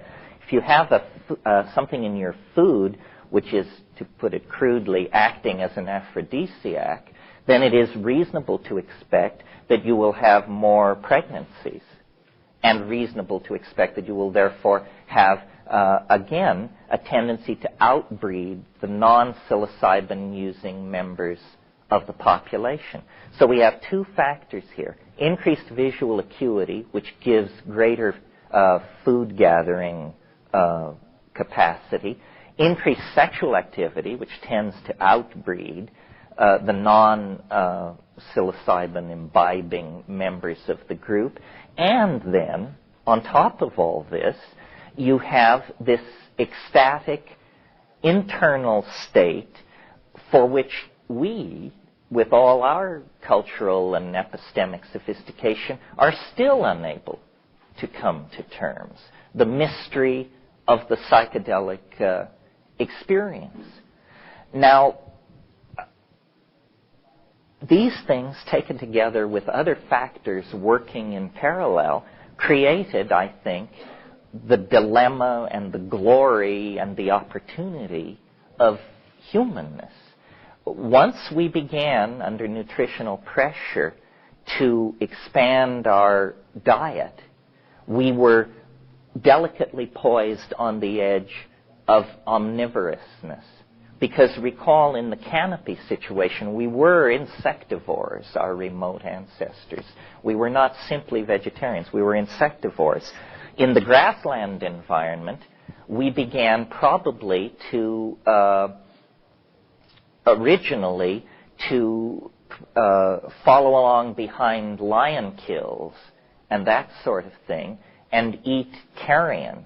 One evolutionary theory says that our suppressed olfactory apparatus, the fact that we have a very limited sense of smell, is because there was a period in our evolution when we did a lot of rooting around in carcasses This is not the noble image we might have wished, but there it is. If you need a countervailing theory, because you don't like that one, the other theory is, no, we lost our sense of smell because when we stood upright, we got our faces up off the ground, and that's where the smells are anyway, so it all sort of became useless equipment, and we dropped it. A point that I've become convinced of in the last couple of years that is definitely not PC is that I've noticed, and my attention was called to it by Philippe de Vaugelet, who's a friend of mine, carnivores are the most conscious of animals. Cows have very little interest in the habits of chipmunks or birds or anything else. All they do is munch grass. Carnivores, on the other hand, have an acute interest in the behavior of other animals. And in fact, I'm on the brink of willing to argue that the earliest consciousness was not self-consciousness. It was consciousness of how dinner thought. Because if you can think like your dinner, you can go out and plant yourself in its path of behavior and have dinner, you see. And if you will look at the difference between, a gerbil and a house cat, the intelligence level is striking. And I think that this attention to the behavior of other animals on the part of an emerging habit of carnivorous behavior is going to have to be taken into consideration. It's interesting that shamanism, which is in a sense the earliest intellectual pursuit, emerges in its early phase as a technique for identifying with animals. Hunting magic is what we're talking about here. And so I think that was a very interesting mix of factors and players in the early human evolutionary situation. First of all, a canopy-dwelling primate with a pack signaling repertoire is forced into a grassland environment where psilocybin mushrooms occur, where small and large animals are predating upon each other, and where nutritional options are highly restricted. And as this animal makes its adaptive choices, it moves deeper and deeper into the realm of mind. First, the modeling of the behaviors of other animals and the behaviors of plants, because in a hunting-gathering situation, when plants produce fruit, what environments they prefer, what other plants they grow in association with, what soil types they prefer, all of these things are cofactors feeding in to an image of the world. And this image of the world, by its accuracy or falsity, decrees life or death upon those who carry it. The omnivorousness forced us into an awareness of other animals. That made us, that put us on the level of intelligence of a hunting cat or something like that.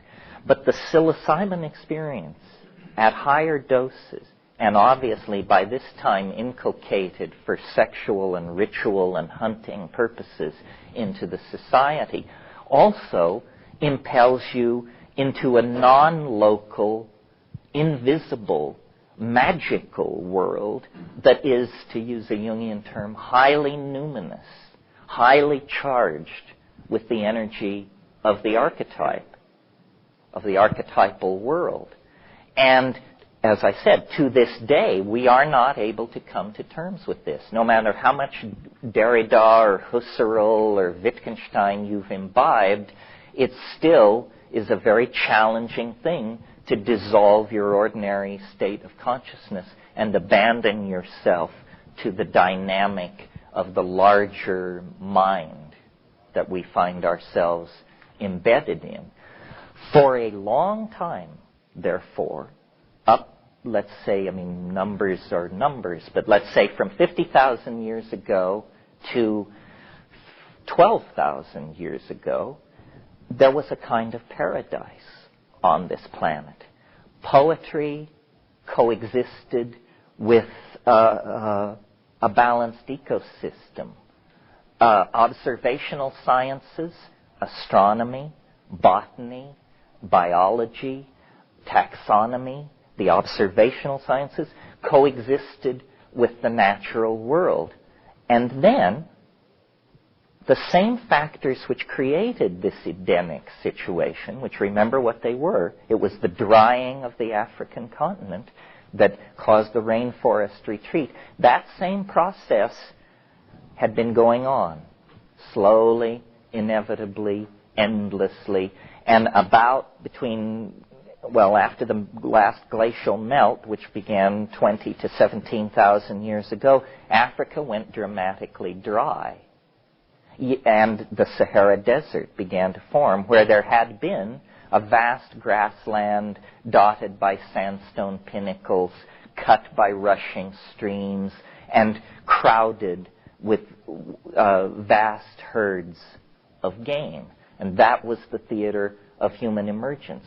But when it began to go dry, it went dry rather dramatically. These ice cores coming out of Iceland make this clear. Nevertheless, as late as Roman times, the Roman historian Pliny referred to North Africa as the breadbasket of Rome, because they were growing wheat in vast amounts in North Africa as recently as 2,000 years ago, in areas now where there is nothing. Well, this paradisical African, psilocybin, matriarchal partnership, psychedelic, shamanic, archaic, whatever you want to call it, society was then pushed into crisis. And a number of things happened. First of all, migrations of people out of Africa. This happens every time there's a glacial melt. Human populations were trapped, or proto-hominid populations get trapped during the glacials, because the last glacial period, the glaciers came as far south as northern Israel. So human populations get trapped, and then in the interglacials, during the melts, they radiate outward. People began leaving the Sahara, settling in the Nile Valley, and this shamanic use of psilocybin was disrupted, because the environment which made it possible was disrupted. And when that happened, and this, I'm closing the loop here for you, few of my raps are so sustained. When that happened, the pattern of male dominance, the pattern that was genetically never removed, but which had been pharmacologically suppressed for over 100,000 years perhaps, reasserted itself with a vengeance. It was always there. It had never been bred out. And it must have been an era of enormous brutality, when people's sense of things was that people were turning bad. Suddenly, we get a whole bunch of things come at once. An end to nomadism, the beginnings of sedentary agriculture, city building, standing armies, slavery, male kingship, dominance. All of these things appear just almost overnight. They spring up. And I maintain they are what a monkey would build as a civilization if suddenly all of its worst behavioral tendencies came to the forefront with a vengeance. And that's precisely what happened. In the period when we were self-medicating ourselves with psilocybin, we passed from being an animal into being the peculiarly spiritual entity that we are. We elaborated observational techniques, theories of magic, language. But when the psilocybin was withdrawn, these tools, which had been our glory, became instead our curse. Because instead of using them to produce theater and dance and ecstatic social interaction, we began to use them to support the new and older agenda of male dominance. And it's a frightening thing, to think. People following their cattle across the African plain, eating the mushrooms, seeing the mushrooms as part of the output of the cattle in the same way that meat and milk and manure were output of the cattle. A mother goddess religion, a religion of the land that moves lightly over the soil, no evidence of intergroup conflict, so forth and so on. And somehow, then, this process, which took a long time, of domesticating cattle, because I'm sure you can see how it all worked, how these factors were disparate, and then they flowed together. Human beings followed cattle because they were following kills of lions. You follow the cattle in the same way that the jackals follow the cattle to deal with the lion kills made by large predators. Well, then, in the course of this, you encounter weakened animals or abandoned infant animals, and you care for them. And over 20,000 years, this turns into domestication of animals, husbandry of cattle. But you take away the psilocybin, and I think this is a frightening thing to contemplate. The earliest cities, I will argue, were pens for human beings. That's what a city is. It's a pen for human beings. Some of these dominant males said, well, we control cattle. Why shouldn't we control human beings in the same way? Why shouldn't a king order his people with the same impunity that he orders the slaughter and the movement of herds of goats and cattle? And all of the institutions that we labor under came into being at this moment of transition from the late Neolithic, or from the Paleolithic to the Neolithic, to the agricultural situation. The reason for this, I believe, can be traced to the evolution of consciousness. I mean, consciousness is a double-edged sword. One of the factors, I think, that contributed to the reemergence of male dominance was that at some point, human intellectual capacity reached the point where a distant cause could be connected to an effect. And the effect and cause that were being observed was the sex act. At some point, men and women, presumably, but men must have understood that an act of copulation, if carried out successfully and in the right rhythm to the moon, will result in a child 9 months later. If you don't have that understanding, you have no sense of male paternity. So you have a very tight social bond, because for men, the children are our children, the children of the group. Once you have a sense of male paternity, then you have ownership, and this then becomes very problematic. At the very moment that men were figuring this out, women were noticing that in the yearly round of following the cattle, when they would return to the kitchen middens and fire pits abandoned a year previously, that there would be food in those areas, an abundance of food plants from cast-off kernels of cereals and so forth and so on. So then there is this awareness. If we bury food sources, then food will come out of the ground. The problem with agriculture in the early phase is that it's hideously efficient. And what it does is it immediately creates such a surplus that you have to stop moving. Nomadism has to be abandoned. You till fields and you overproduce, and then you must store and defend your overproduction against less fortunate human groups in the area. The most advanced building on this planet in 8,000 BC was the grain tower at Jericho. And what was it? It was a grain storage tower, and it had a staircase so that you could carry large rocks up onto the parapet so that you could drop them onto the heads of enemies who were trying to batter their way into your grain tower.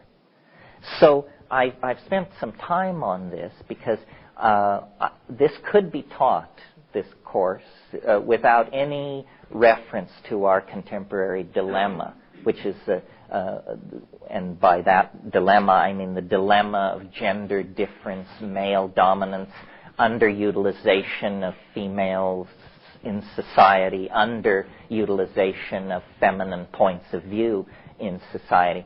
But obviously there is a lot of tension in our society around the issue of psychedelic intoxication, around the issue of these shamanic plants, though there is a growing awareness among sophisticated people that the case is almost entirely emotional. In other words, we tolerate outlandishly toxic drugs, alcohol, tobacco. We're willing to make a trade-off of 70,000 deaths a year in this country for the privilege of driving the automobile, so forth and so on. We tolerate very toxic practices if they are seen to be somehow supportive of the agenda being handed down from the top.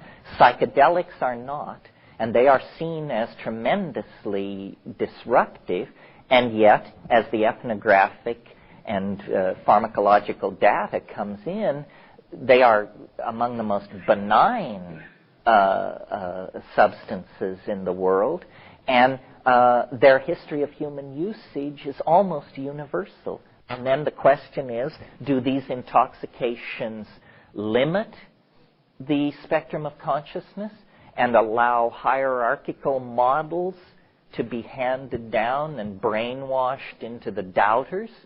Or do these states of consciousness dissolve cultural assumptions and cast the individual into an ocean of existential perplexity out of which they have to build their own model of how the world works? Well, I believe the reason for this tension in our society and anxiety and suppression, furious suppression of these things, is because we sense that this addresses origins in the same way that it took a long time to overcome our queasiness about discussing sexuality. There's something about the origin subjects that make us very, very nervous. Okay, so that's a very linear discussion of the role of one psychoactive plant in human history, psilocybin. And as I say, I think it was uniquely, chemically, botanically positioned to play that role in human consciousness. Now, the contemporary situation worldwide is that we find many forms of shamanism, from the Arctic to the rainforest tropics. And shamanism always depends, for its efficacy, on a dislocation or a transformation of ordinary consciousness.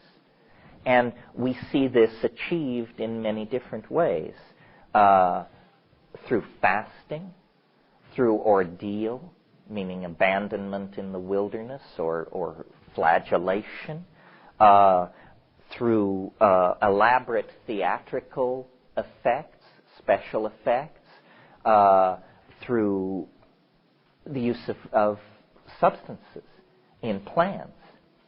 And there has been controversy in anthropology, never resolved over the past 40 years. What is the authentic shamanism? And those of you who are anthropologists know that Mercé-Liard, who was one of the great experts in this field, he called use of plants in a shamanic context decadent. He called the use of such plants narcotic. Well, first of all, the use of the word narcotic in that context shows you don't know what you're talking about in terms of pharmacology. That's a totally obsolete and silly category, and not true to boot. Psychedelics are in no sense narcotic. Gordon Wasson, on the other hand, who was a brilliant amateur and the discoverer of the psilocybin cults in Mexico, along with his partner and wife, Valentina Wasson, took just the opposite position and said, no, use of plants to transform consciousness is the primary method, where there is resort to ordeal, fasting, wilderness abandonment, so forth and so on. This is the derivative, late arriving, decadent shamanism. In fact, this is shamanism on its way to turning into religion of the ordinary sort. And in fact, if we look at religion of the ordinary sort, we see that it does have a place for fasting. It does have a place for self-flagellation. It does admit those techniques, but no organized religion of any size tolerates the use of psychedelics in consciousness transforming amounts.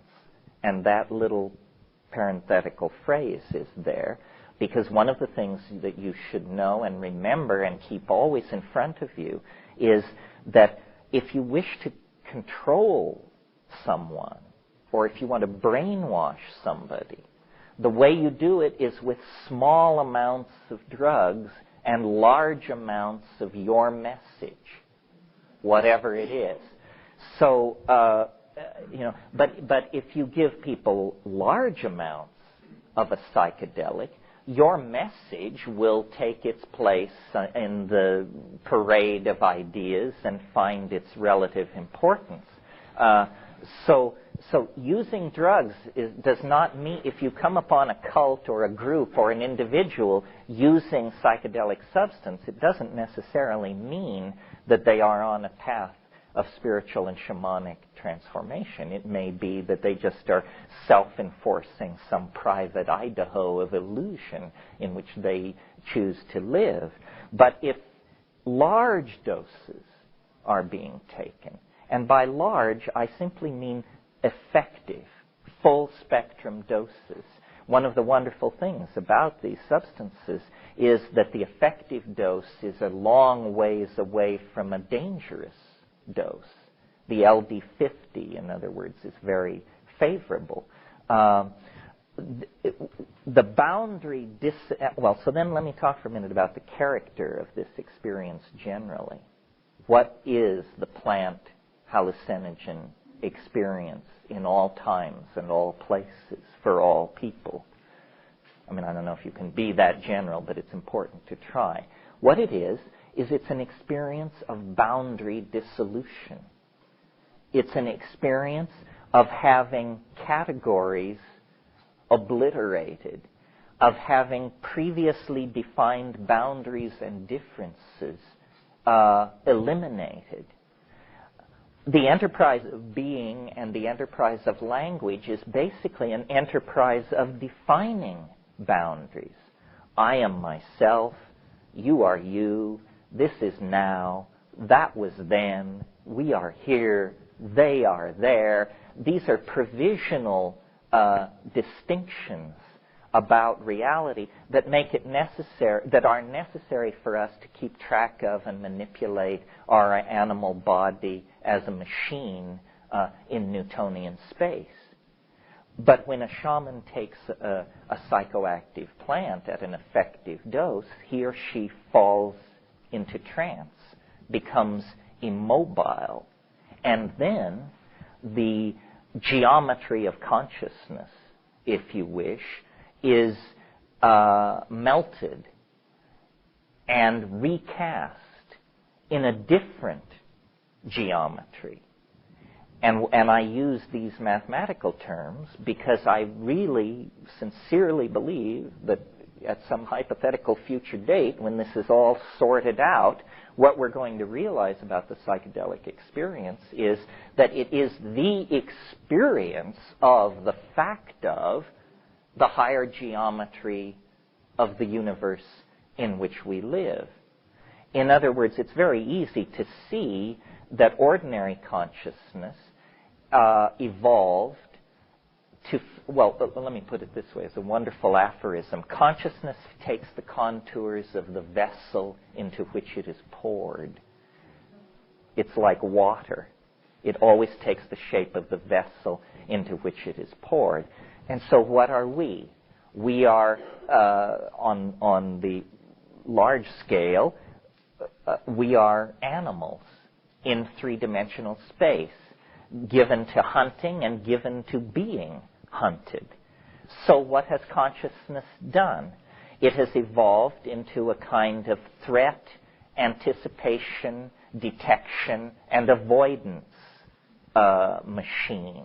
The purpose of consciousness, the purpose of your eyes, the coordination of your sensa is to navigate you through the world without dying, without being ripped apart by predators or being caught in landslides or rushing rivers, so forth and so on. And consciousness fills that need, ordinary consciousness, very well. But because the body has a locus in three-dimensional space, consciousness of the ordinary sort tends to surround the body as an object of concern. In other words, if you're worried about being hit by traffic, you're not worried about being hit by traffic in Berkeley. You're worried about being hit in traffic in San Francisco because that's where you happen to be. So consciousness of the ordinary sort tends to cluster around the physical body. But when consciousness is dissolved of that concern and dissolved of the programming in language that concern has built up over ages, it recrystallizes in a higher dimension, literally a kind of hyperspace.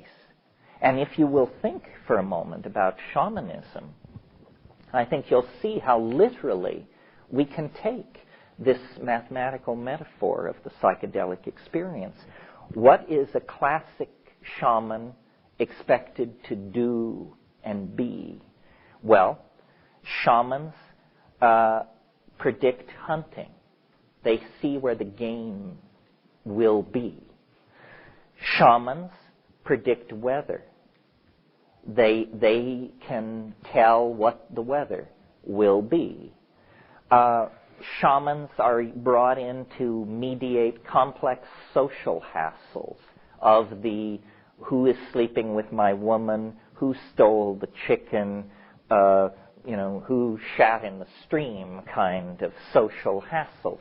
Shamans are brought in for these kinds of purposes. And then finally and most importantly, shamans cure. They cure sometimes. Well, now, these things, predicting the weather, seeing where the game went, curing, and having a deep insight into social interaction, these are things which become completely non-mysterious if we hypothesize that the shaman has a hyperspatial point of view.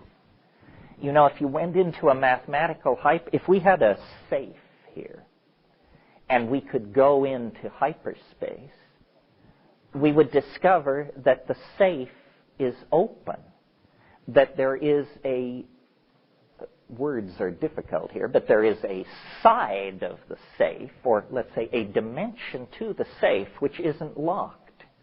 In the same way that if a hyperspatial entity were looking down on San Francisco, it could reach into this room without coming through the door and rearrange things.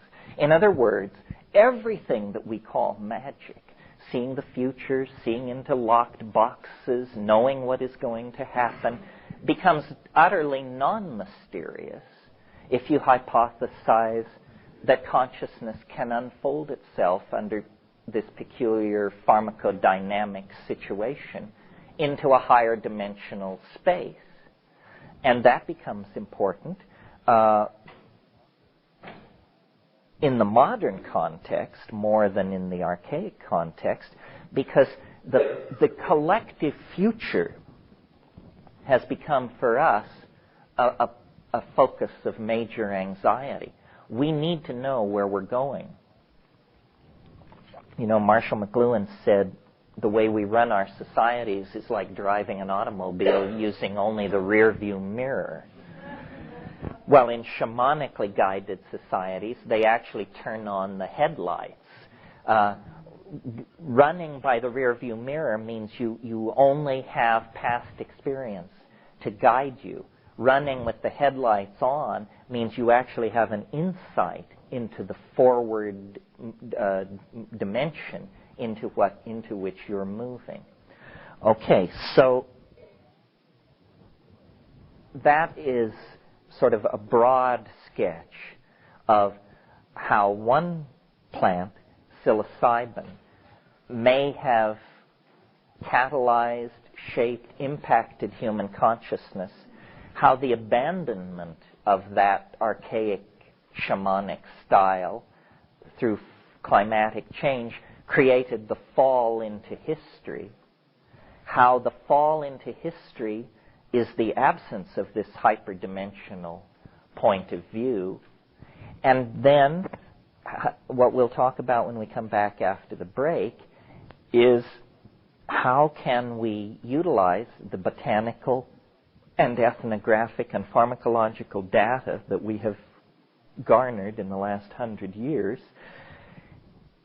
to recapture, revivify, and explore this dimension of human potential in such a way that we can actually inject some hope into our political circumstances.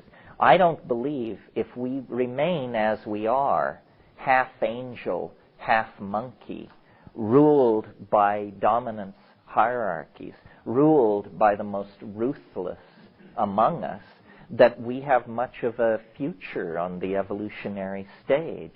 But I think that if we can recapture the lost symbiosis with these psychoactive plants, that we will in fact be recovering a lost portion of ourselves, that history is a progressive dehumanizing of the human experience, and we have now in the 20th century reached the level of dehumanizing where you've got the Holocaust, potential thermonuclear war, Bosnia, Rwanda, you name it. I mean, the scale of brutality, bruteness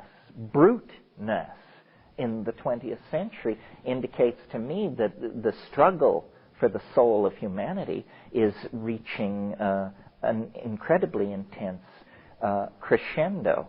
And I really believe that the path forward is backward, that we need an archaic revival, and that central to that revival will be the personality and the technology of shamanism. And when we analyze that technology for its effectiveness, we will discover that the most interesting things in the shamanic toolbox are the plants which directly intervene in the functioning of human consciousness. So let's just take a stand-up 5-minute break so you can stretch. And then I've talked without questions this session. I'm perfectly happy to entertain questions. If you want to control the agenda, you're going to have to make some noise.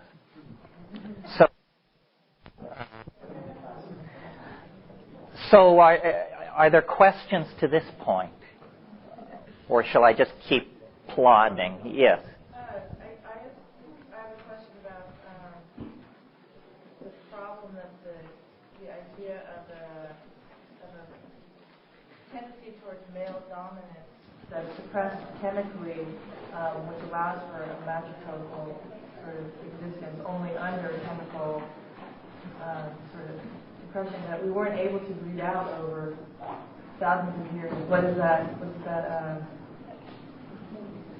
I mean, do we have to mainline men for the rest of throughout eternity? Well, I think the implication is yes. In other words, had we remained monkeys, we never would have gotten into this crazy situation. We became human by forming a relationship, a symbiotic relationship with a psychoactive plant, and then we became semi-human when we abandoned it. And that's what we are now, semi-human. You know, we're capable of enormous acts of kindness and appalling acts of brutality. I think conscious self-reflection can help here. I mean, if you know this story and believe it, and if evidence, God knows what evidence would look like, but if evidence could be found to support it, then it makes it easier to understand our dilemma. I mean, men don't want to dominate, and it's not a man-woman issue either. Personality, the ego is a sort of genderless way of attacking this thing. The ego was suppressed by psilocybin. And in the absence of psilocybin, men and women became much more egocentric. And that egocentricity created all kinds of institutions which are very unflattering to us. So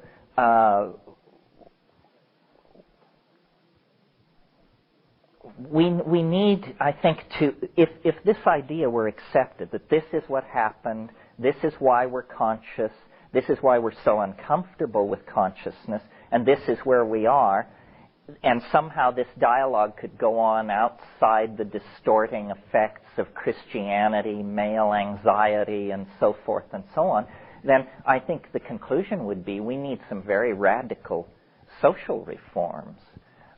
Not simply, obviously, the legalization of spiritual transformation through substances, but all of our institutions have been built up on the assumption of ego and dominance hierarchy. And deconstructing that is really what the future is all about, I think, and it's a challenge.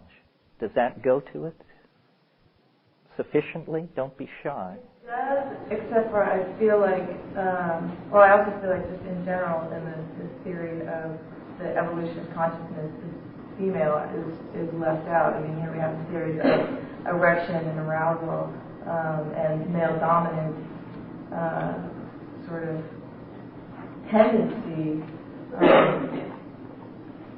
I guess it's just that if a matrifocal culture can exist only under chemicals, what is the implication of that? I mean, yes, transformation is necessary. Well, I don't call it matrifocal. I call it partnership. I don't think there's a pendulum swing between patriarchy and matriarchy. I think there is partnership, which is appropriate role expression. Everybody does what is appropriate to their position, and then there is the assigned role of the hierarchical situation. I think it was in Science last week. Here is a frontier that is breaking right now, which is it's just being realized that men and women are incredibly different anatomically and at the microanatomical level. I think there was a list of 40 physical differences between the brains of men and women. And in a sense, this is pure speculation, but I believe that especially in the archaic situation, well, we don't even have to talk about the archaic situation. In 1800, the average American woman gave birth 13 times. The average American woman in 1800. So you put a statistic like that against the phenomenon of menstruation, and what you have then when you look at women is a life absolutely rooted in the rhythms and the fact of nature. Men are sort of, it's more like a closed system. It's sealed off, and there isn't this connection into the biological world. So men are potentially more capable of getting off the track, if you want to put it that way, meaning leaving this Gaian creed of symbiotic self-reinforcement. It's very obvious in the years I've been doing this. This looks to me like a fairly balanced group, but my groups tend to be heavily male. And women, in my own experience, tend to be far more casual psychedelic users than men. If you just look at cannabis use, usually women are very casual. A woman who is truly a smoker is a rare thing. Well, that would go along with menstruation and birth and breastfeeding. Women are involved in biology in a way that men need not be. They can choose, and that's why abstraction is the great realm of male activity and so forth. I guess I want to pick up your example of women in the 1800s giving birth so many times and point out that that also was an aberration that came from what I consider to be the learned behavior of males into domination. That when women were in control of their own reproductive cycles, there was not that many births. They were appropriately spaced because the sexual activity was not dominant. And the women determined when sexual activity would take place based on what was best for the community and the offspring. No, you're right. I probably yield on that. I guess then, but I try to save the point by saying this. You're right. Probably in this archaic situation, women had knowledge of plant contraceptives, and they were well in control of They were not forced into sexual activity, which was an important piece of the domination cycle. That women controlled the reproductive cycle and the sexual cycle, and so children were safe.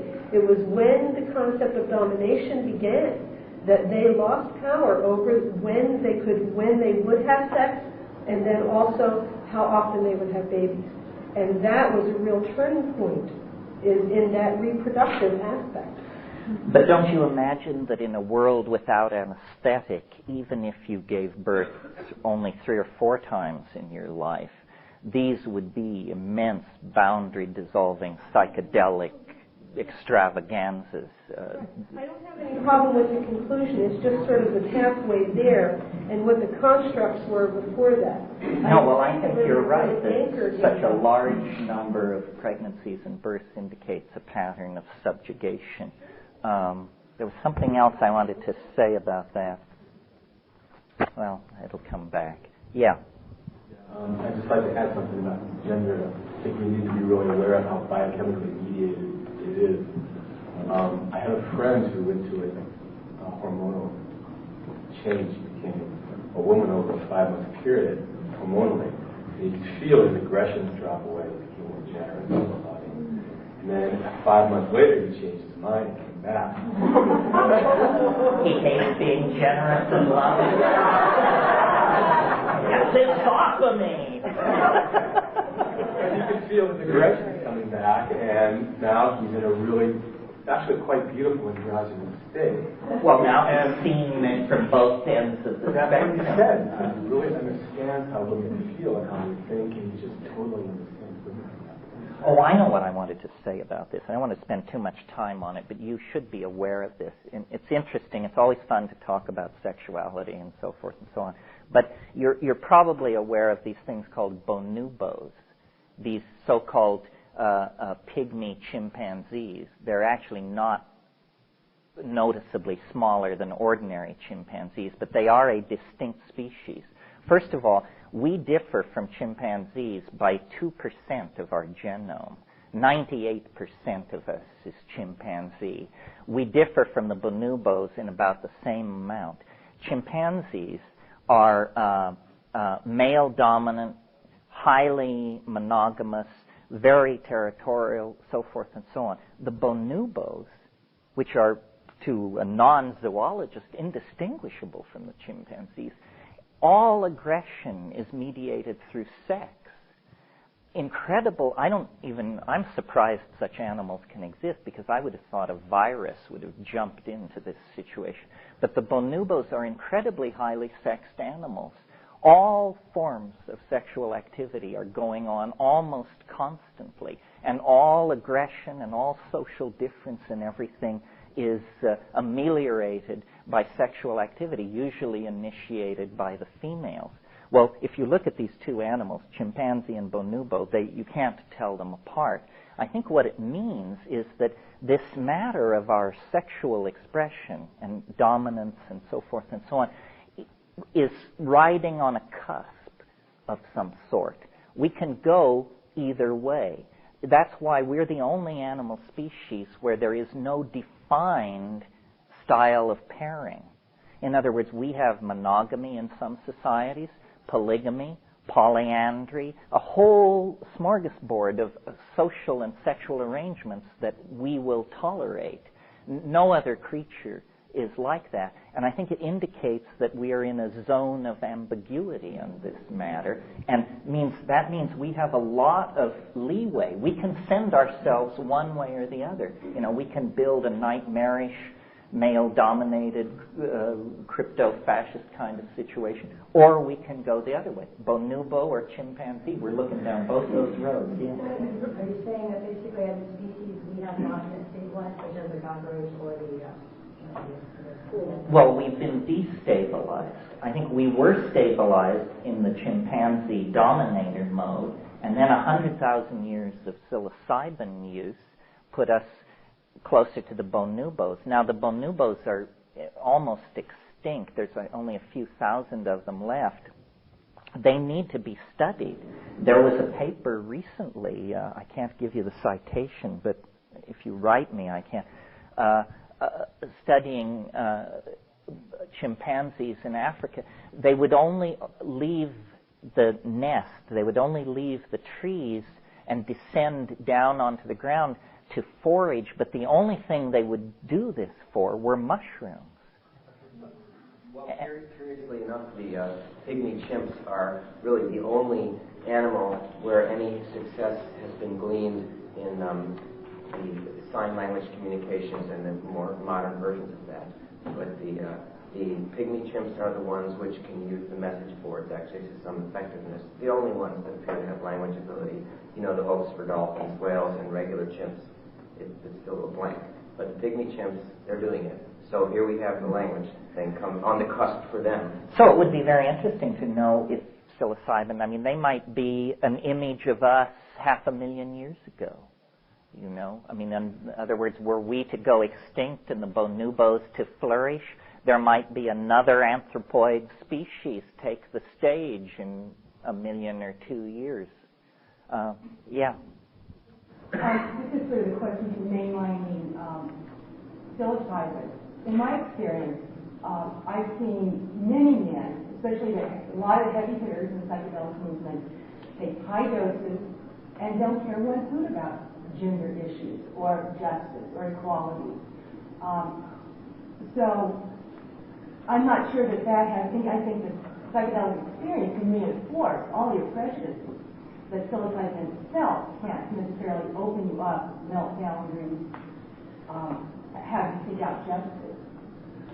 Well, I guess I'm more of a believer than you are. I just say they didn't take enough. And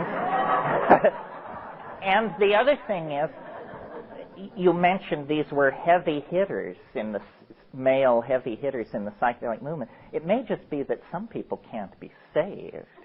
That Christ himself couldn't lift some people out of chaos. I haven't had that experience. I think that... Well, I think it would serve you to ask the women in the psychedelic movement about their experience. Because, you come from a certain perspective of male dominator. And to check it out. What specifically should I ask them about their experience? If they feel that the men in their lives change through strictly high doses of psilocybin or other psychedelic use. That there's more justice. I mean, my thing is that the family is the most interesting political stage there is. Is there justice in the family? Is there a partnership model happening in the family?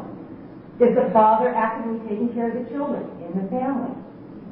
Well, that's a sort of a different question. I liked your first question better. Do they see in the men in their lives a tendency toward a softening or justice? But the stage of that is really a relationship, the family. Yeah, the problem I have with that is I think the modern family is, first of all, a very modern invention and basically a cauldron for the production of neuroses. But that's what we have to work with. That's what we have to work with. And I think well, let's ask these women, how about this proposition that psychedelics make men smoother, evener, more... Does anybody want to denounce that? Yeah. In my experience, and I will use the word rage because that's all I can, that's the culture that I've been involved with for the last 10 years, with combined, the psychedelic experience combined with the information as you were speaking, the reinforcement of the issues, the teaching of the balance, that it has been not on a mass scale, and I read the book last night, Archaic Revival, with the Timothy Leary factor of saving all the children, reach everybody, and as opposed to that, maybe reaching the people that want to be reached, basically the creators, the artists, the philosophers of this time. I have seen that experience and very positive effects. But I think there needs to be an intention. There has to be, I believe, it has to be backed up with some sort of a teaching. You have to, and not some sort of like dominating teaching on either side, from male or female, but from people who now comprehend the kind of oneness, basically. You mean there has to be a supportive ambiance for it? Yeah, there has to be some sort of... Yeah, and part of what complicates it is notice that the male-dominated society we're living in is just fanatically concerned to suppress this. And to me, that's a sign that it must threaten it at a very basic level. And yet it seems silly. I mean, they're more concerned about suppressing psilocybin than, all kinds of obviously greater social ills. Why? Well, it's because it disrupts their model of how things should be run. Over here? Yeah. I was just going to say, I hope that we can assume that there are some men out there who aren't dominators and trying to sort of grind everybody else down, particularly women. There are men out there who have worked out relationships with women and with other men that are cooperative in partnerships, etc. Well, and a lot of them never took psilocybin. Well, you live in a society, you take upon yourself the tone of the time. I mean, a lot of people wear tie-dye who never took LSD. You sort of take upon yourself the ambiance of your time. I don't really like the getting it into a gender thing. I really think ego, here's the way I put it. Ego is like a cyst which will begin to grow in you, whether you are male or female, unless you take a psychedelic. The psychedelic is that it will dissolve this cyst. The cyst is in your personality. It's a tumor. It shouldn't be there. I mean, we do need to have egos, little egos, so that when I take you out to dinner, I put the food I order in my mouth, you put the food you order in your mouth. That's what an ego is for. But if I start giving you orders, then that's completely inappropriate. So rather than genderize it, which I think is a mistake, because let's face it, after thousands of years of this maladaptive cultural style, many women are hard-driving, egomaniacal, ambitious.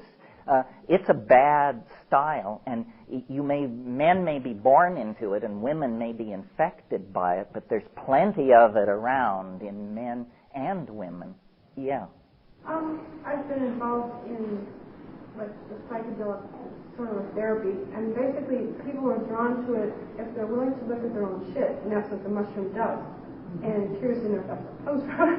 And the person who's going to do that is like the dissolution of the ego, and it has reverberations for people who won't or aren't in a position to do that, or they're so involved in protecting their ego that they're not in that place yet. But that both men and women benefit from that, and it goes beyond that for people who will or will not use that. Yeah, that's a good point. I mean, we should at some point in all of this say, obviously, not everyone should take psychedelic plants. Well, then the question automatically follows, well, who shouldn't? Well, in practical terms, we all know people who are lightly here, who have diminished self-esteem, so forth and so on. For them, ego dissolution is not the goal. They have been so victimized by egomaniacs that they have no sense of self. So for them, they should be encouraged to build up an internal structure in their personality and a coherent reference point in the self. But that is a state of dis-ease that most of us are not like that. Most of us are ordinary or more toward the spectrum of ego dominance, and we profit from the psychedelic experience. Women, I think, are less excited by psychedelics because they experience, by and large, it has less of an impact. I mean, I've seen many, many people change their lives on a dime, like after a big LSD trip, but most of those people were men. Most of those people were men. Yeah. I wanted to ask what you thought about traditional indigenous cultures such as the Aborigines in Australia. I stayed with a group for about 3 months down there, and I found it to be a very male-dominated, aggressive culture, and yet they were using shamanic and psychedelic plants for ritual and ceremonial use. Well, I mean, here's what I think. Once this African paradisical partnership thing was disrupted and people were scattered to the four corners of the earth, the memory never was lost. And there is even what's called a nostalgia for paradise today, throughout time. The belief that in the past it was better. And since the Renaissance, it's been fashionable to dismiss this as a kind of naivete, the grass is greener kind of thing. But I think probably things were better, and that our nostalgia for paradise is what has caused us to be so subject to abuse and use of drugs. No other animal shares this pattern of behavior. Sometimes elephants will push down fences to get to rotting fruit, and birds get drunk and fall down on their little feeders and this sort of thing. But human beings addict to a startling spectrum, not only of substances, but of behaviors. We addict to each other. I mean, heroin withdrawal and a broken heart look and feel exactly the same way. Abandonment, bursting into tears, insomnia, inability to eat. Does this person have a broken heart, or are they getting off junk? You can't tell. And we tend to addict. And I think this is a kind of, we feel in ourselves a certain incompleteness since the breakup of the African Partnership Society. And, alcohol doesn't quite do it. Cannabis is good, but doesn't quite go far enough. We've tried all kinds of things. And interestingly, in the last 100 years, the science of ethnography and anthropology has scoured the world and brought back to us data which we didn't have 120 years ago. Data about peyote, ayahuasca, datura, psilocybin, morning glory, so forth and so on. The materia medica of the remote human cultures of the planet is now available. And I think it comes not a moment too late. That's why I called my book The Archaic Revival. I really see the whole cultural impulse of the 20th century as an impulse toward the archaic. In other words, if you think about it, it begins with Impressionism. Well, what is Impressionism except LSD 30 minutes in? In other words, the sharpness goes, the colors brighten, everything begins to blur. The boundaries are beginning to dissolve. It's contentless. It's ideologically empty. It's just how things look. They look this certain way. Well, then, 20 minutes later, ideas are beginning to accompany this melting and flowing of perception. We've now reached surrealism, and Freud and Jung, the discovery of the unconscious. Well, then it keeps going. It gets more and more intense. Now we don't see dreamscapes, distorted gargoyle-like figures melting watches and burning giraffes. That has all been now replaced by just a blur, an energy storm. Now we're in a Pollock of some sort. We're down at the quantum mechanical level where energy is flinging itself around. And at the same time, things like jazz, which carried with it a heavy content of sexual looseness, the flapper era, that whole thing. People weren't Victorian ladies and gentlemen, that they had the cannibalistic drive, the Oedipal drive, the this drive. Hitler proved that, 500 years of Western ethics have you shoving people into ovens as a political course of action. The whole of the 20th century has been an exploration of the archaic. And then in the 60s, LSD appeared, but without the rhetoric of shamanism.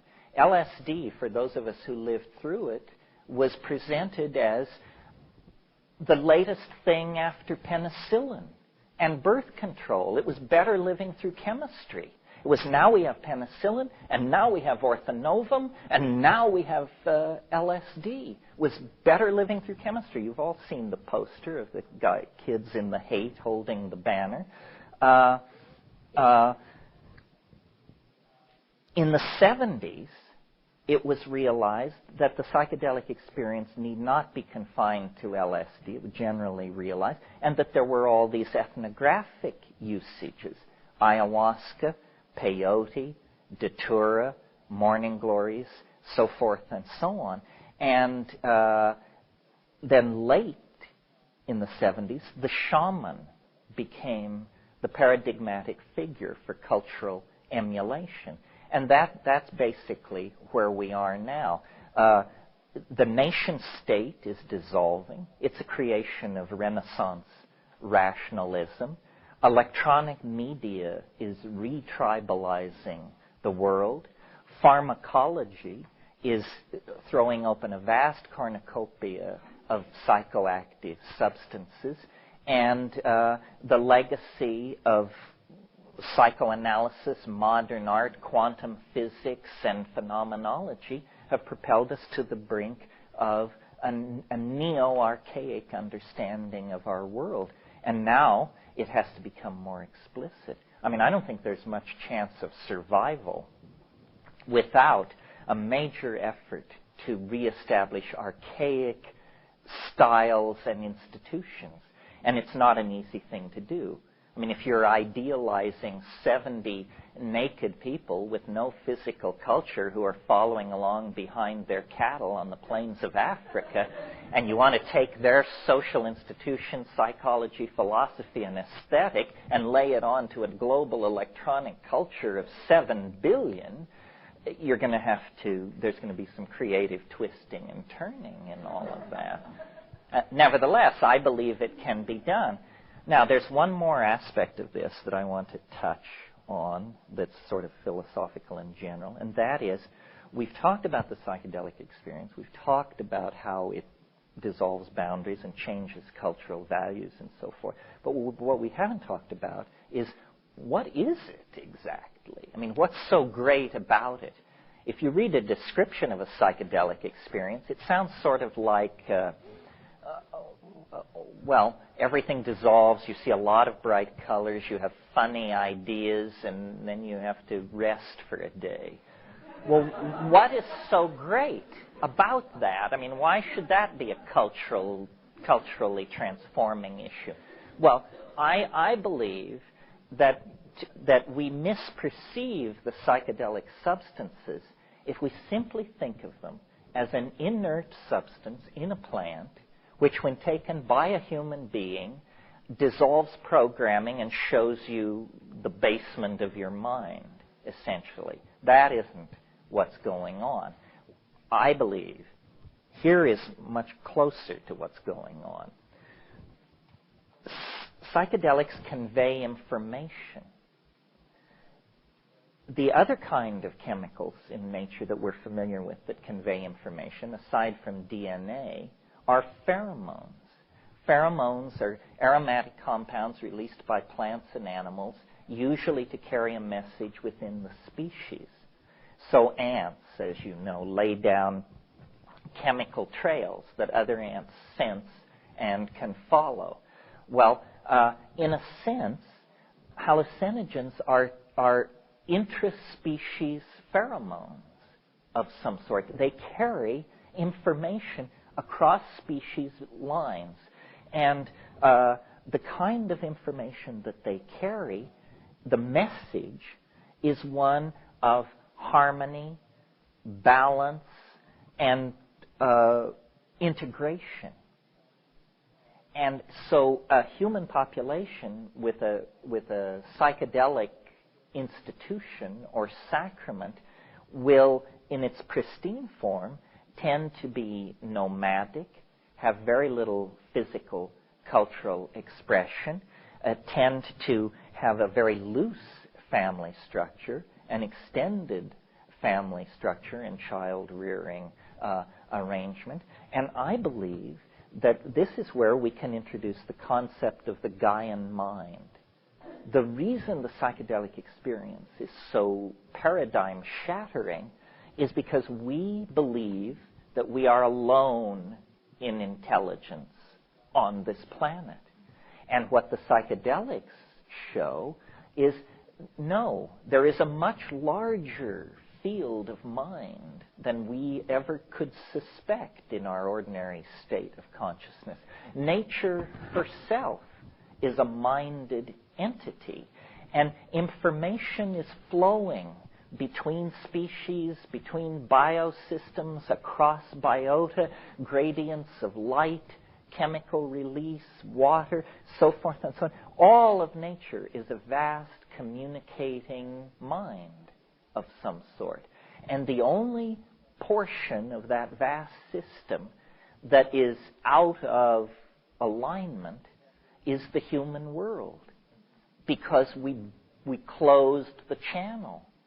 We closed the channel by abandoning the shamanic institutions. In many, many human languages, the word shaman means go-between. Go-between. Well, go between what and what is the question. Well, the answer is go between the safe pedestrian assumptions of an organized society and the vast churning ocean of mystery that is real being. And every society is an illusion reared against the mystery of real being and pursued in ignorance of it. So the shaman mediates between these two worlds. The ordinary world people have to live in order to catch fish and have children and form relationships and bury the dead, and another unseen, dynamic world of energy, of process, of strange attractors, of the great unknown. But it isn't an abstraction. It's nature. And history is the consequence of an animal species losing its connection to the Gaian mind. And instead of then a Gaian agenda, integration, unity, cooperation, you get an ego agenda. Dominance, resource extraction, territorial acquisition, control of other human beings and resources. So when shamanism died, when hallucinogens became stigmatized, when the climate changed, we literally fell into history. We became a different kind of animal. And the consequences of untrammeled historicity being practiced for 12,000 years is to bring us to our present situation, where we have immense intellectual understanding of some aspects of nature. We have an immense ability to coordinate group activity in certain areas, like building a bridge, but not disarming, for example. But we have no ability whatsoever to control this darker self that sort of drew itself up to the campfire 12,000 years and said, you banished me into the darkness for 1,000,000 years while you lived in a psilocybin-driven paradise. But here I am again, and the piper must be paid. Now, all the cards are on the table, and it's up to us, we who live on this planet at the end of the 20th century, to try and do something with these facts. If we go extinct, if we wreck the planet and toxify the environment, it will be a tremendous tragedy, because there are ways out. There are answers. But how much of the baggage we've accumulated over the past 4,000 years are we going to be able to take with us into that new world? Bloody little, I maintain. Our music, our mathematics, our dance, our theater. I don't think our technologies are going to be able to come with us unless they go through serious downsizing and detoxification. So really, the discovery in the 19th and 20th century of these ancient ways of relating to plants, it's not just a curiosity of anthropology or an exciting subfield of botany. It is, in fact, very central to the human drama of our salvation. Because I don't think we can fix ourselves through rhetoric. If we could fix ourselves through rhetoric, then Buddha and Christ would have done the job. We can only fix ourselves by consciously analyzing our dilemma and then intervening. And I believe these cultures that have existed in a kind of suspended animation in the rainforests of the world while Western European civilization charged through its merry adventure, the raison d'etre for the existence of those aboriginal civilizations is that they carry the archaic gnosis. It's all still intact for maybe 30 or 40 more years if we act quickly. The material is there, the techniques are there, it can be saved, but it has to be brought into modern civilization. And so, classes like this. Yeah. One question. If it is that Gaia is trying to get us into equilibrium, and if there's some certain type of consciousness that humans need to have in order to bring about that equilibrium, why is it then that Gaia has made these hallucinogens taste so bad? It's a great question. Well,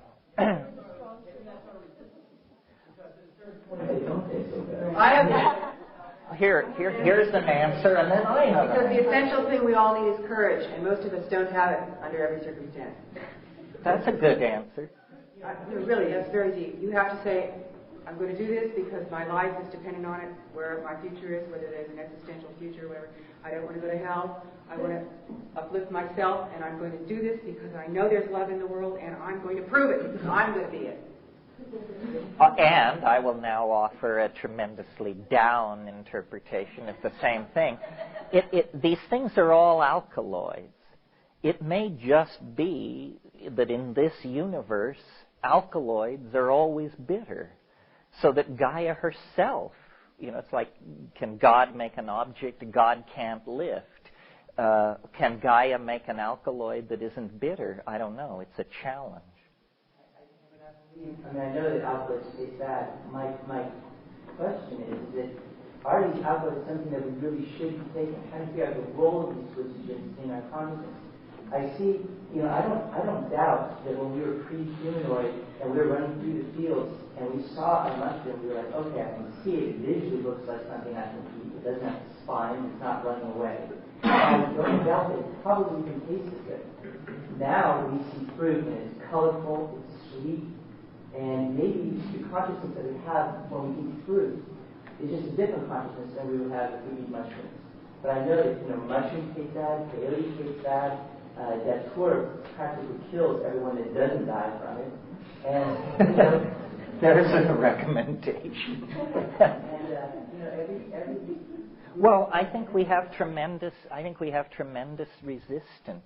I think the private issue, certainly for me and for probably most of you, it's easy to take psychedelics the first time because you don't know what you're getting into. Ever after that, you have to really have a little chat with yourself. And there are barriers to overcome. I have to think about this question of sweetness. Yeah. I think that you made a point there. We see fruit and its color and all that. I think we're very conditioned in our eating habits and everything. Like you said, we're almost over-civilized to eat a very specific and very, taste, touch, smell-oriented realm of foods, basically. And I think that probably our ancestors who probably picked up these mushrooms in the first place were not that, they ate insects. They went from insects to mushrooms to meat. It was more instinctual and a lot less with all of the language build up there where you're sitting and analyzing something. You mean that good and bad is an aesthetic judgment when you're a hungry primate. It either kills you or it doesn't. There's another issue around bitterness, the taste of alkaloids. The bitter taste has a very important therapeutic role.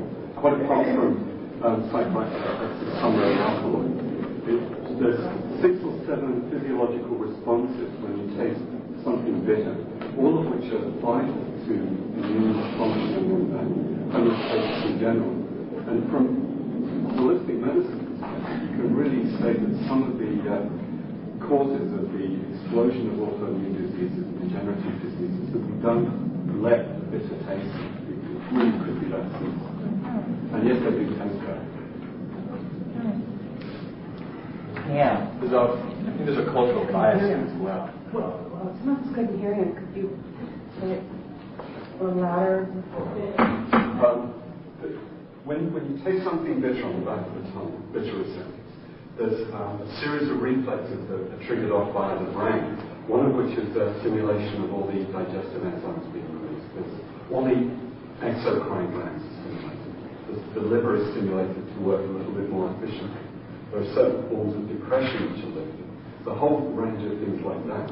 So just because they taste bad to our culturally conditioned sense of what is good and bad in taste doesn't mean that they're biologically inappropriate. It's increasingly becoming clear that things that taste like that are actually very, very important to homeostasis and wholeness in general. Yeah, I just wanted to elaborate on that. It is a cultural condition. I know in Chinese medicine, there's the different tastes, the sweet, the salty, the bitter, and these are all essential, to do this for balance. It's a book, I think, by Timothy Johns, McGill. It has to do with the whole book on bitterness and the kind of biases that are against that our culture.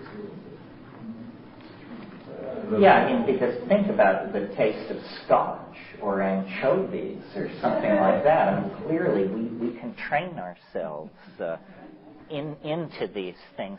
And cultural values have a great deal to do with it. You'd be amazed what you can eat if everybody else is eating it. It's pretty simple to just say that it's a flag.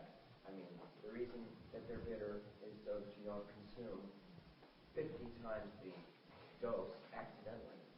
If they were tasted like nothing, or if they tasted really sweet, our response would be to just overconsume, and we might blow our brains. So the people who survived were the people who definitely knew what they were getting into when they took these things.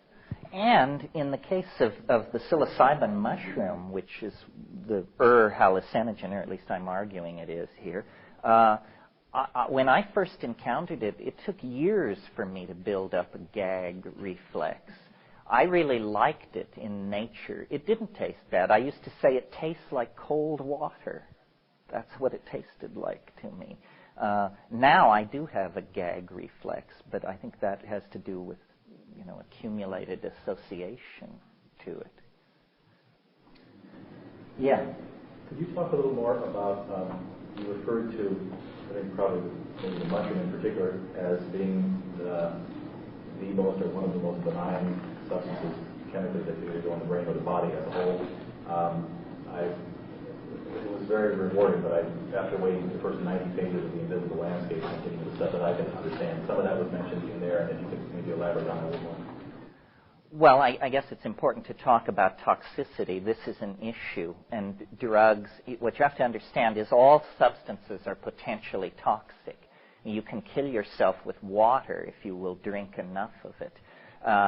In the case of drugs, the toxicity usually lies much closer to the effective dose than it does with water. Pharmacologists have a concept called LD50, which is a horrifying idea, but you should know it. LD50 is if you have 100 rats and you give them a drug, the LD50 dose is the dose at which half the rats die.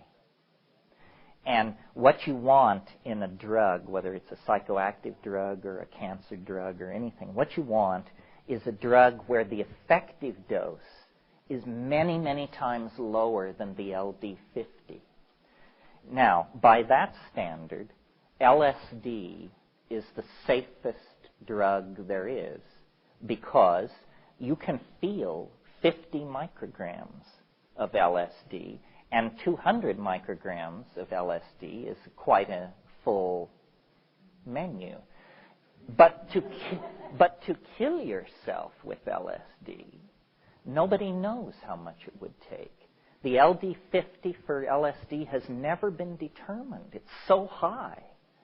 That's good news. Now, psilocybin is a mid-range in this way of classification. The effective dose of psilocybin is 15 to 30 milligrams. A fatal dose of psilocybin is around 150 milligrams per kilogram of body weight. So you can figure out what that is. That's thousands of times or several thousand times the effective dose. Well, then something like mescaline, the LD50 is only about 40 times the effective dose. And by that measurement, then, you would have to say mescaline is a rather toxic compound. And it is, in fact. You have to take 700 milligrams. This is another way of talking about toxicity. How much do you have to take? If you have mescaline, you have to take 700 milligrams. That's damn near a 000 cap filled with pure alkaloid. LSD, to 100 micrograms, you can lose it on the head of a pin easily. So that's another way of thinking about the toxicity and effectiveness. And then there's one other parameter. How long does the drug last? If you take a substance and 48 hours later you still have your phone turned off and you're lying around in warm baths and wishing for a massage, then you took a toxic substance. It's not supposed to do that to you. It's not supposed to leave you with backaches and insomnia and a wreck. Well, by that criteria, then, DMT must be one of the safest drugs there are because it carries you to a titanically psychedelic state of mind and returns you in under 10 minutes to the baseline of consciousness. Now, it takes 70 milligrams of DMT to do that. So then that's, it takes a lot more than it does LSD. Now, interestingly, and then I'll let you go to lunch, we ran a little over, so we'll go to 12:30. Here's some new data that you may not have. A new psychoactive plant has come onto the scene with a new psychoactive substance in it, previously unknown to science, in a chemical family previously unknown to contain psychoactive compounds. And this new compound can justly claim, though very little is known about it at the moment, and the experience itself is absolutely white-knuckle terrifying, can claim to be the safest psychedelic in the world because it only takes 1,000 micrograms, 1 milligram of this substance. Now remember, it took 70 milligrams of LSD. 50 to 70. 1 milligram of salvanorine alpha smoked will deliver you into a freakishly alien reality for about 15 minutes, and then you will return. And we know almost nothing about this drug at this point. We don't know it's LD50, but it's only the second compound ever discovered that is active in the microgram range. It is an isoquinoline. It is in a chemical family unknown to contain psychoactive drugs.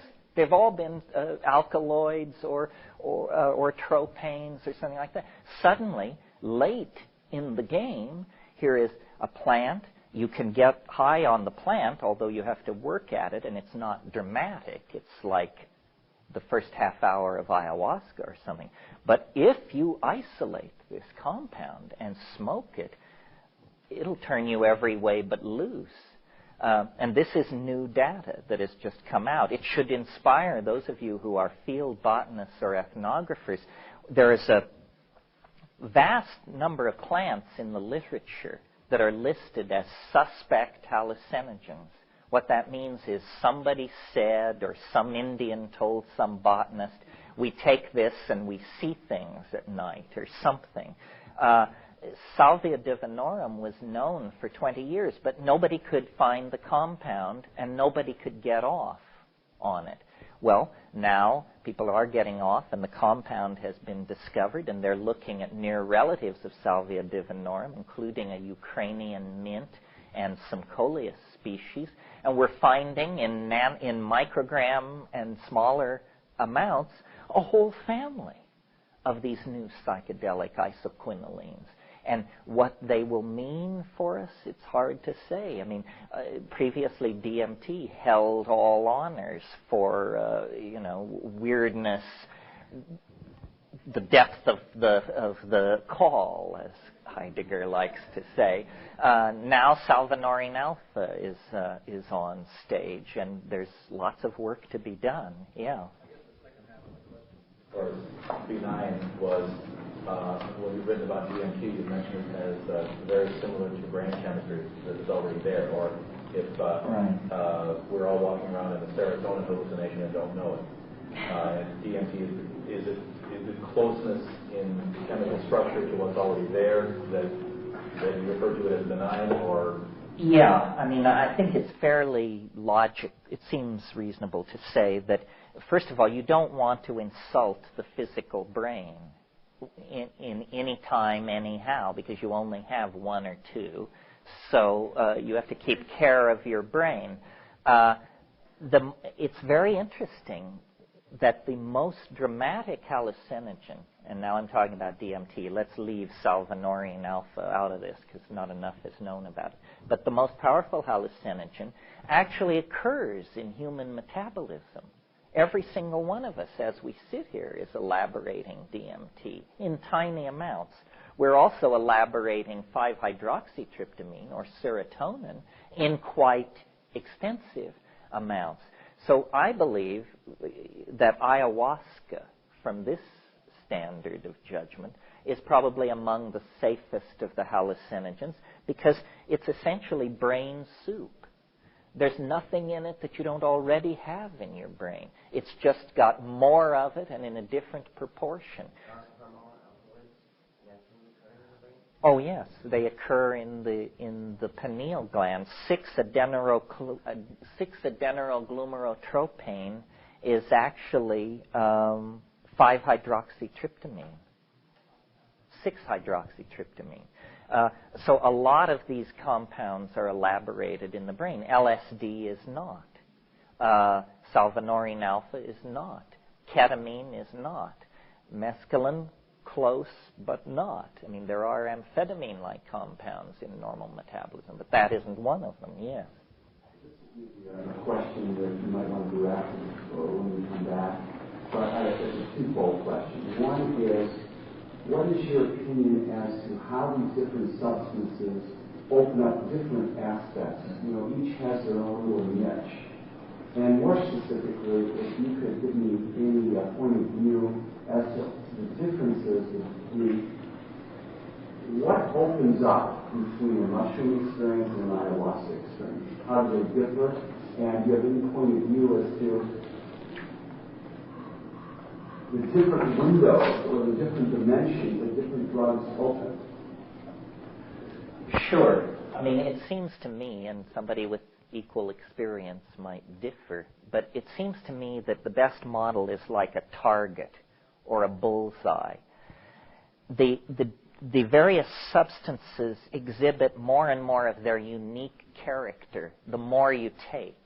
In other words, if you take a low dose of something that's psychedelic, it will clarify your vision, stimulate you, and you can't really tell whether you've taken psilocybin, LSD, mescaline, or what have you. As the dose increases, the specific characteristics of these substances begin to emerge.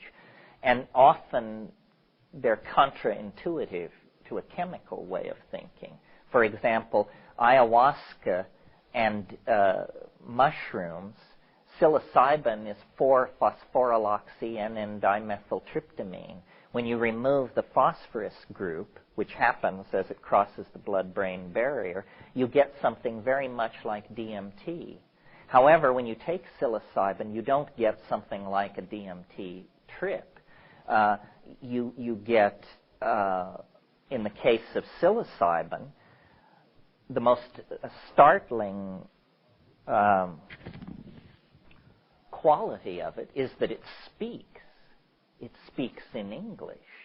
It tells you things. I mean, this sounds preposterous unless you've had the experience. It sounded preposterous to me for years. I just could not imagine what my friends meant when they said these plants talk to you until I had a conversation with it. So psilocybin speaks, and it's a kind of a Spockian kind of message. It's about enormous machines in orbit around alien planets. It's about galactarian destiny and the history of the local cluster over the last 500 million years. And it's an enormous scale, and it's about races, worlds, technologies, civilizations, on and on and on. Switch over to ayahuasca, which is chemically almost the same animal, and it's about the waters. It's about birth, death, femininity, health and disease, relationships, energy flows between people. It's very human. It's very feminine. It's very organic. And in closing, well, these are quite different messages. I mean, if you had one in the absence of the other, you would have an unbalanced view, I think, of what is going on. However, then, if you take these things and push them all, do double doses or triple doses, I'm not recommending this, but I'm just saying it has been done and we have the data, what begins to happen is everything migrates toward the DMT flash. The DMT flash seems to be sort of like the center of the bullseye. Now, I haven't personally had enough guts to smoke salvanorine alpha. I've watched people do it, and if you're going to do it, I suggest you don't watch people do it. Because I was gung-ho till then. But assuming it lies somewhere on this spectrum, what seems to be happening is all of these things propel you toward deeper and deeper states of boundary dissolution. At the first level, you simply dissolve the boundary between yourself and the part of yourself you don't want to look at. That's called dealing with your stuff. At the next level, you dissolve the boundary between yourself and other people. And this is the bonding situations and that sort of thing. At the next level, boundary between yourself and your memories of the past. All of your experience is returned to you. And beyond that, you dissolve then into what Jung called the collective unconscious or something like that. And then beyond that, Gaian mind, cosmic mind. I mean, I'm no fan of these hierarchies of named, hypostatized spiritual entities, but that's the basic idea. And finally, and astonishingly, I think the elf workshop of the DMT flash lies very close to the center of the experience, of what is possible. It is not simply, as you might have gotten the idea from reading the literature. You see, in the 60s, they wanted to map it over Buddhism or Eastern religion. And they wanted to say that as the dose increases, somehow Satori or Shunyata or Nirvana or the white light or the great void or something like that. I never had that experience. As I raised the dose, the complexity of the state complexified. It never simplified. It never became Neoplatonic. It became Borgesian, and the universe is full of a number of things. So I don't think we can, this is maybe time to stop, but I'm reluctant to connect this entire enterprise to what is popularly called spiritual growth. I just think it's more like about growth. And spirit implies some weird anti-materialist bias or something like that. I was raised Catholic. So to me, spirituality means, do you visit the sick and imprisoned? Do you clothe the naked? Do you feed the hungry? Do you bury the dead? Do you comfort the afflicted? This is when I see somebody doing those things, I say, this is a spiritually evolving person. When I see somebody taking psilocybin, I say, there is an explorer. But I don't try to lay on some moral judgment about good and evil. I think that's inappropriate. Spiritual accomplishment is manifested by moral action. And the role these psychedelics play is they may make moral action easier because they show you your memories and your debts and your mistakes, but intrinsically they are not tools for spiritual development. They are tools for the exploration of mind. And we don't know what that is. And we probably won't figure it out this afternoon. But anyhow, we'll come back here, and since it's now 12:30, let's come back at 2 o'clock. We'll place 2 announcements, actually. The first one is the constraints and the rules on the paper, that those of you who are taking this for credit, we'll meet at break tomorrow morning and discuss that. So don't worry about it until then, but it will be discussed. This is for those of you who are writing a paper. And the other announcement is Sound Photosynthesis, which distributes my tapes and videos and a lot of other people's tapes and videos, are taping this event. And will provide those of you who want it with a tape of this event when it's finished, for a fee, of course. And they also have many books, videos, and recordings back there that deal with this subject or are my books. And sometimes these things are hard to find. So if you're looking for something and you see it, buy it, because you can't always be sure that it'll come back around. And they've gone to the effort of bringing all these things in for you. Okay, we'll go to 5. So at 3:30, or roughly, we'll do a little break. Well, is there... you all went off to lunch somewhere, not where I was, so I don't know where you went. You found the restaurant I couldn't find. But did you... do you want... are there issues outstanding from this morning or a direction you want to send us off in? Yeah. I keep getting the feeling that maybe psychedelics should be used more for teaching rather than continued use in terms of what in later they're saying about needing to be mainlining all the time. I can't see that that's what the purpose is. That maybe once you learn the territory, you learn the state, that the onus is on you then to operate from that more and more and more and more rather than to keep taking more psychedelics. Well, I was just talking to this reporter from the San Francisco Bee, or from the Sacramento Bee, about this very thing. I think if you're stupid, there's just no hope. You know, you have been afflicted with a terrible circumstance, and you have to struggle with that. You know, a lot of people took LSD in the 60s, and it seemed to have no effect whatsoever on them. I mean, you know, a lot of pretty colors and this and that, and then they went out to be war planners and corporate executives and so forth. I think it's very important to talk about and analyze your experience. There is no communication even within the confines of your own mind if you can't describe what's going on.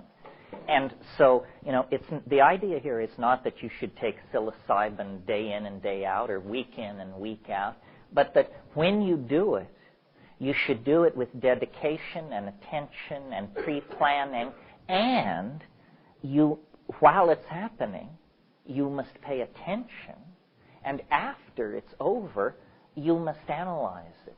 You must understand it. You must try. It's a tool for thought. It's a tool for understanding. And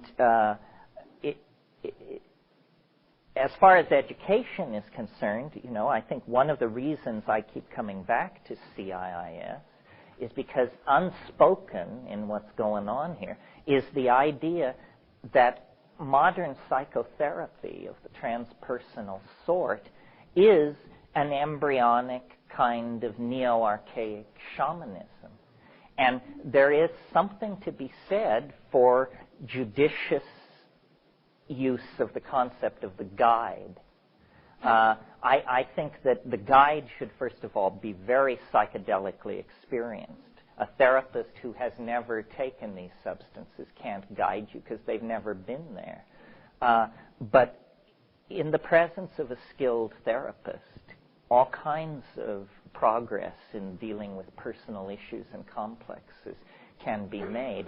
People say this stuff is escapist, but nobody who's ever taken it will line up behind that. It's too difficult. I mean, I've had people say to me, I've heard people refer to psilocybin as silly-cybin, and said, I've never had a bad trip on psilocybin. And I think to myself, gee, I wish I were you, because I don't think the goal with this stuff is to get through it without ever having a bad moment, sort of unscathed with the parental seal of approval stamped across your chest. The goal is to learn, and learning is often painful. And the most important lessons are often the most painful. I mean, if you're going to have to drop an attitude or a way of relating to somebody or an opinion about yourself or something, these things are painful. And often you don't just say at the height of the psychedelic, oh, I see, I should change my mind. No, often there's tears and soul-searching and then a sense of dawning light and then the conversion. This is not easy work to do. It's not easy for anybody to do. I had a guy tell me once in the Amazon, he said, just don't think because we wear penis sheaths and live in the rainforest that this is easier for us than it is for you. It's not. It's as challenging to your humanness. It challenges your humanness no matter where you start out from. So you have to bring something to it. But if you bring something to it, it will work for you. And I'm of the opinion, and I get a lot of flack from this, and you're perfectly free to pile on, that many other spiritual techniques of advancement don't work. Even if you are intelligent, dedicated, attentive, they just don't work. Or they didn't work for me, that's all I can say. This will work, and if you bring sincerity and integrity to it, it will respond beyond your wildest dreams. Yes, did you want to say? Sort of along these lines, I was thinking, there's a thought that came to my mind while I was at lunch, which has, I'm going to call it embodying the logos. And I'm not sure that phrasing is correct. I'm not even sure I know exactly what I'm talking about.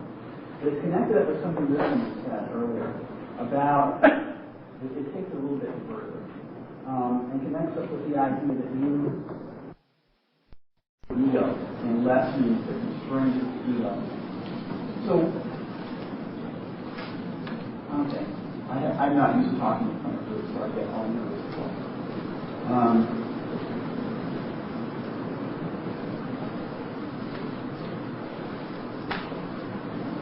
It seems to me that there's a certain quality, like you were saying, that has to be brought to the experience in order for it to be of any value. I mean, now I can get really bloated and see all kinds of things, as you said, and come back and not be substantially different, unless I'm willing in some way or other to begin to embody what it is, this gnosis that I saw. And that, at that point, begins to change the direction of the whole of my life. And it's really the question, I think, that's before us, that what we're dealing with is how are we as a species going to get beyond this particular impact from history. So the question is, how do we embody this?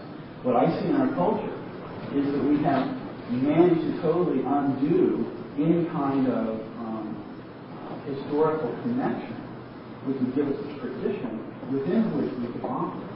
So we're kind of almost starting from scratch and borrowing bits and pieces from archaic culture. So this point that you just brought up about transpersonal psychology, I agree with you. This is sort of the direction we're moving in. It's not really so much a discovering something new, but recovering something which is not lost. Right? Yes, absolutely. Yes.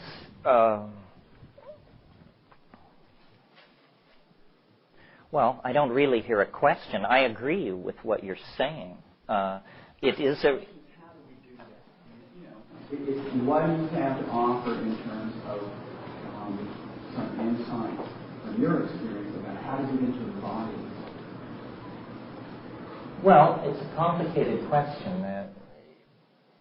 I'm an alienated intellectual. Probably most of you are as well. I may have been that before I ever reached psychedelics. Basically, I think that it almost comes down to practicing a noisy form of aesthetic criticism of the society. If something is stupid, you should say so. And if something is tasteless or brutal or insulting or demeaning, we just have to say so. Now, the problem is there is so much that is tasteless, insulting, and demeaning that you would spend your entire time doing that. Well, isn't that what the countercultural milieu is?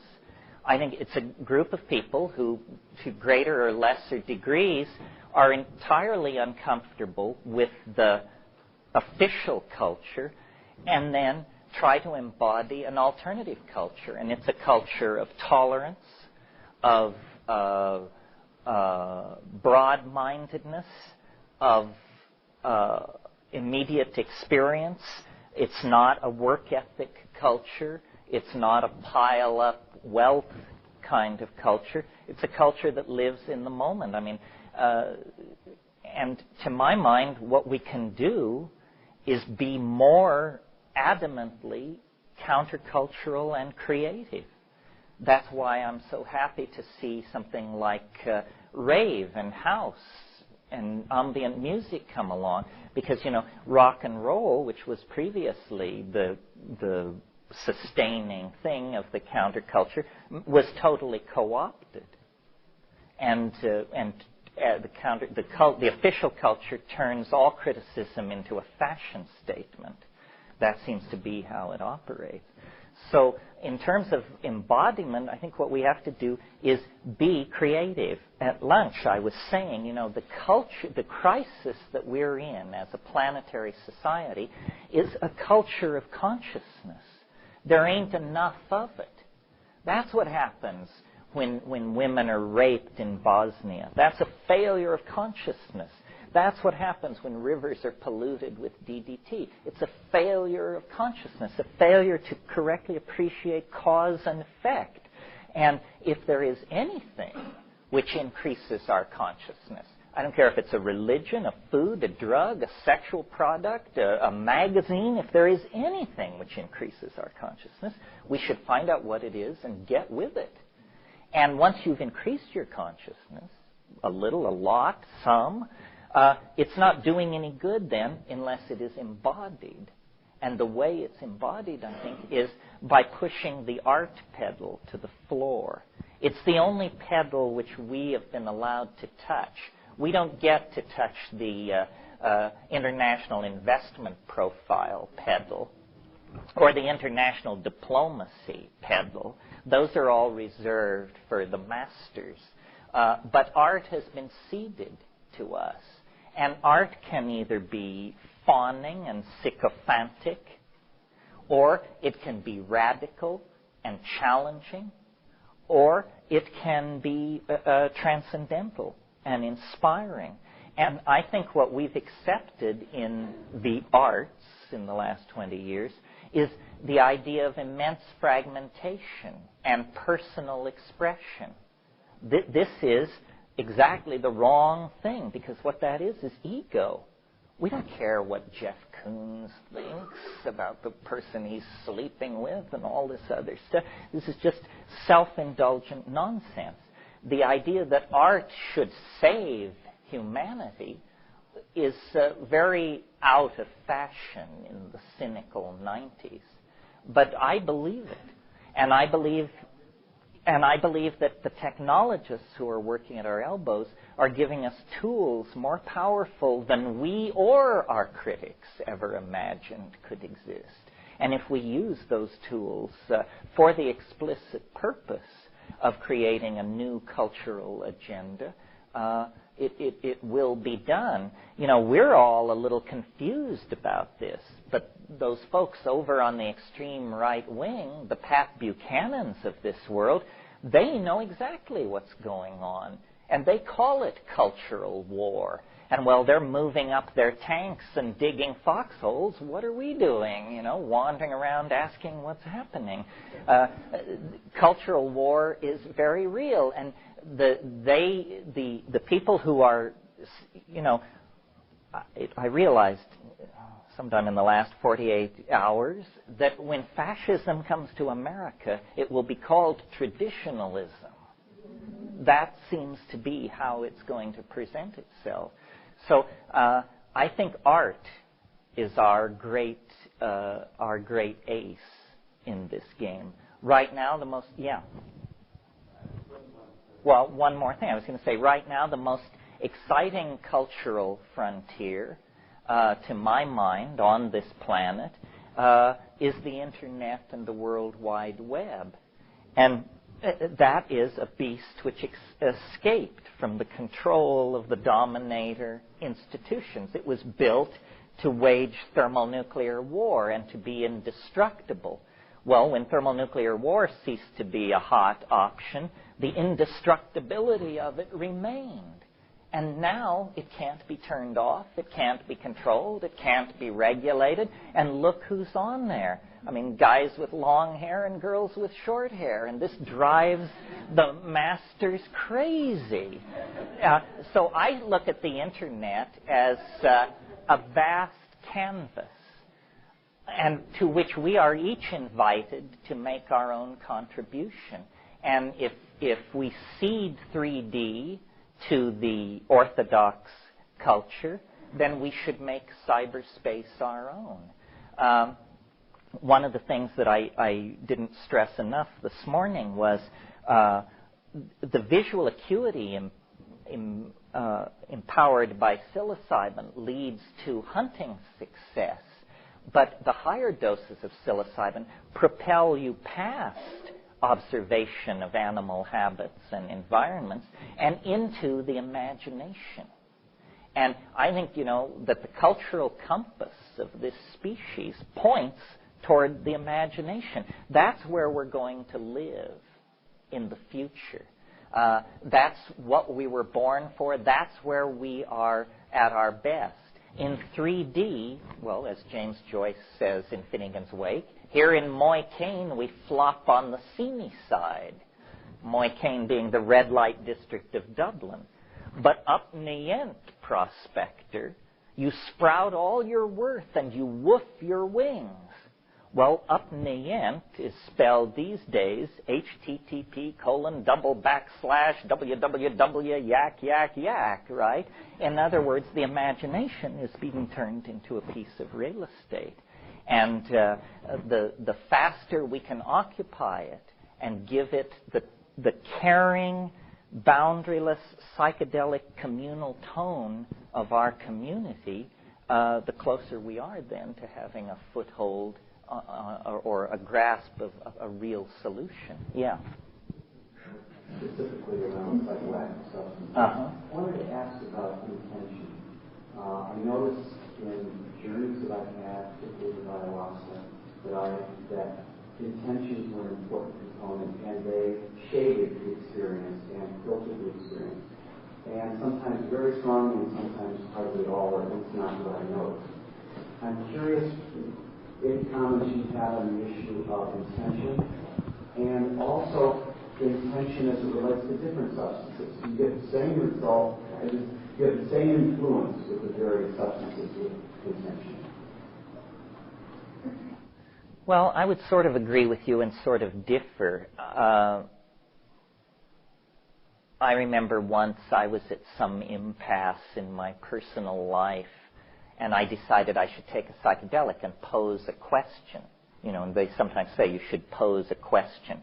And I had never done that. So the question was, am I doing the right thing about my life? And, well, the answer came back, what kind of a chicken shit question is that to ask a galactarian intelligence? Well, I suppose that was the answer I needed to hear. It put my problems in perspective. I realized, you don't ask Freud to clip your fingernails, for God's sake. So, in that sense, I'm not sure about intention. But the way I understand intention is that you should very conscientiously control set and setting going into it. Don't take these things in crowded, noisy, socially complex environments on an empty stomach with people you don't know. This is definitely a bad strategy to follow. And it's, dancing your ass off in a noisy environment is a perfect strategy for clearing your system of a drug. I mean, if you take a drug you don't like, what do? You go outside and chop wood for 3 hours, and then you feel much better because you physically worked it off.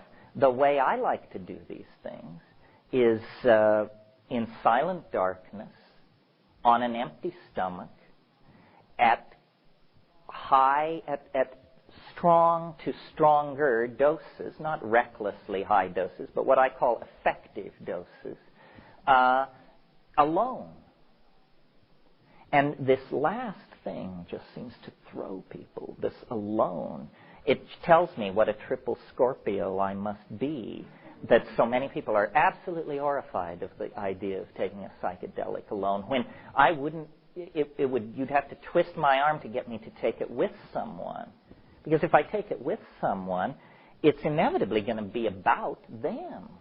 And I may not want that much of them in my life, Even if I take it with someone and they never say a word, and we both lie side by side not touching, I don't drift deeply into my trip.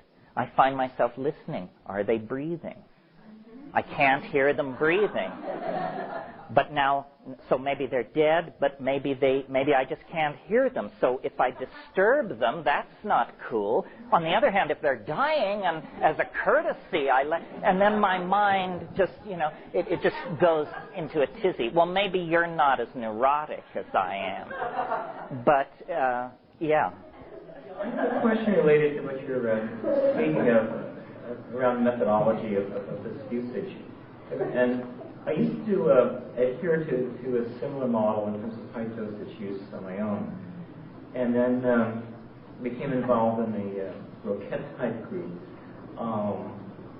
which for a variety of reasons I've left, including, I guess there's another part of that, which is that there was a tremendous amount of undercurrent deception and guru abuse in the group, which unfortunately I didn't become aware of until quite a while later.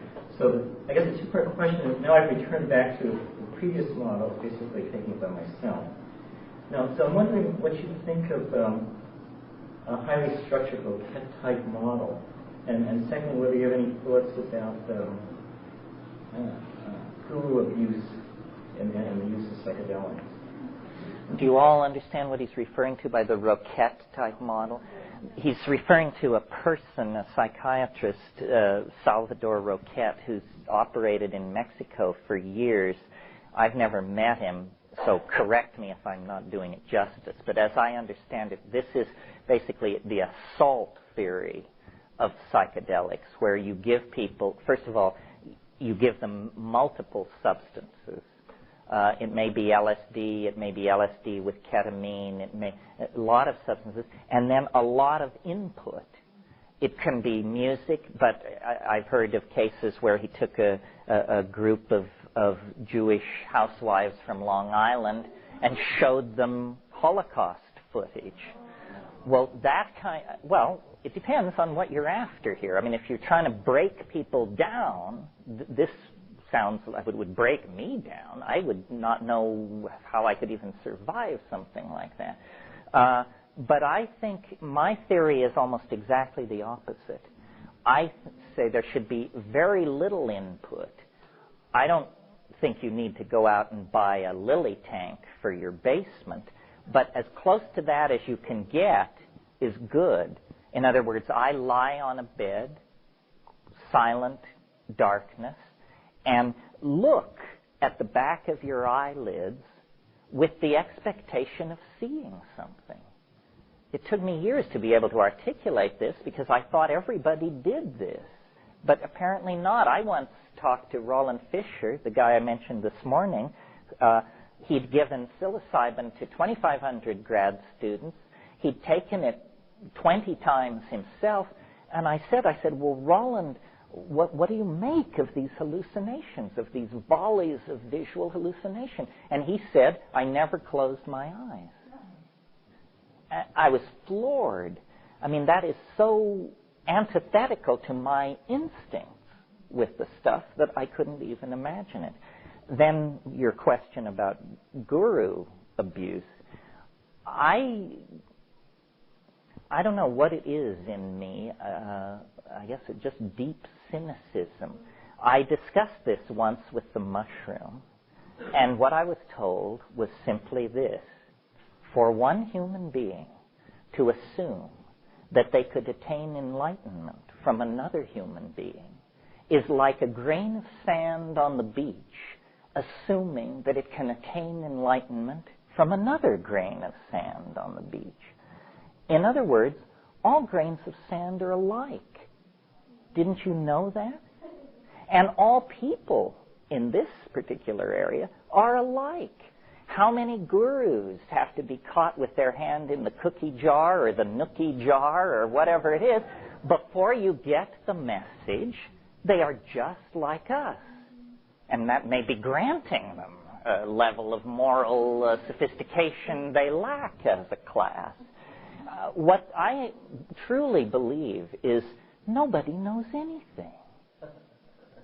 The more generous position is, the Buddhists have a piece of the action, and the Mormons know something, and everybody has a piece of the action. The mushroom says nobody has a piece of the action, that no one knows anything. And that's tremendously liberating, and it carries a responsibility for you to take yourself seriously. You have no other source. Everything else is going to be hearsay, secondhand, rumor, thrice told. Yourself is your instrument for the exploration of these dimensions. There is spread through the world a lot of what I call, and I hate the gender bias in calling it this, but it would be dishonest to change it. I call it wise old man woman. Wise old man knowledge. It could be wise old woman knowledge. There's a lot of this all over the world. If you go to Asia, you will see men sitting in doorways at evening, smoking their pipes and watching the sunset as their grandchildren play at their feet. It's a safe bet. This person never took LSD or psilocybin, and yet they've attained a certain kind of existential validity, wisdom, comfort with the phenomenon of their own being. And that can be taught and handed down and talked about and inculcated and cultivated. But this psychedelic thing is something very different. I don't think anyone can lead, because I don't think anyone is in a position to lead. If you counter by saying, what am I doing? I'm pointing toward an open door. That's all. The method and the material is what you need to take away from this weekend. The opinions of Terence McKenna are simply that, and worth just that much. But if you take the techniques and the materials, you can create your own world of meaning and coherence. Yeah. By strong dose, how many grams by mushrooms? 5. If you weigh 145 pounds, 5 dried grams. Weigh it. This is the other thing. People don't weigh their doses. They eyeball it. Well, the ego, in a frantic effort to save itself, has an amazing ability to overestimate the weight of mushrooms. When you actually show somebody 5 dried grams lying on a plate, they usually pale visibly at the very thought that that's what you're talking about. Yeah. When does that 5 dried grams include capstan? Doesn't matter? Capstan doesn't matter. I just wanted to add that there are species that are quite a bit stronger than others. Yes, good point. When I say 5 dried grams, I mean Stropharia cubensis, Psilocybe cubensis, which is the commercially cultivated one, the large, silvery, stiped, golden capped mushroom. Some of the Pacific Northwestern species are twice as strong or 3 times as strong. But if you were to have just applied this literally across the board, you probably get further faster than if you are careful. What about taking that in fields around in the area? Well, you know what they say. There are old mycologists and bold mycologists, but there are no old, bold mycologists. If you're going to do that, learn your taxonomy or join the San Francisco Mycological Society or something. Many of these things are hard to confuse with anything else, but Psilocybe semilanceata is in fact easily confused with a species of Galerina that you don't even know there's a problem till 12 hours after you've eaten them, and at that point you're dead on arrival. There's nothing science can do for you. Your liver has just turned to mush. So what I believe people should do is cultivate mushrooms. I mean, you want to take the alchemical path. The cultivation of mushrooms is an incredible spiritual and physical discipline. It will teach you all those good Lutheran values, cleanliness, punctuality, attention to detail, how to keep a clean workspace, for God's sake. And then you are absolutely confident, and you have also obtained karma-free mushrooms outside of the cycle of inevitable criminal syndicalism and the karma that carries with it. And I've participated in it plenty myself, so I'm not knocking it. But it would be nice if people would produce their own mushrooms, because inevitably you produce more than you can use, and then, can help people out down in 5B or something. Yeah.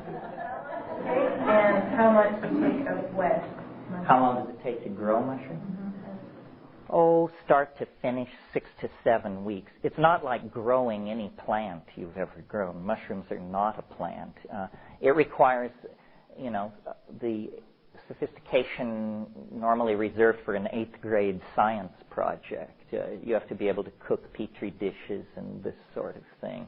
And then? How many days fresh? Fresh. If you will dehydrate the mushrooms, you'll discover they're 90% water. So 5 dried grams becomes 50 wet grams. And again, this is a plateful. So figure 10 times more than if it's dried. Or if you're a little conservative, 8 times more than if it's dried. Yeah.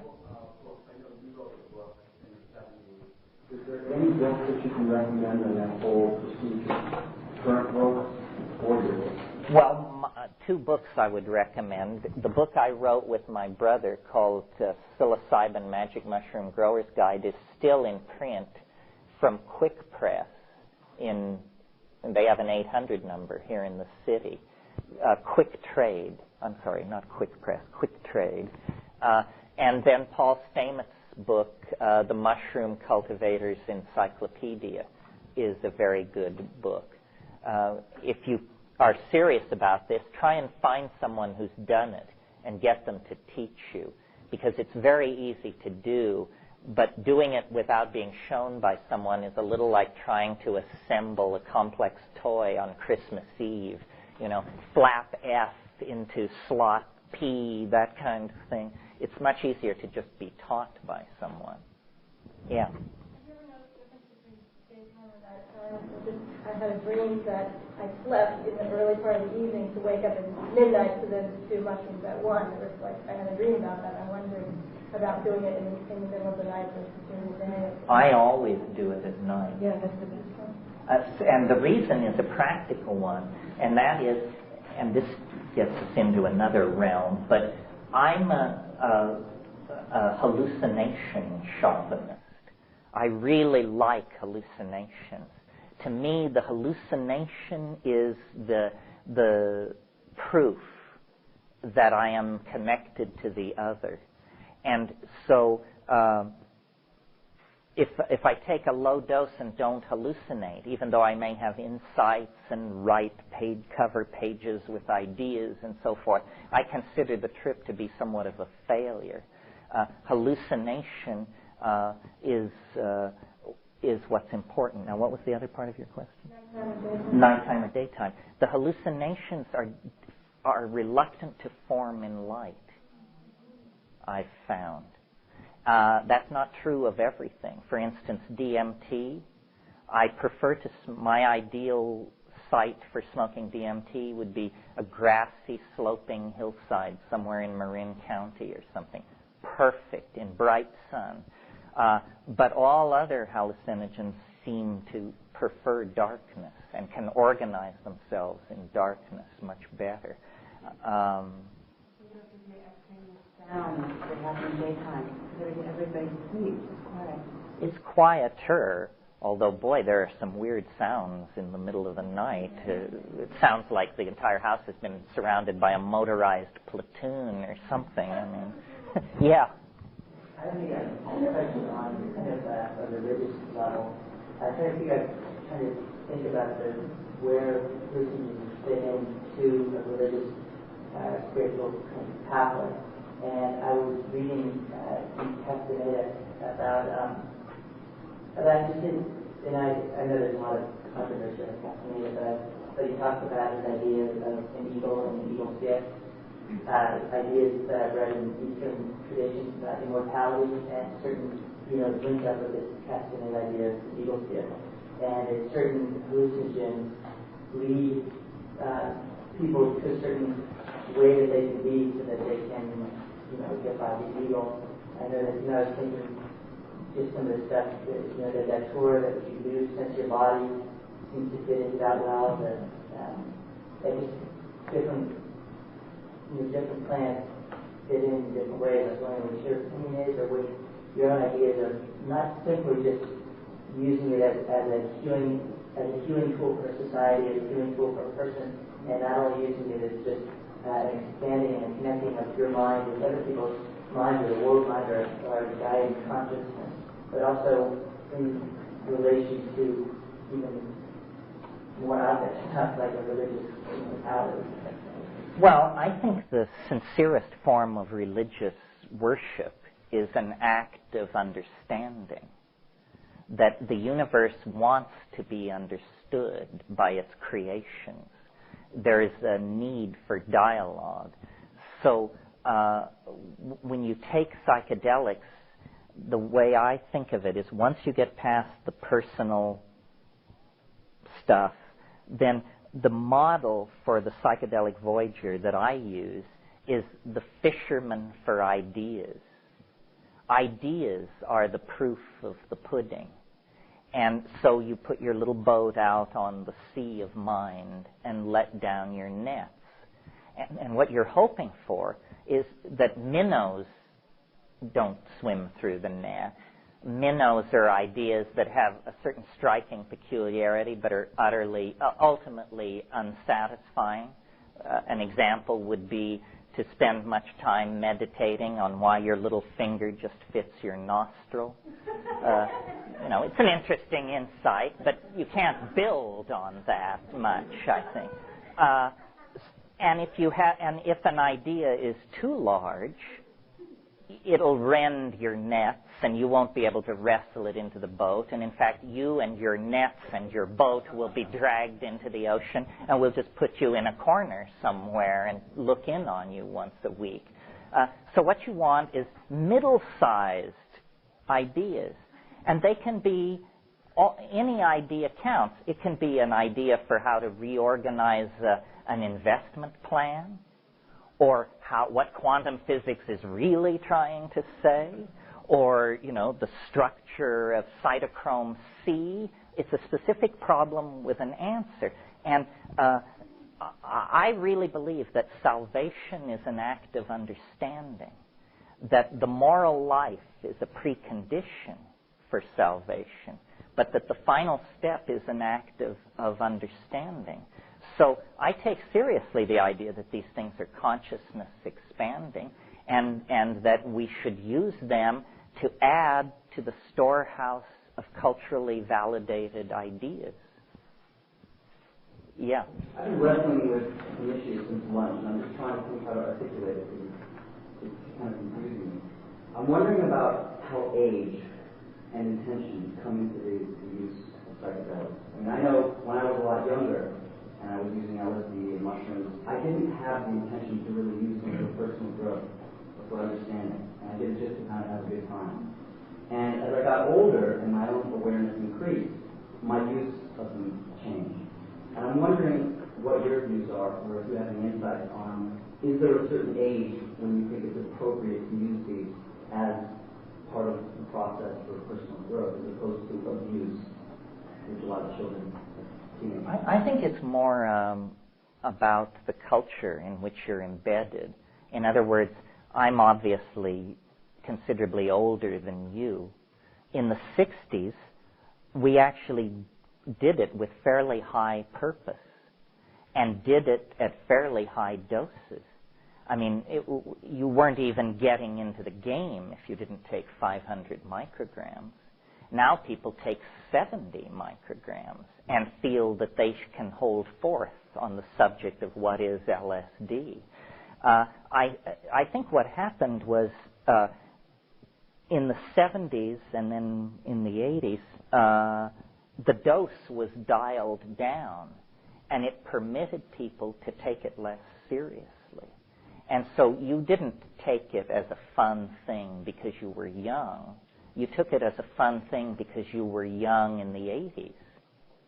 And that was how the 80s dealt with it.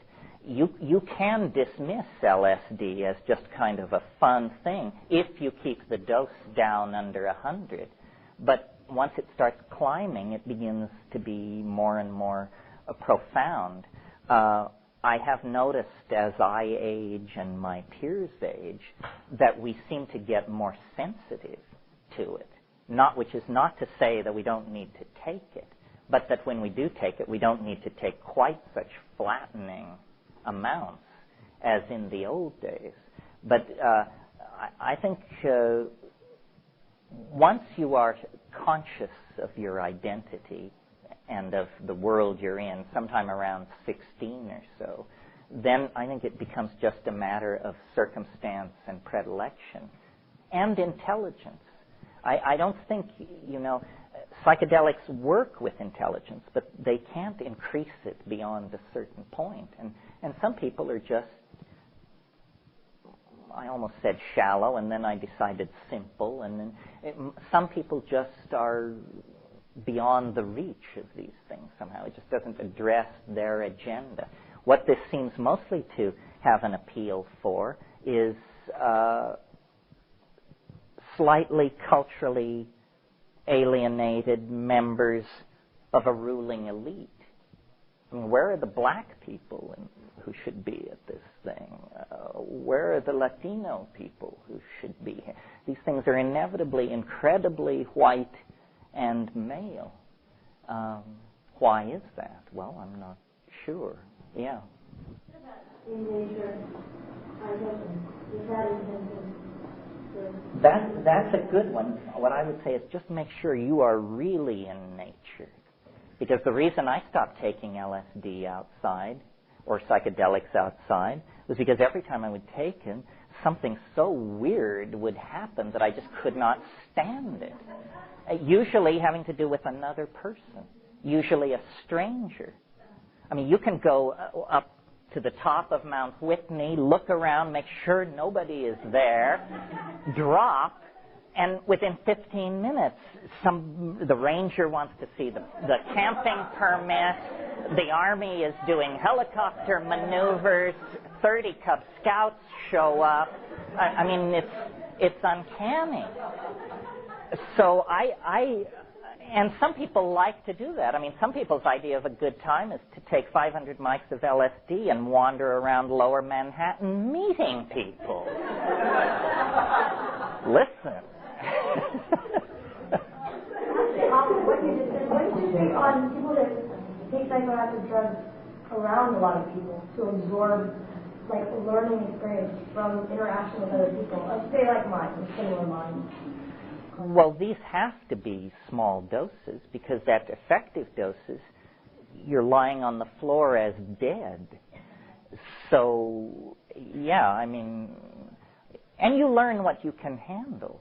I mean, some people can take vast amounts of LSD and it would never enter your mind that they're loaded at all. And other people, you look over at them and they're bursting into laughter and can't behave themselves. I was wondering if you elaborate more on DMT and like insights, experiences. Well, I think DMT is, if DMT didn't exist, we would have to invent it. It's sort of, there has to be something in the world. There has to be a weirdest thing. Once we have the concept weird, there has to be a weirdest thing. And DMT is simply it. DMT is that thing which, above all other things, you have convinced yourself doesn't exist. It's the one thing you are certain is impossible. That's how it seemed to me. It completely deconstructs reality in a completely unexpected way. In other words, reality can come apart many different ways, and if it begins to come apart, you hope it will begin to move along some traditionally sanctioned spiritual arc, toward Jesus or heaven or hell or something identifiable. What happens with DMT is there's an eruption of the unexpected. It seems to be in its nature to be unexpected. And it seems to carry the message with incredible intensity that everything you know about reality is wrong. It isn't what you think it is. When you smoke DMT, when I smoke DMT, and according to Rick Strassman's research out at New Mexico, when most people are exposed to DMT, very quickly, like within 30 seconds to a minute, you are conveyed into an inconceivably alien and dramatic environment of 100% hallucination. Nothing you have ever seen before is there. There is nothing there that the English language can describe, because there is nothing there that any English-speaking person ever has encountered before, or German, or French, or Swahili.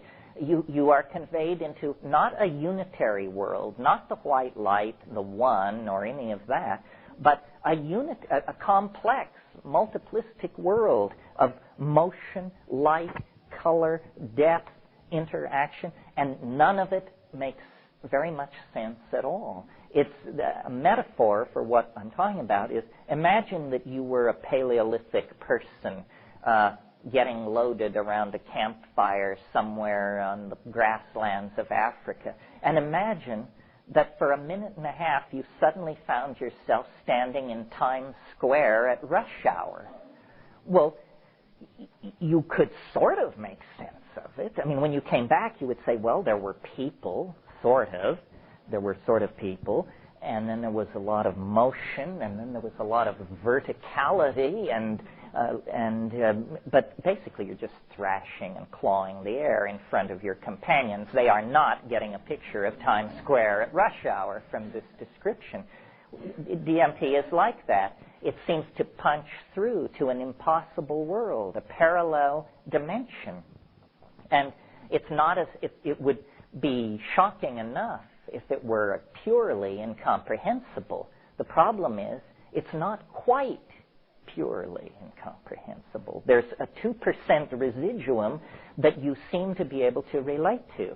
These self-dribbling basketball-like entities that I call tykes that come bounding up and leap into your body and crawl all over you and jump in and out of your chest cavity.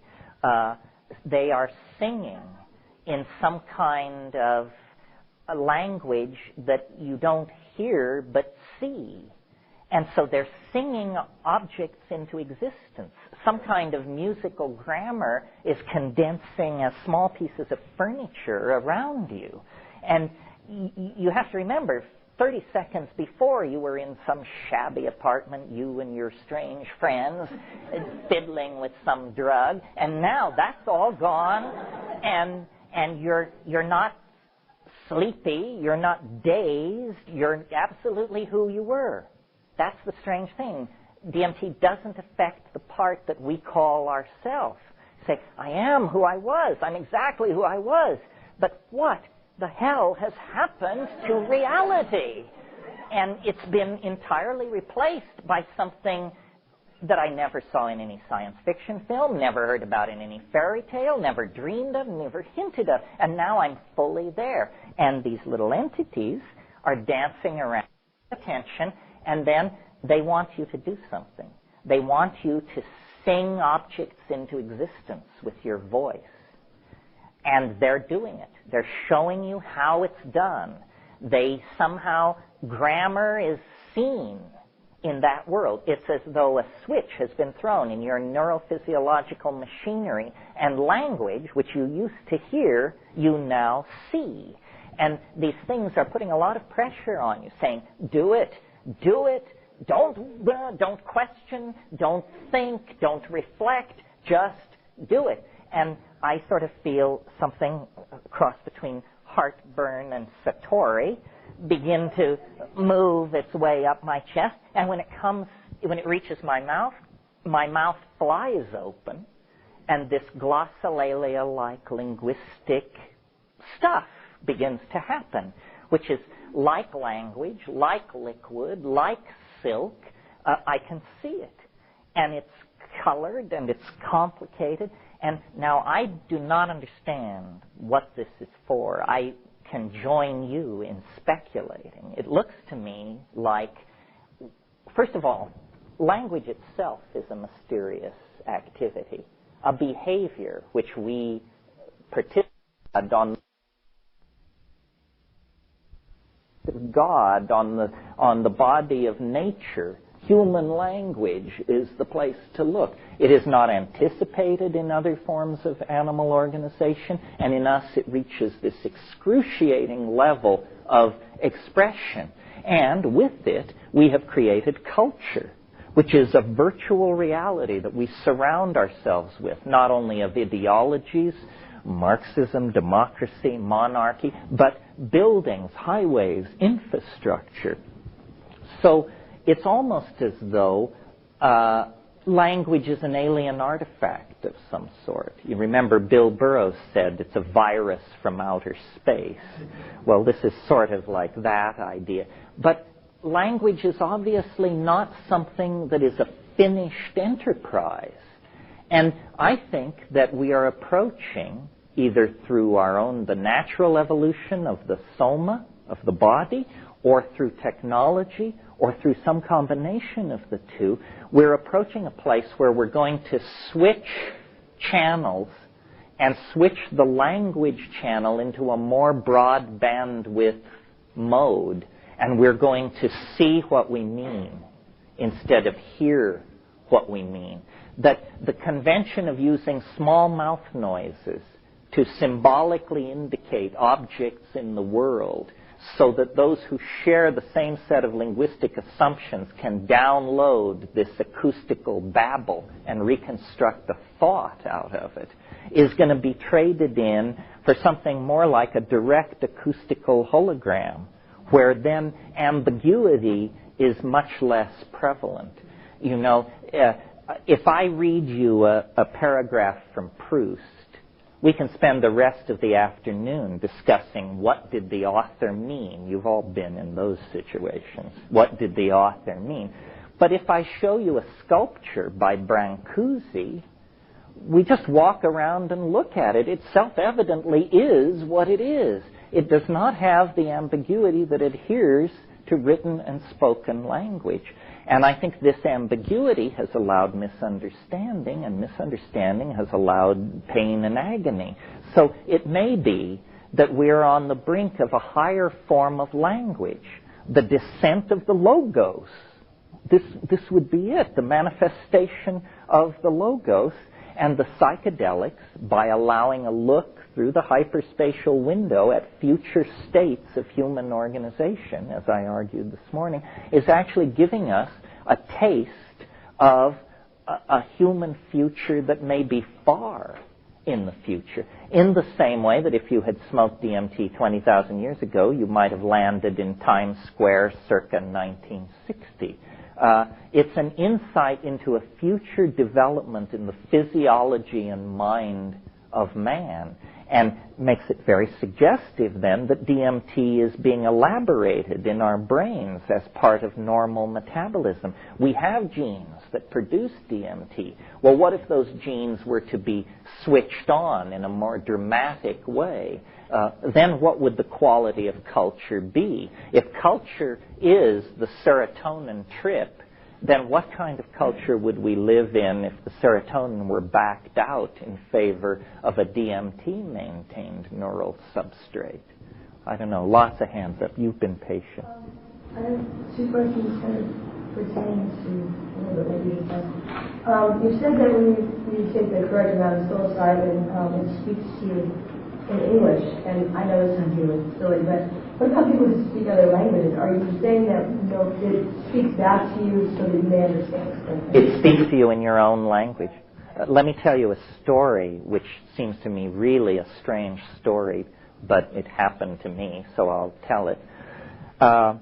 When I first started growing mushrooms, I was testing all these batches and taking it quite a bit of the time. And one evening, I got locked into this voice thing, and it was singing a little song, and the song was something like this: da da da da da da da da da da says, da da da da da da da da da says, it ended each line with the word says.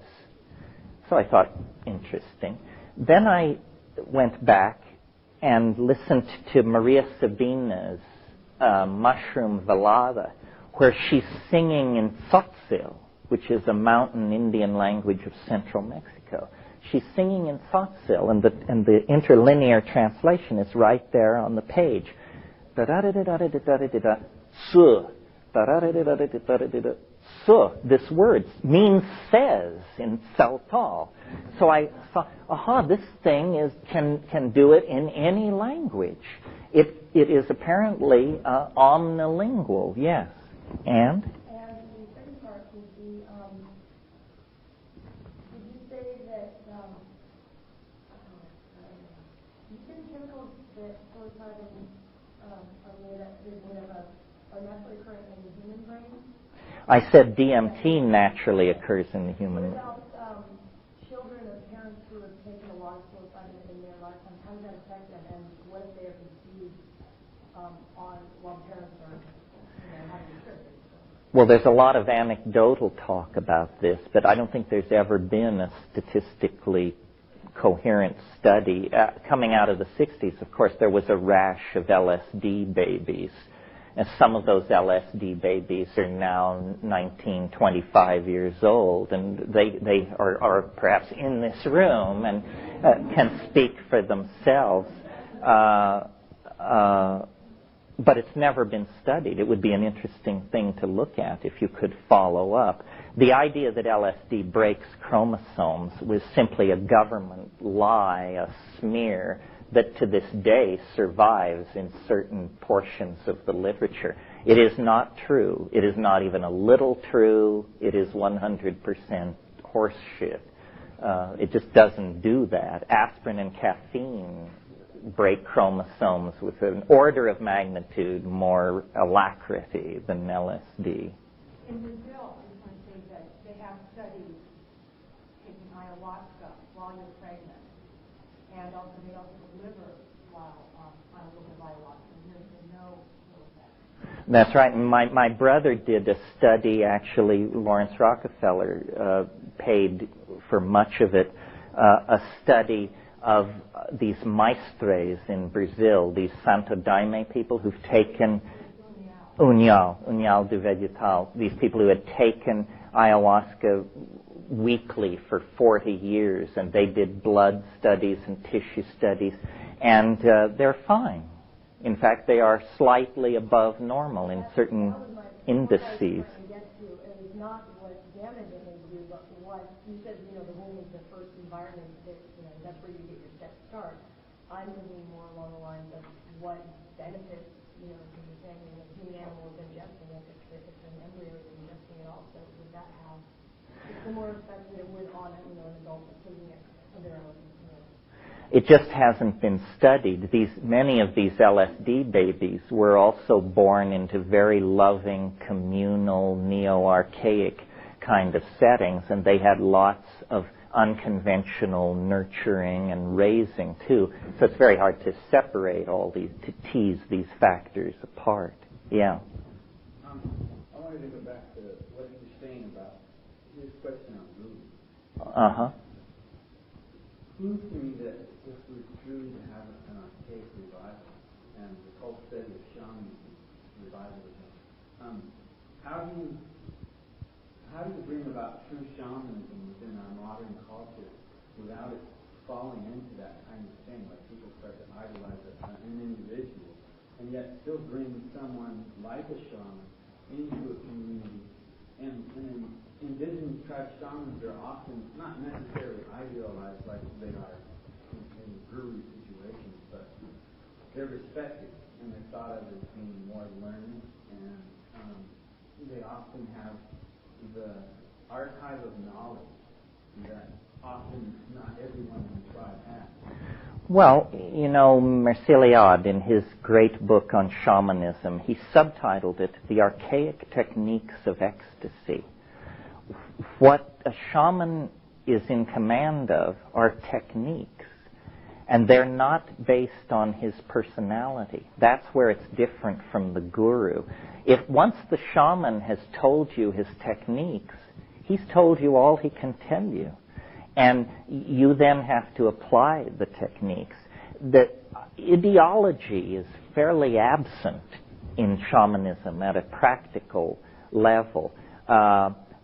It's basically about experience, not about an ideological preconception of things. The way I handle gurus is just to simply say, what can you show me? And then if you're told, well, you have to sweep up around the ashram here 12 years or so and do daily prostrations, and then we'll cut you in on the good, you just can pick up your knapsack and keep going. Because the real stuff is not hidden like that.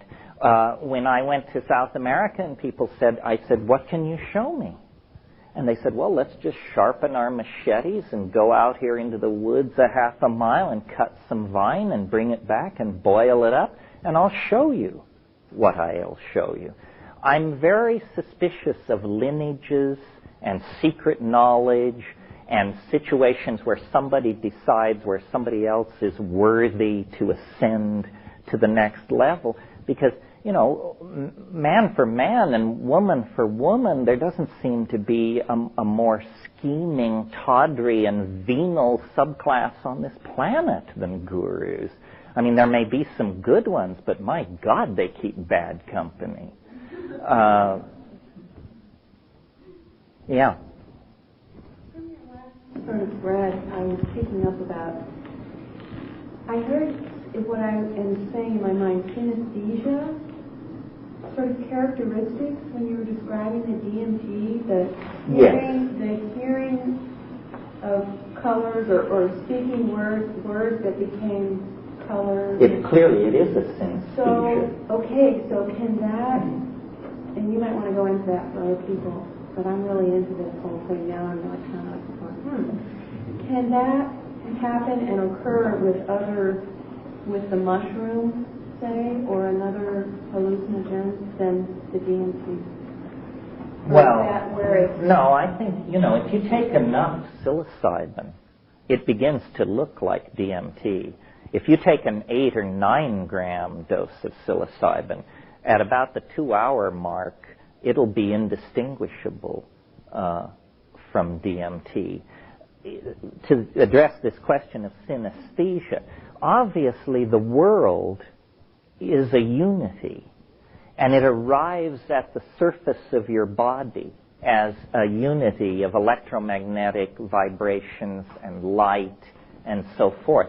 But your senses break it up at that point. Your eyes tell you about light. That's a certain range of electromagnetic radiation. Your ears measure pressure waves in the air, the acoustical range. Your hands inform you about the tactility of the world. But the world is one thing. So it's almost as though the senses are reunified in synesthesia in a way that may have been originally intended and is for some reason fallen out of our physiological repertoire, or perhaps exists as a future state. But yes, tasting shapes, seeing colors, feeling music. There are people who have unusual neurological conditions who live in these kinds of spaces, and it's very hard to... Some of you may know the guy who wrote Oliver Sacks' book, The Man Who Mistook His Wife for a Hat. It's a wonderful book. And The Man Who Tasted Shapes, that's right. Hey, what's the story of your book? You have a book called Synesthesia, don't you? Yes, I'm a little embarrassed by it because it breaks my proletarian mold. There were only 70 copies of that book, and it costs about $1,500. And what it is it's a showcase for an artist named Tim Eli, who is very famous in the world of made books. And he's at the top of the made books thing. So I contributed a text. He made the paper and the binding and set the print and painted on each page of each book in a special, unique way. And it's an art object. Yeah. Your book on cultivating psilocybin mushrooms had a very strong impact in terms of the accessibility of mushrooms. And DMT is much harder to obtain than mushrooms. And I know people who have explored Jonathan Ayahuasca analogs and Asian reviews, which is around Polaris, with very mixed success. And I'm wondering if you have any thoughts about similarly accessible ways of making DMT come into existence. Yeah. Well, I don't advocate, if you're not at least a third or fourth year biochemist, you shouldn't attempt it because it in the laboratory, because it involves the use of LIAH. Here's a book called Psychedelic Shamanism that has recipes, but LIAH, lithium aluminum hydride, is very explosive, and don't make a fuel of yourself. The other approach is to try to find a weak source in nature and concentrate it. And Phalaris grasses, Phalaris tuberosa and arundinaceae, you can grow them and do a low-tech water extraction. I'm not sure, nobody has ever handed me a gram of DMT created by these techniques. This is all sort of backyard theory, but in theory it should be able to do this. There's also a plant called Desmanthus illinoiensis that grows in the Midwest that has a very high concentration of DMT in the root bark. It's interesting to talk about that plant for a moment because it's only been known that it contained DMT in the root bark for about 5 years.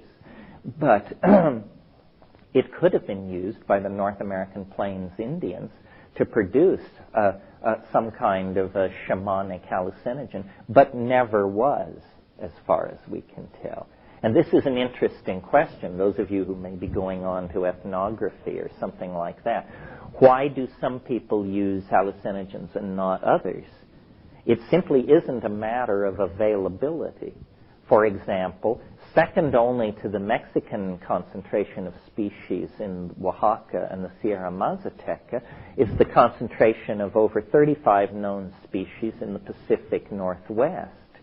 Yet evidence of use of those mushrooms by the Tlingit, Tsimshian, and the Northwest Coast Indians is very hard to come by, ranging from maybe none to maybe a little tiny bit. But by no means is it established that they did this. This Desmanthus thing is another thing. Why was it never utilized? This new chemical and plant that I talked about this morning has an interesting relationship to all this. Salvia divinorum, this Mexican mint that contains salvinorin alpha. It's used only by two fairly small language groups, the Tzotzil and the Tzoltal, and they call it hojas de la pastora, the leaves of the shepherdess. But when you ask them, well, what do you call it in Tzotzil? What do you call it in your language? They say, we have no name for this plant in our language. Well, that's impossible if they've been using it for any length of time at all. It seems to suggest, and they say, that this is a new plant. But what's puzzling about that is it's known from nowhere else on Earth.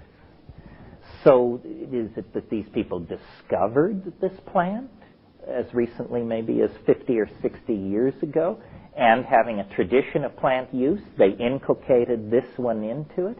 There's a similar case in Africa. You probably all know about iboga, Tabernanthe iboga, which is the only really major African alkaloid containing plant. And it's the basis of a religion in Gabon and Zaire called Bawiti. And interesting on this gender issue, just as an aside, this stuff is used to hold relationships together. It's well understood that that's what it's for, is to bond people. But, and these people who use it, the Fang people, they say they got it from the Pygmies. But what's strange about Iboga is there is no record of anybody using it before 1870, anywhere. This is very puzzling because the Portuguese had been into West Africa since the 1440s and trading and buying slaves and bringing back artifacts and this sort of thing. No record of Iboga use before 1860. So we can't assume always that these things are ancient. There's a lot of controversy about peyote. Peyote, if you're not looked into the matter, you might assume this is this ancient hallucinogen. But in fact, most of the evidence argues that until the 1880s, Sephora secundifolia beans were the preferred shamanic intoxicant of the Rio Grande drainage. Well, now, today, Sephora secundifolia is considered a poison. It has cytosine in it. It's a terrible thing to take. This is another thing, I mean, as long as I'm just riffing on these things, you have to realize that intoxication is a culturally defined situation. For example, in Madagascar, the Malagasy Republic, the large island off eastern Africa, there are no major psychedelics, but there are what are called ordeal poisons. Well, these are plants where you take it, you think you're going to die, you beg to die, and then you get better and are fine. Well, people come out of that reborn, rededicated to their families and their professions and their position in society. Why? Not because it was psychedelic, but because a near-death experience is intrinsically an experience which causes you to re-examine and re-evaluate your relationships to the world and other people. Yeah. But I heard a couple of years ago a popular underground designer drug in Japan or something that invoked a certain kind of near-death experience with something that was described as being a kind of neurological state that the body then undergo in cases of very catastrophic, and basically it would give you a certain kind of experience of a violent kind of demise, and that had some kind of popular use. It's not true. It probably will be in time. Some people have nominated DMT for that role. My friend Rupert Sheldrake, he calls it a thanatoptogen. He says, when you really die, when you are beyond any returning, DMT floods the dying brain. And the only way you can have that experience without dying is to artificially induce it. This may be so. I mean, one of the most challenging things about DMT, and we might as well, it's the afternoon of the first day, so we might as well dig into it. What about these entities that I talked about? What about the types, the self-transforming machine elves, the jeweled geometric basketballs? Are we to just dismiss this as hallucination, we whose lives are built on hallucination? Or what is to be made of that? What kind of an entity can have a mind but not a body and be loose inside your mind? I think that possibly, I mean, this is sort of the most woo-woo place we'll pass through unless you bait me. But if you ask shamans worldwide, how do you do what you do? They will say, well, we use ancestor spirits. The ancestor spirits help us. Well, you know, you may think you're countercultural, but most people hearing about ancestor spirits are able to dumb that down into, oh, these naive, charming Indians, you know, that sort of thing. But what if there is actually something which survives bodily death, that is actually continues to exist in a dimension which we would have to call mental or trans-real? And what if you can come and go from that dimension using shamanic techniques? Well, that is in fact what shamanism has always claimed to anyone who would listen. They say, you know, the shaman passes back and forth through the same doorway through which the dead pass, but they do not return. The superhuman condition of the shaman, his or her ability to cure, to handle fire, to drive metal objects through flesh, all of this is to show that they are of both worlds, that they partake in the ontos of normal being, but they also partake in the ontos of transcendental being. And I think it would be the most astonishing cultural development of the last 500 years if we were to actually learn something about the after death that would strip away our materialist and cheerful assumptions that when you go into the ground, you're nothing but compost. In a way, that belief has been the permission for all of our dumbing down and devaluing of ourselves, our society, each other, and the planet. The belief that, well, ultimately it doesn't amount to anything anyway. Well, what if ultimately you don't know what you're talking about? Then you have to come to terms with that. Yeah. Well, it's interesting. Here's a couple of points you made. I've done a lot of psychedelics and I quit after a period of time just to sort of dry out. Recently, in the last 2 years, has been the Mata religion, which is the Afro-Brazilian religion in the past and everything else. Now, there isn't any drug taking there, but we have had, and I've witnessed at various points, experiences with the ancestor saying there were 15 people in the room all singing basically, that's it. And when afterwards we went around the room, the experiences were all remarkably similar. And I don't know what that's proof of, but it was very unique. When I sort of kept accent. Wow. It was very interesting. So there is, you know, I think there is, out of the tradition, I don't know if it's changed over time, etc., but I do believe that psychedelics open up the door for a lot of people, but I think once the door is open, something can access it pretty easily.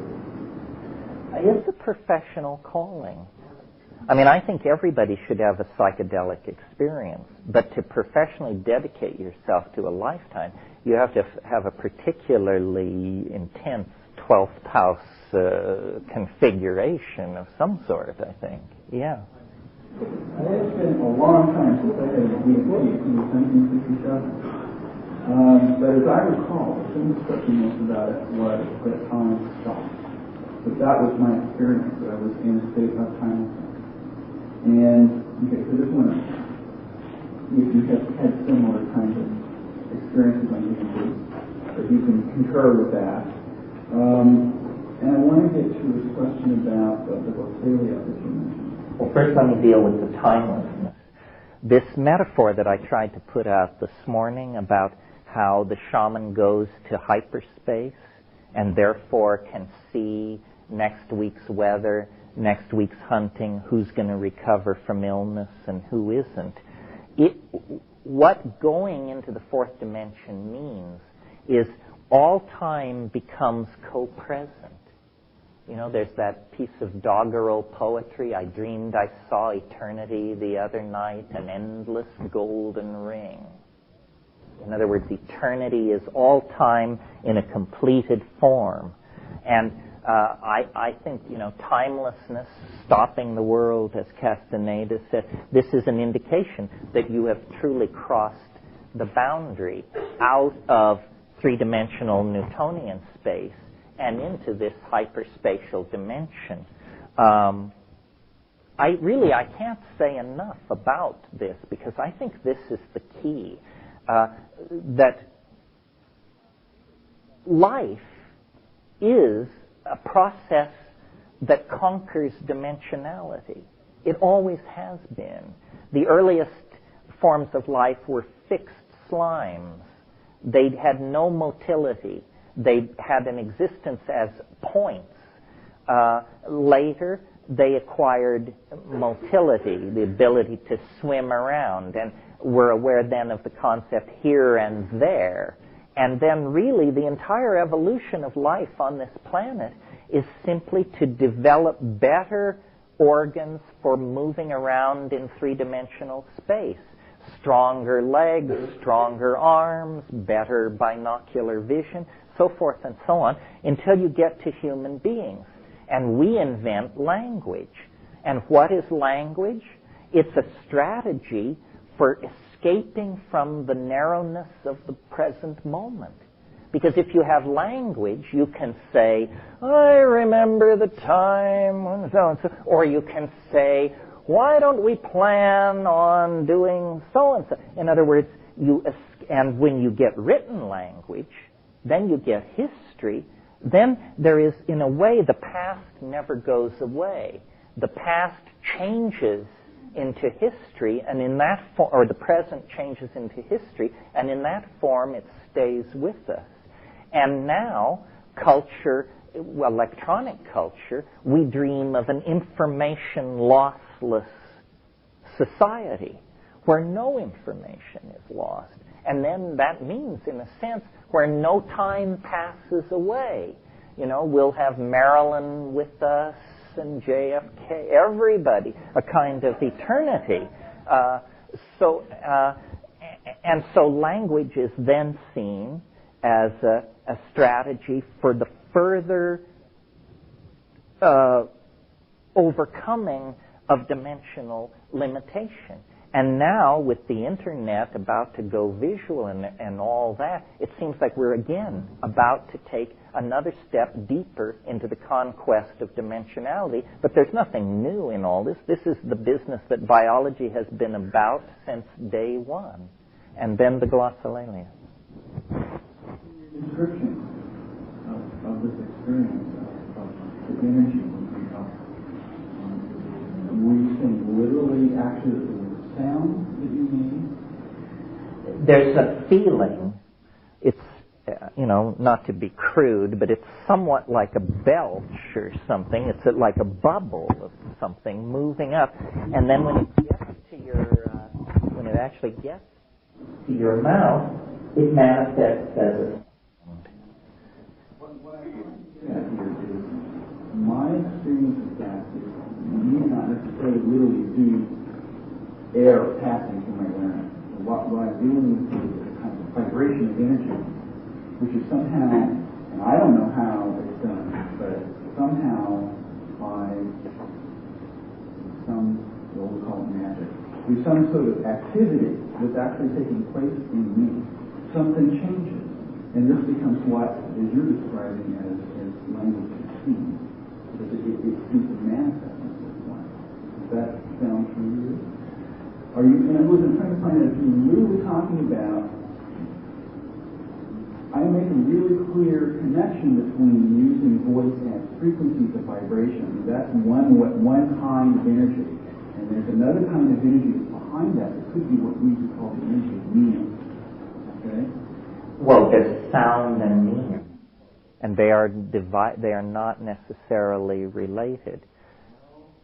They may not be related, but what we're getting at here is this question of how is it that your little types manifest themselves without body, and manifest apparently the whole world around them, right? But somehow or other, they are transforming energy. Yes, I mean, I always, my technique or my intellectual style, though it may not seem like it, is to always seek for a rational explanation first, and then from there more and more exotic explanations. So I was really floored by this tyke thing, because that seemed to me unambiguously not something which was supposed to happen in the universe as I was told it, that there were supposed to be small non-human intelligences leaping in and out of my chest. And one idea that's occurred to me, and since some of you are interested in psychology, it's maybe worth talking about, plus we get to inject a buzzword here, which is, as you know, it is now understood that we are really not one person. We have many personalities. Multiple personality disorder is simply when you manifest this on a level that irritates other people. Multiple personality order is when you have them all lined up in a row and the right ones always talk to the same people, and so the illusion is maintained. Well, in the same way that, you know, if you had a big mirror, you look in the mirror and you see a reflection of yourself. But now if you lift the mirror up and bring it down on the ground and shatter it, what you see now is not a shattered reflection of yourself, but hundreds of little reflections of yourself, each one whole. Well, may it not be then that what DMT does is it shatters the illusion of the self and says, you're not a self, you're a tribe of selves. And here they are, dancing, performing, singing. They are the fractal adumbrations of the personality. That was the buzzword that I wanted to get in. They are the fractal adumbrations of personality. That's one possibility. The other possibility, souls, like I said, an ecology of souls.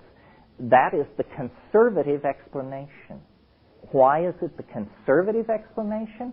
Well, because we are here, and so if we think of them as human beings of some sort, they just happen to be dead human beings.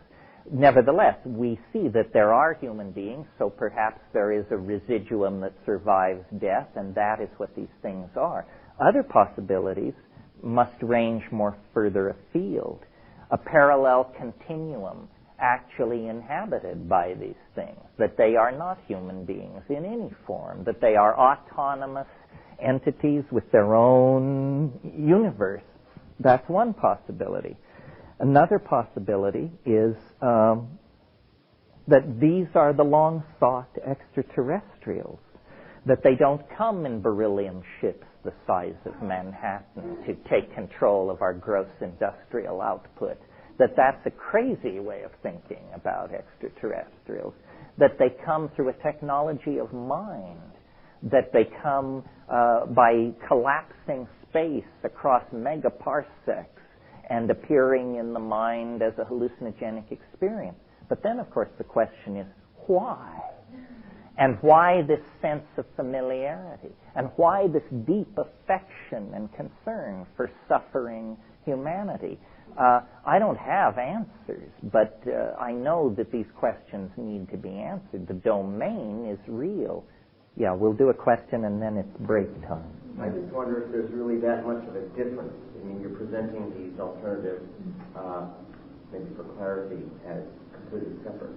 But the idea of autonomous entities living in some hyperdimensional space versus the idea of our separate personalities versus the idea of other beings that maybe have a more traditional existence but just very far away, are they really all that separate? It seems to me that if the mind actually makes its home, at least in large part, in hyperspace, in the everyday world of the mind, I mean, if that's where our thoughts live, then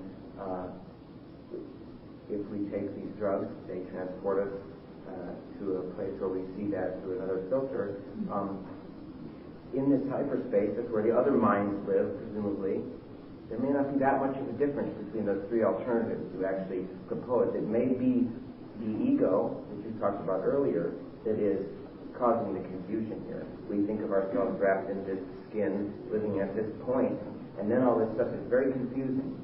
But if we expand our definition of mind to be what you've earlier said it to be, then perhaps these entities I mean, they're fascinating, but they're not so mysterious. They're outside the domain of where they should be.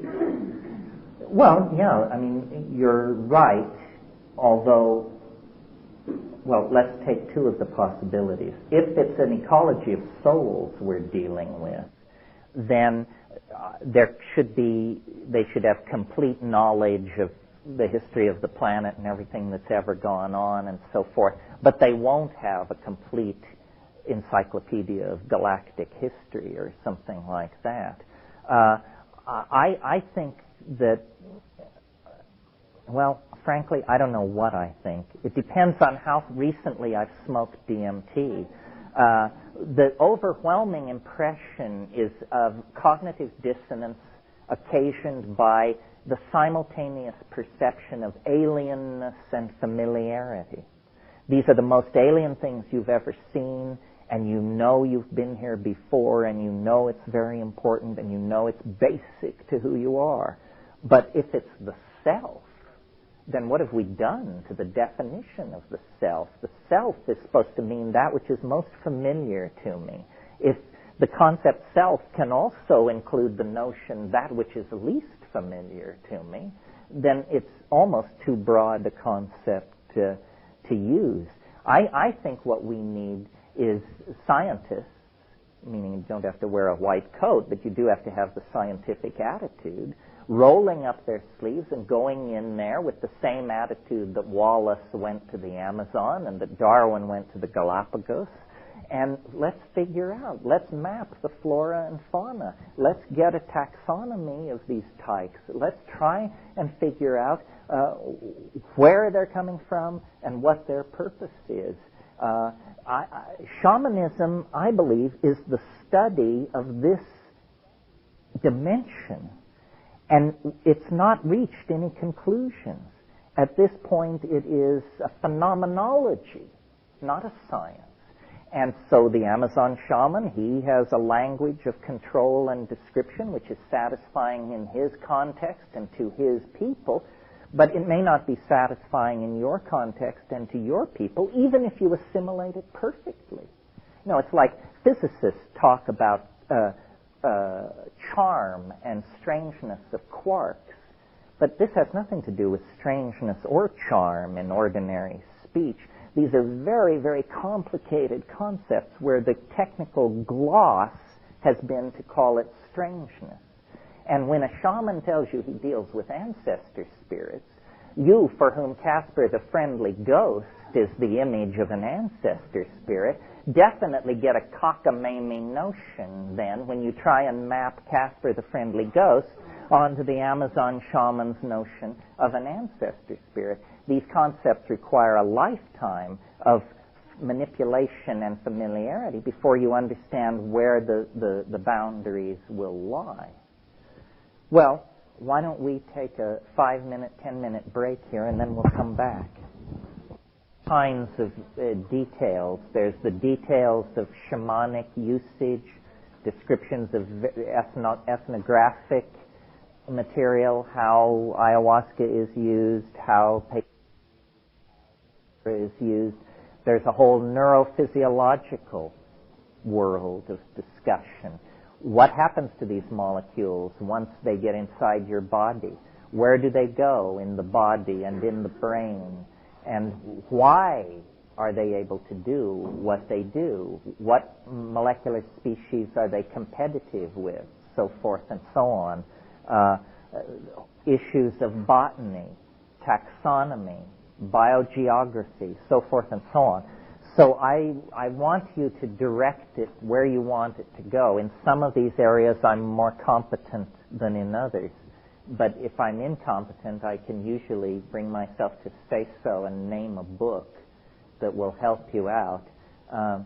So I want it to fulfill your needs, and that's based probably on your professional orientation and where you want to go with this stuff. So don't be shy about jerking us one way and then another.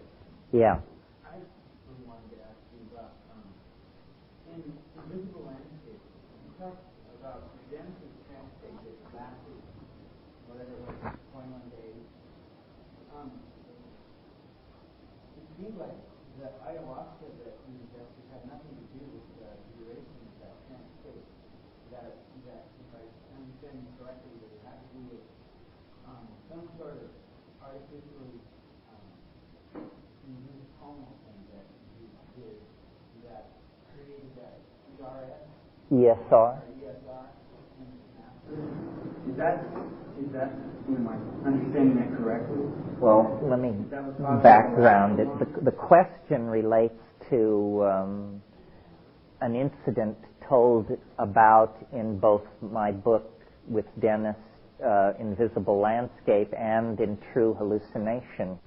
Creatively agitated under the influence of mushrooms, announced that he could do something, which is very hard to describe what it was. It was sort of like turn himself inside out, trigger the end of the world, open a doorway into hyperspace, something like that. Anyway, some highly touted dramatic thing. He organized an experiment to test the theory, and the result of the experiment was not nothing, which was what I was betting on, not what he said would happen, which what he was betting on, but a very peculiar incident then was generated where he seemed to lose his mind, to put it simply, for about 3 weeks, but in a very specialized and orderly way. And I seemed to also undergo a parallel but different kind of transformation. And the theory that was being manipulated was a theory that involved using vocally produced tones to acoustically cancel metabolizing psychedelic molecules in the body so that they would bond as dimers into DNA. In other words, so that they would intercalate into DNA.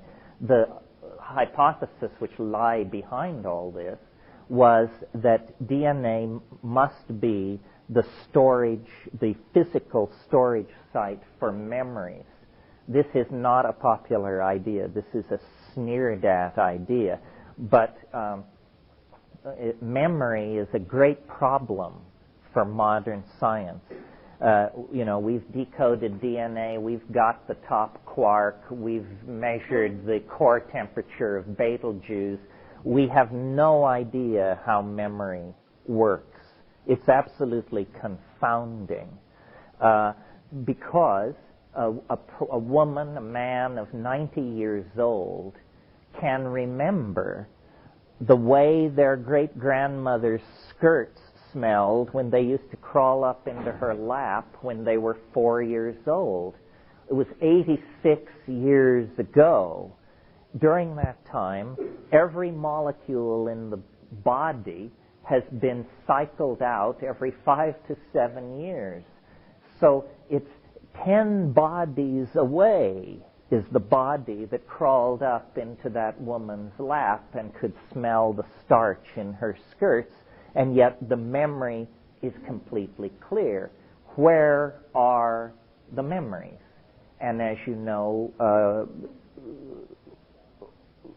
experiments have been done with ablating large parts of the brain or studying people who are the unfortunate victims of very traumatic head injuries. And there are cases in the medical literature of people who have fully 80% of their physical brain destroyed and no memory impairment whatsoever. So where are the memories? Well, there are a number of theories, but there is nothing more than theory at this point. Dennis said, let's assume nature is conservative for a moment. We know that nature stores protein code in DNA, and we know that DNA has large silent portions. And in fact, some of you may have seen the data which came out just recently, that those large silent portions of the DNA exhibit the same mathematical properties as language. Did you all read this? Oh, this is hot news, folks. As you know, DNA codes for protein. That code is only about 6% of the DNA chain. The rest of the DNA, the other 94%, is called silent DNA, or by some people, junk DNA, because it doesn't code for proteins. So what does it do? Well, recently they've been sequencing this junk DNA and then studying it with algorithms used by the CIA to detect code in noise. And they discover that the silent portions of the DNA fit all the necessary criterion of language. They have syntactical structure. This seems to support Dennis's contention, which was, and it would be very controversial, you see, because it's a Lamarckian mechanism. It's saying that experience can modify nuclear DNA, which is denied by anti-Lamarckian evolution. That's not the way it's supposed to work, according to Darwin and the neo-Darwinians. Nevertheless, if we don't believe that the only part of the body which is not traded out many times over the course of a long lifetime, the only part of the body which you are born with and die with is neural DNA. Neural DNA, what you're born with, you keep. Therefore, it's reasonable, following good scientific method, to hypothesize that the neural DNA must be where the memories are. Well, then Dennis's idea was that ordinary experience has to do with serotonin dropping into a relationship of bonding with DNA and giving off a signal, like a radio transmitter, of the structural hyperfine ESR of the DNA, and that then constitutes the electrobiochemical foundation of the experience of thought. And so what he was saying was then what these psychedelics are is they're like different kinds of transmitters, stronger, or transmitting in different wavelengths, or transmitting with a higher bandwidth. And it is known, in fact, that these psychedelic molecules do compete with serotonin. They are serotonergic competitors. So visualize the DNA in the course of metabolism unfolding and folding itself to expose various runs of nucleotides to ribosomal coding into RNA. And in this molecular environment, these drug molecules are whirling around, and by Brownian motion or by enzymatic delivery, the details don't matter, these molecules intercalate, meaning they slip neatly between the nucleotides. Many drugs do this. This is known. But most drugs or compounds, when they intercalate into DNA, they distort the twisting of it, and it's dysfunctional. It messes up. The thing can't transcript anymore. These drug molecules, if you look at them, they're usually a pentexyl five-sided central group with two benzene rings, or a benzene ring and a partial benzene ring hanging off of this thing. And they're flat, they're planar. It means if you could blow up a psilocybin molecule to the size of a cutting board, it would be about as thin as a cutting board, and as wide and as long. Those flat molecules fit right in between the nucleotides. Yes, and when this happens, the electron spin resonance signal is amplified, just as though a more efficient transceiver had been dropped into place. And you can measure the hyperfine ESR signature of DNA in an in vitro laboratory situation. This is not mysterious. So the idea then is that we have a family of molecules, endogenous neurotransmitters like serotonin, acetylcholine, so forth and so on, and exogenous neurotransmitters like psilocybin, psilocybin, mescaline, and then exogenous, endogenous like DMT, found inside and outside the body. And it may be that what the evolution of consciousness is the slow trading in of low-gain molecular transceivers like serotonin for much more broadband, high-gain molecular transceivers like DMT. So Dennis's idea was to take all this theory that I've just laid out and then use acoustically produced vocal sound to cancel the charge of these molecules. And as you probably know, or maybe you don't know, when a molecule becomes superconducting, it will bond into anything. It becomes a hyperbonding molecule. It will bond anywhere.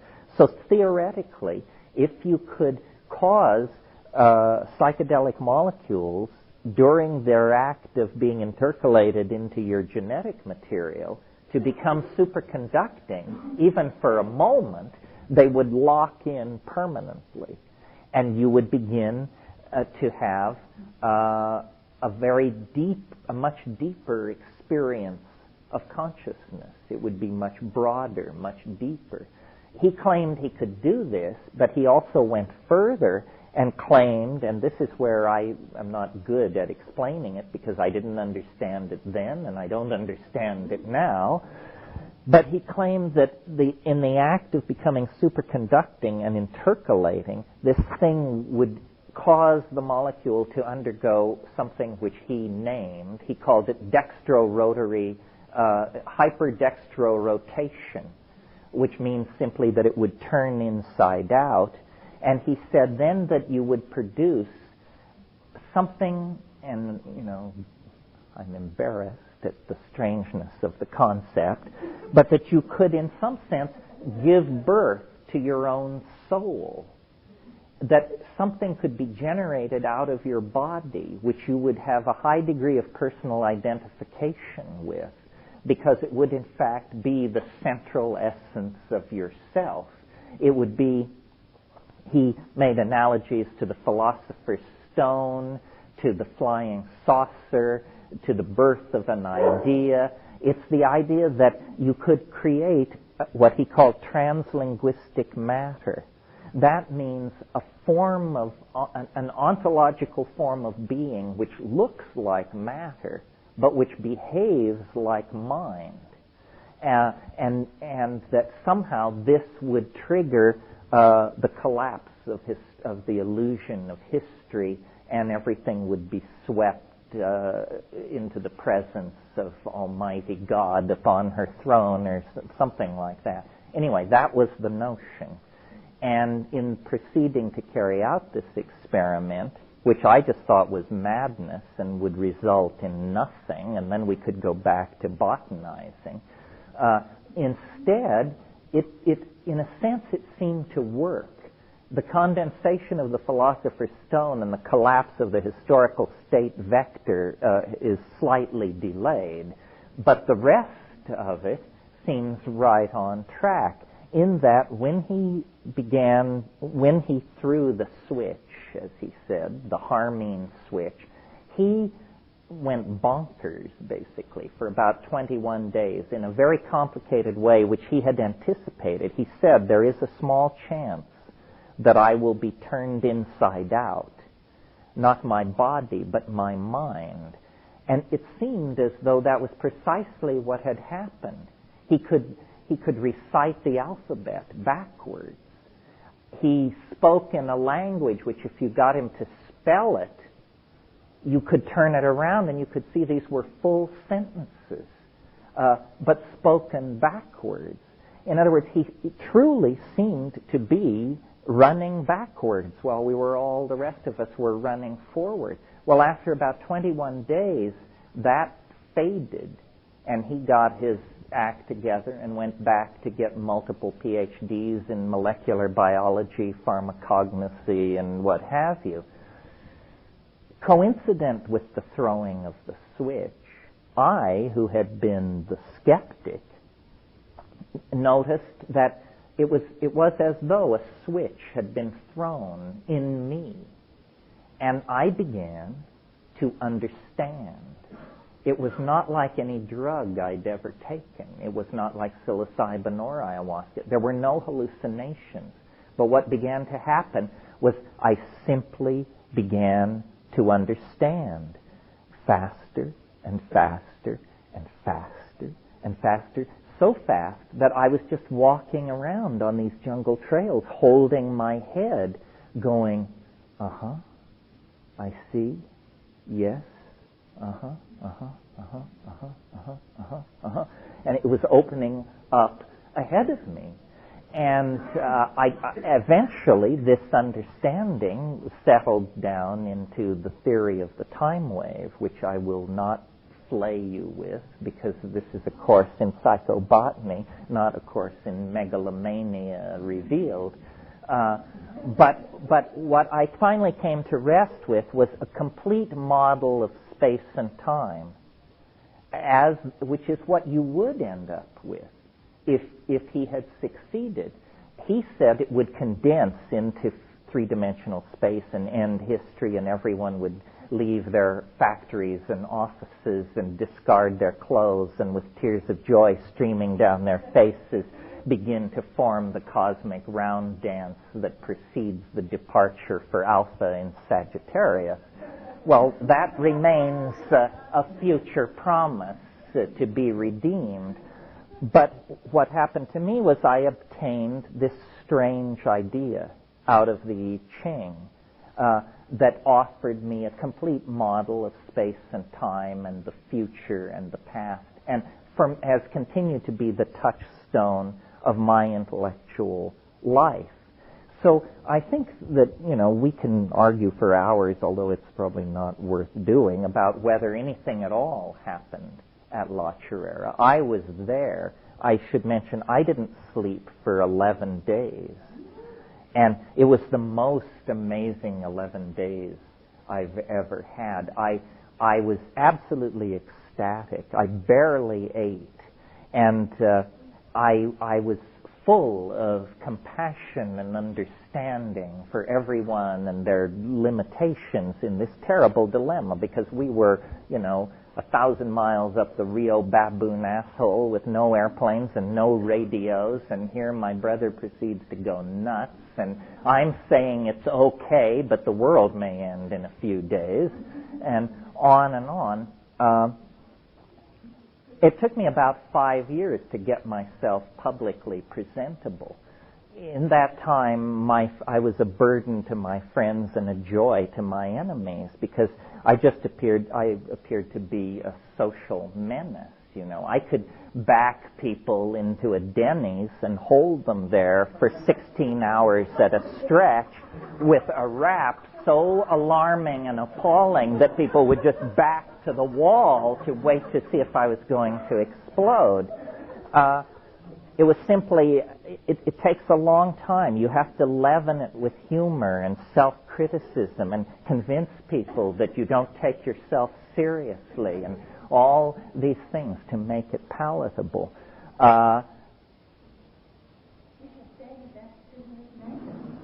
that is true hallucinations. And I think this, if you want to read an eye-opening book, if you haven't read it, read Thomas Kuhn's book, The Structure of Scientific Revolutions. Because what you'll learn there, to your amazement, is that these great intellectual breakthroughs like Newton and Einstein and Planck and so forth, they don't come out of careful examination of the evidence and conservative adumbration of theories and all. No, they don't come like that. They come like revelations. Completely, and then you argue backward to convince your colleagues. You go out and you get the evidence and you argue backward and you convince everybody, and then everybody says, well, it was obvious all the time, and anyway, they knew it 50 years earlier, and on and on and on. but that's what you have to do. So I have stuck with this, my devotion to psychedelics, because it gave me really my greatest wish, which was I want to have a complete understanding of how things work. That doesn't mean there is no more surprises, but it means you at least have a structure that you can pour it into. And I think this is what shamans do. They create a personal ideology sufficient to their needs, and my needs are complex because I live in a society where I'm going to be talking to quantum physicists, mathematicians, historians of science, epistemologists, so forth and so on. So it had to perform at top speed. If you're in the rainforest situation, in a culture, in a monoculture, then it is perhaps not so challenging. But the point of all this is catalysis of ideas. You know, culture can evolve no faster than its language.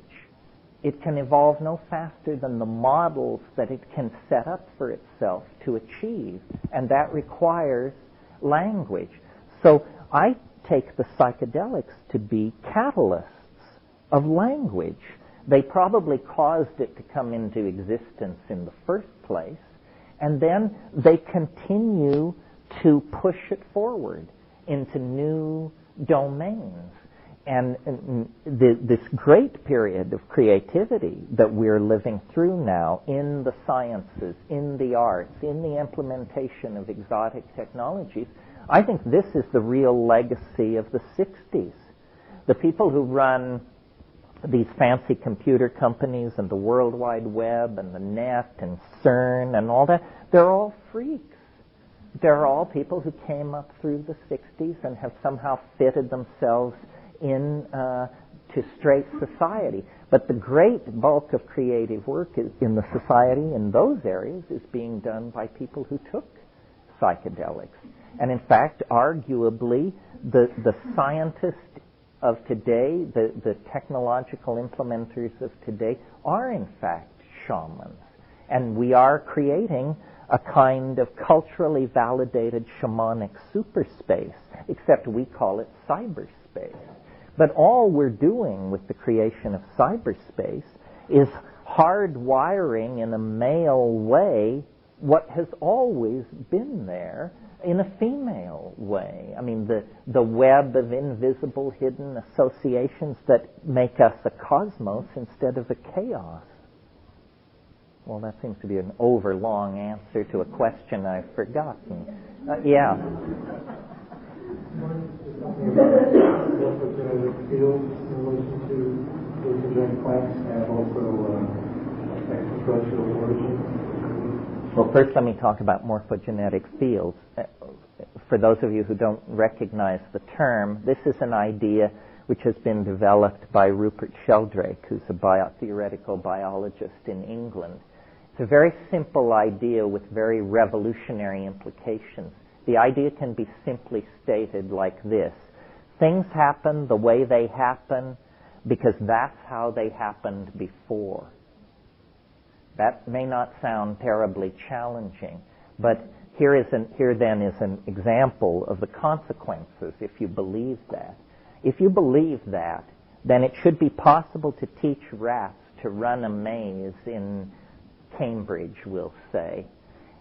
And once they know how to run that maze, it should take rats in Australia less time to learn to run the same maze because it's been done before. In other words, this is a theory which says it's very hard for something to happen the first time, and slightly easier the second, and more easy the third, and inevitable by the 10 trillionth time it happens.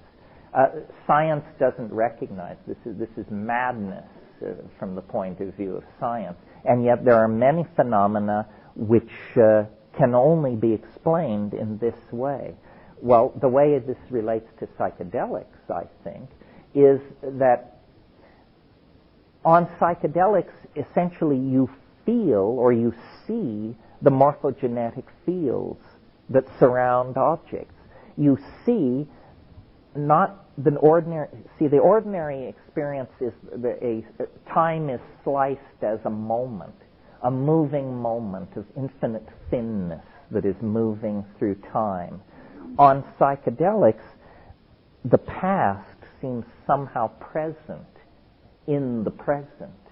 And one of Sheldrake's books is called The Presence of the Past.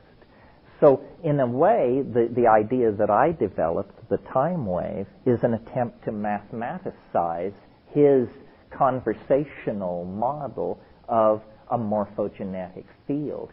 The universe, to me, is self-evidently moving between narrower and narrower walls. That's not orthodox. Orthodoxy says the universe is a random walk. There are no constraints.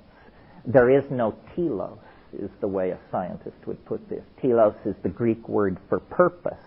The universe does not have a purpose. We are not evolving toward some idealized future state. I think we are. I think that self-evidently nature conserves complexity. And if you define complexity as the number of points cotangent in a system, then obviously ultimate complexity is achieved when all points are cotangent with all other points. And that is a state of hyperdimensionality. And I think that's what we're migrating toward. That's why boundary dissolution is so important, because ultimately all boundaries will be dissolved. I mean, we quibble about a boundary like the difference between men and women. That's a political boundary, the differences in which we treat men and women. That's a political boundary.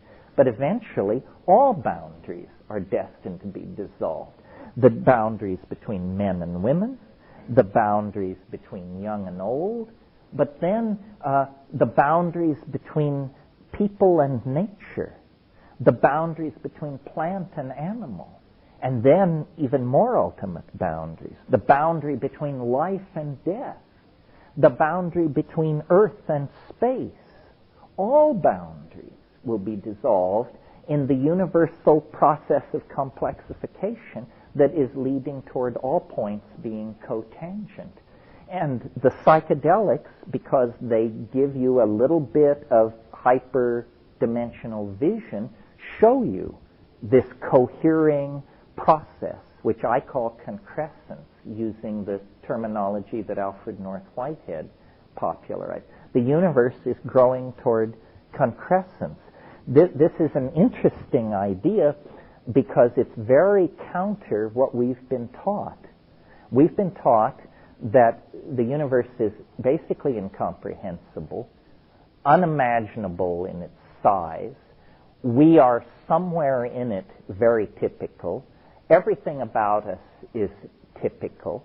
Our star is typical, our planet is typical, we are typical, and therefore no value should be conferred on our existence. But this is just simply somebody's idea. Measurements have only been carried out on this planet and in this solar system and for 1 century. So upon what basis do we generalize from these measurements to a statement about the character of the chiliocosm? It seems ridiculous. I think that the presence of evolution, traceable in the paleontological record of this planet, and then the presence of ourselves emerging out of animal organization and moving rapidly toward a disincarnate electronic global civilization must mean that we are being channeled into deeper and deeper complexity at a faster and faster rate. And when you penetrate hyperspace, this is the landscape you see. You see the funnel that is channeling us toward a kind of hyperdimensional nexus point beyond which we can't project because our intellectual equipment can't be pushed past that point. Yeah. Do you envision this as what's happening until 2012, and what do you think? What's your idea of what's going to happen in 2012? all points will become cotangent in a superspace. Can't say. It's not that we don't know. Can't say. Language is not capable of describing a cotangent hyperspace. Will that thus open all the dimensions, or? Yeah, basically, you will be everybody. Everybody will be you. You will be everywhere. You will be every when. You will be every which. And every when, which, and where will be you.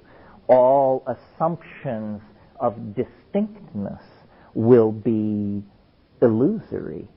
And so we can see this happening. I mean, people are fond of saying the Earth has shrunk to a point under the influence of electronic technology. It's a nice way of putting it, but it's just beginning.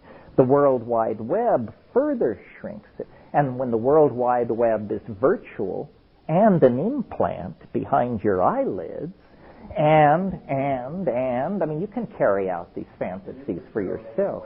A little bit. Coming a little bit more sooner than Tibbler sees.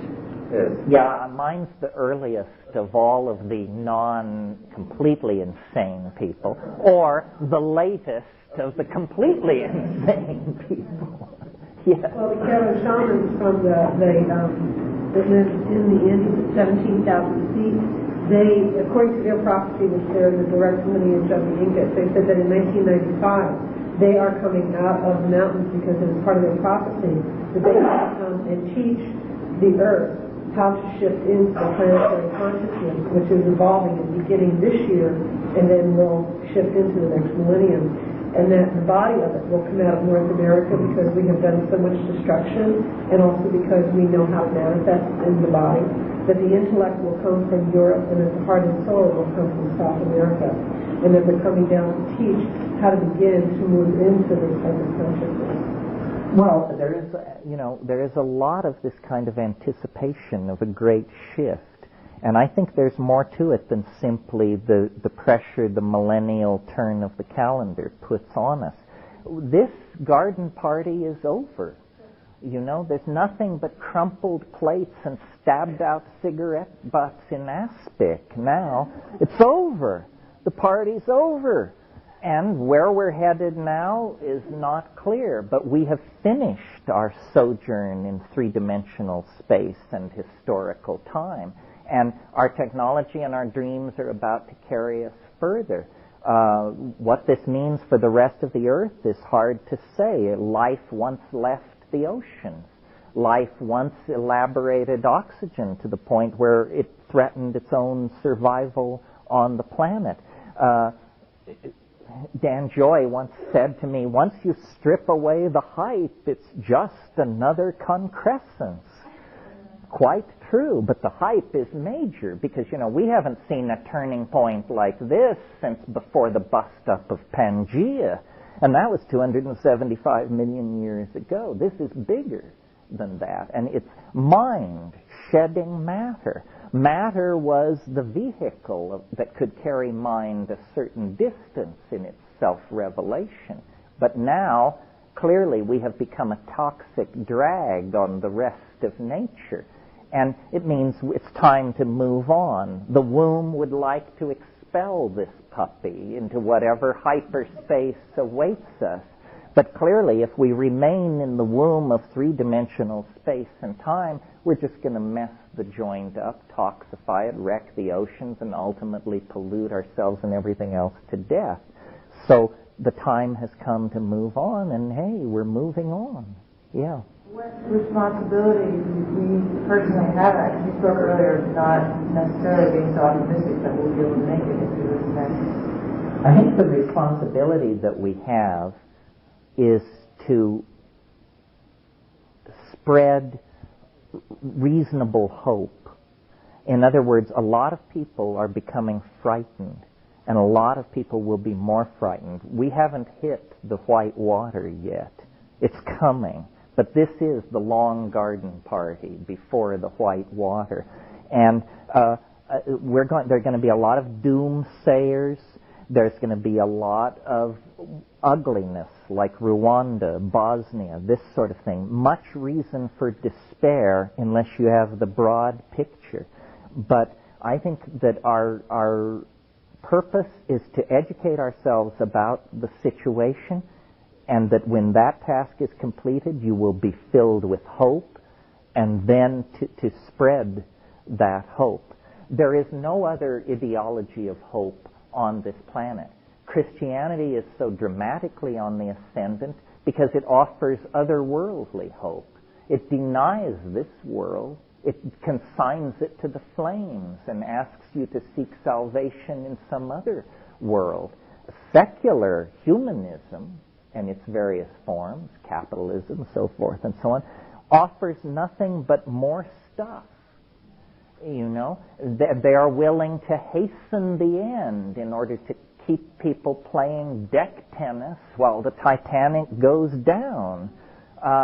There is no sanctionable position of hope except the belief that history is ending, and that the acceleration of novelty, which we see happening back and back, the further back in time you go, the less novel things are and the slower time moves.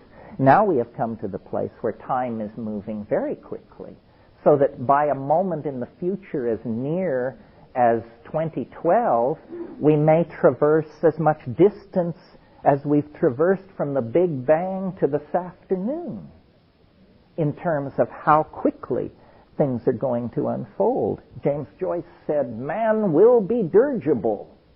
It's a wonderful thing to hope for. Do you have any, one thing that, I've been fascinated with the time wave since I first heard about it, but do you have, one thing that's always bothered me is there some objective way to quantify this novelty? I mean, other than by asking Terence or someone else looking at the wave to say, whoa, well, here's a big ball, and obviously there was novelty at this time. If we just look back here, we find, aha, that's when Poland fell to the Germans, you know? I mean, can we somehow work the other way and look at a historical record, plot out the novelty without reference to the time wave, and then look back to the time wave and see if we were right? The problem is, you see, that history is not a quantifiable entity. There's no theory that agrees on how we quantify history. I mean, do we give the War of the Roses a 10 and the 30 Years' War a 42? How do we do that? I maintain that we can't scientifically prove it, but we can make a very strong case because the ebb and flow of novelty continues.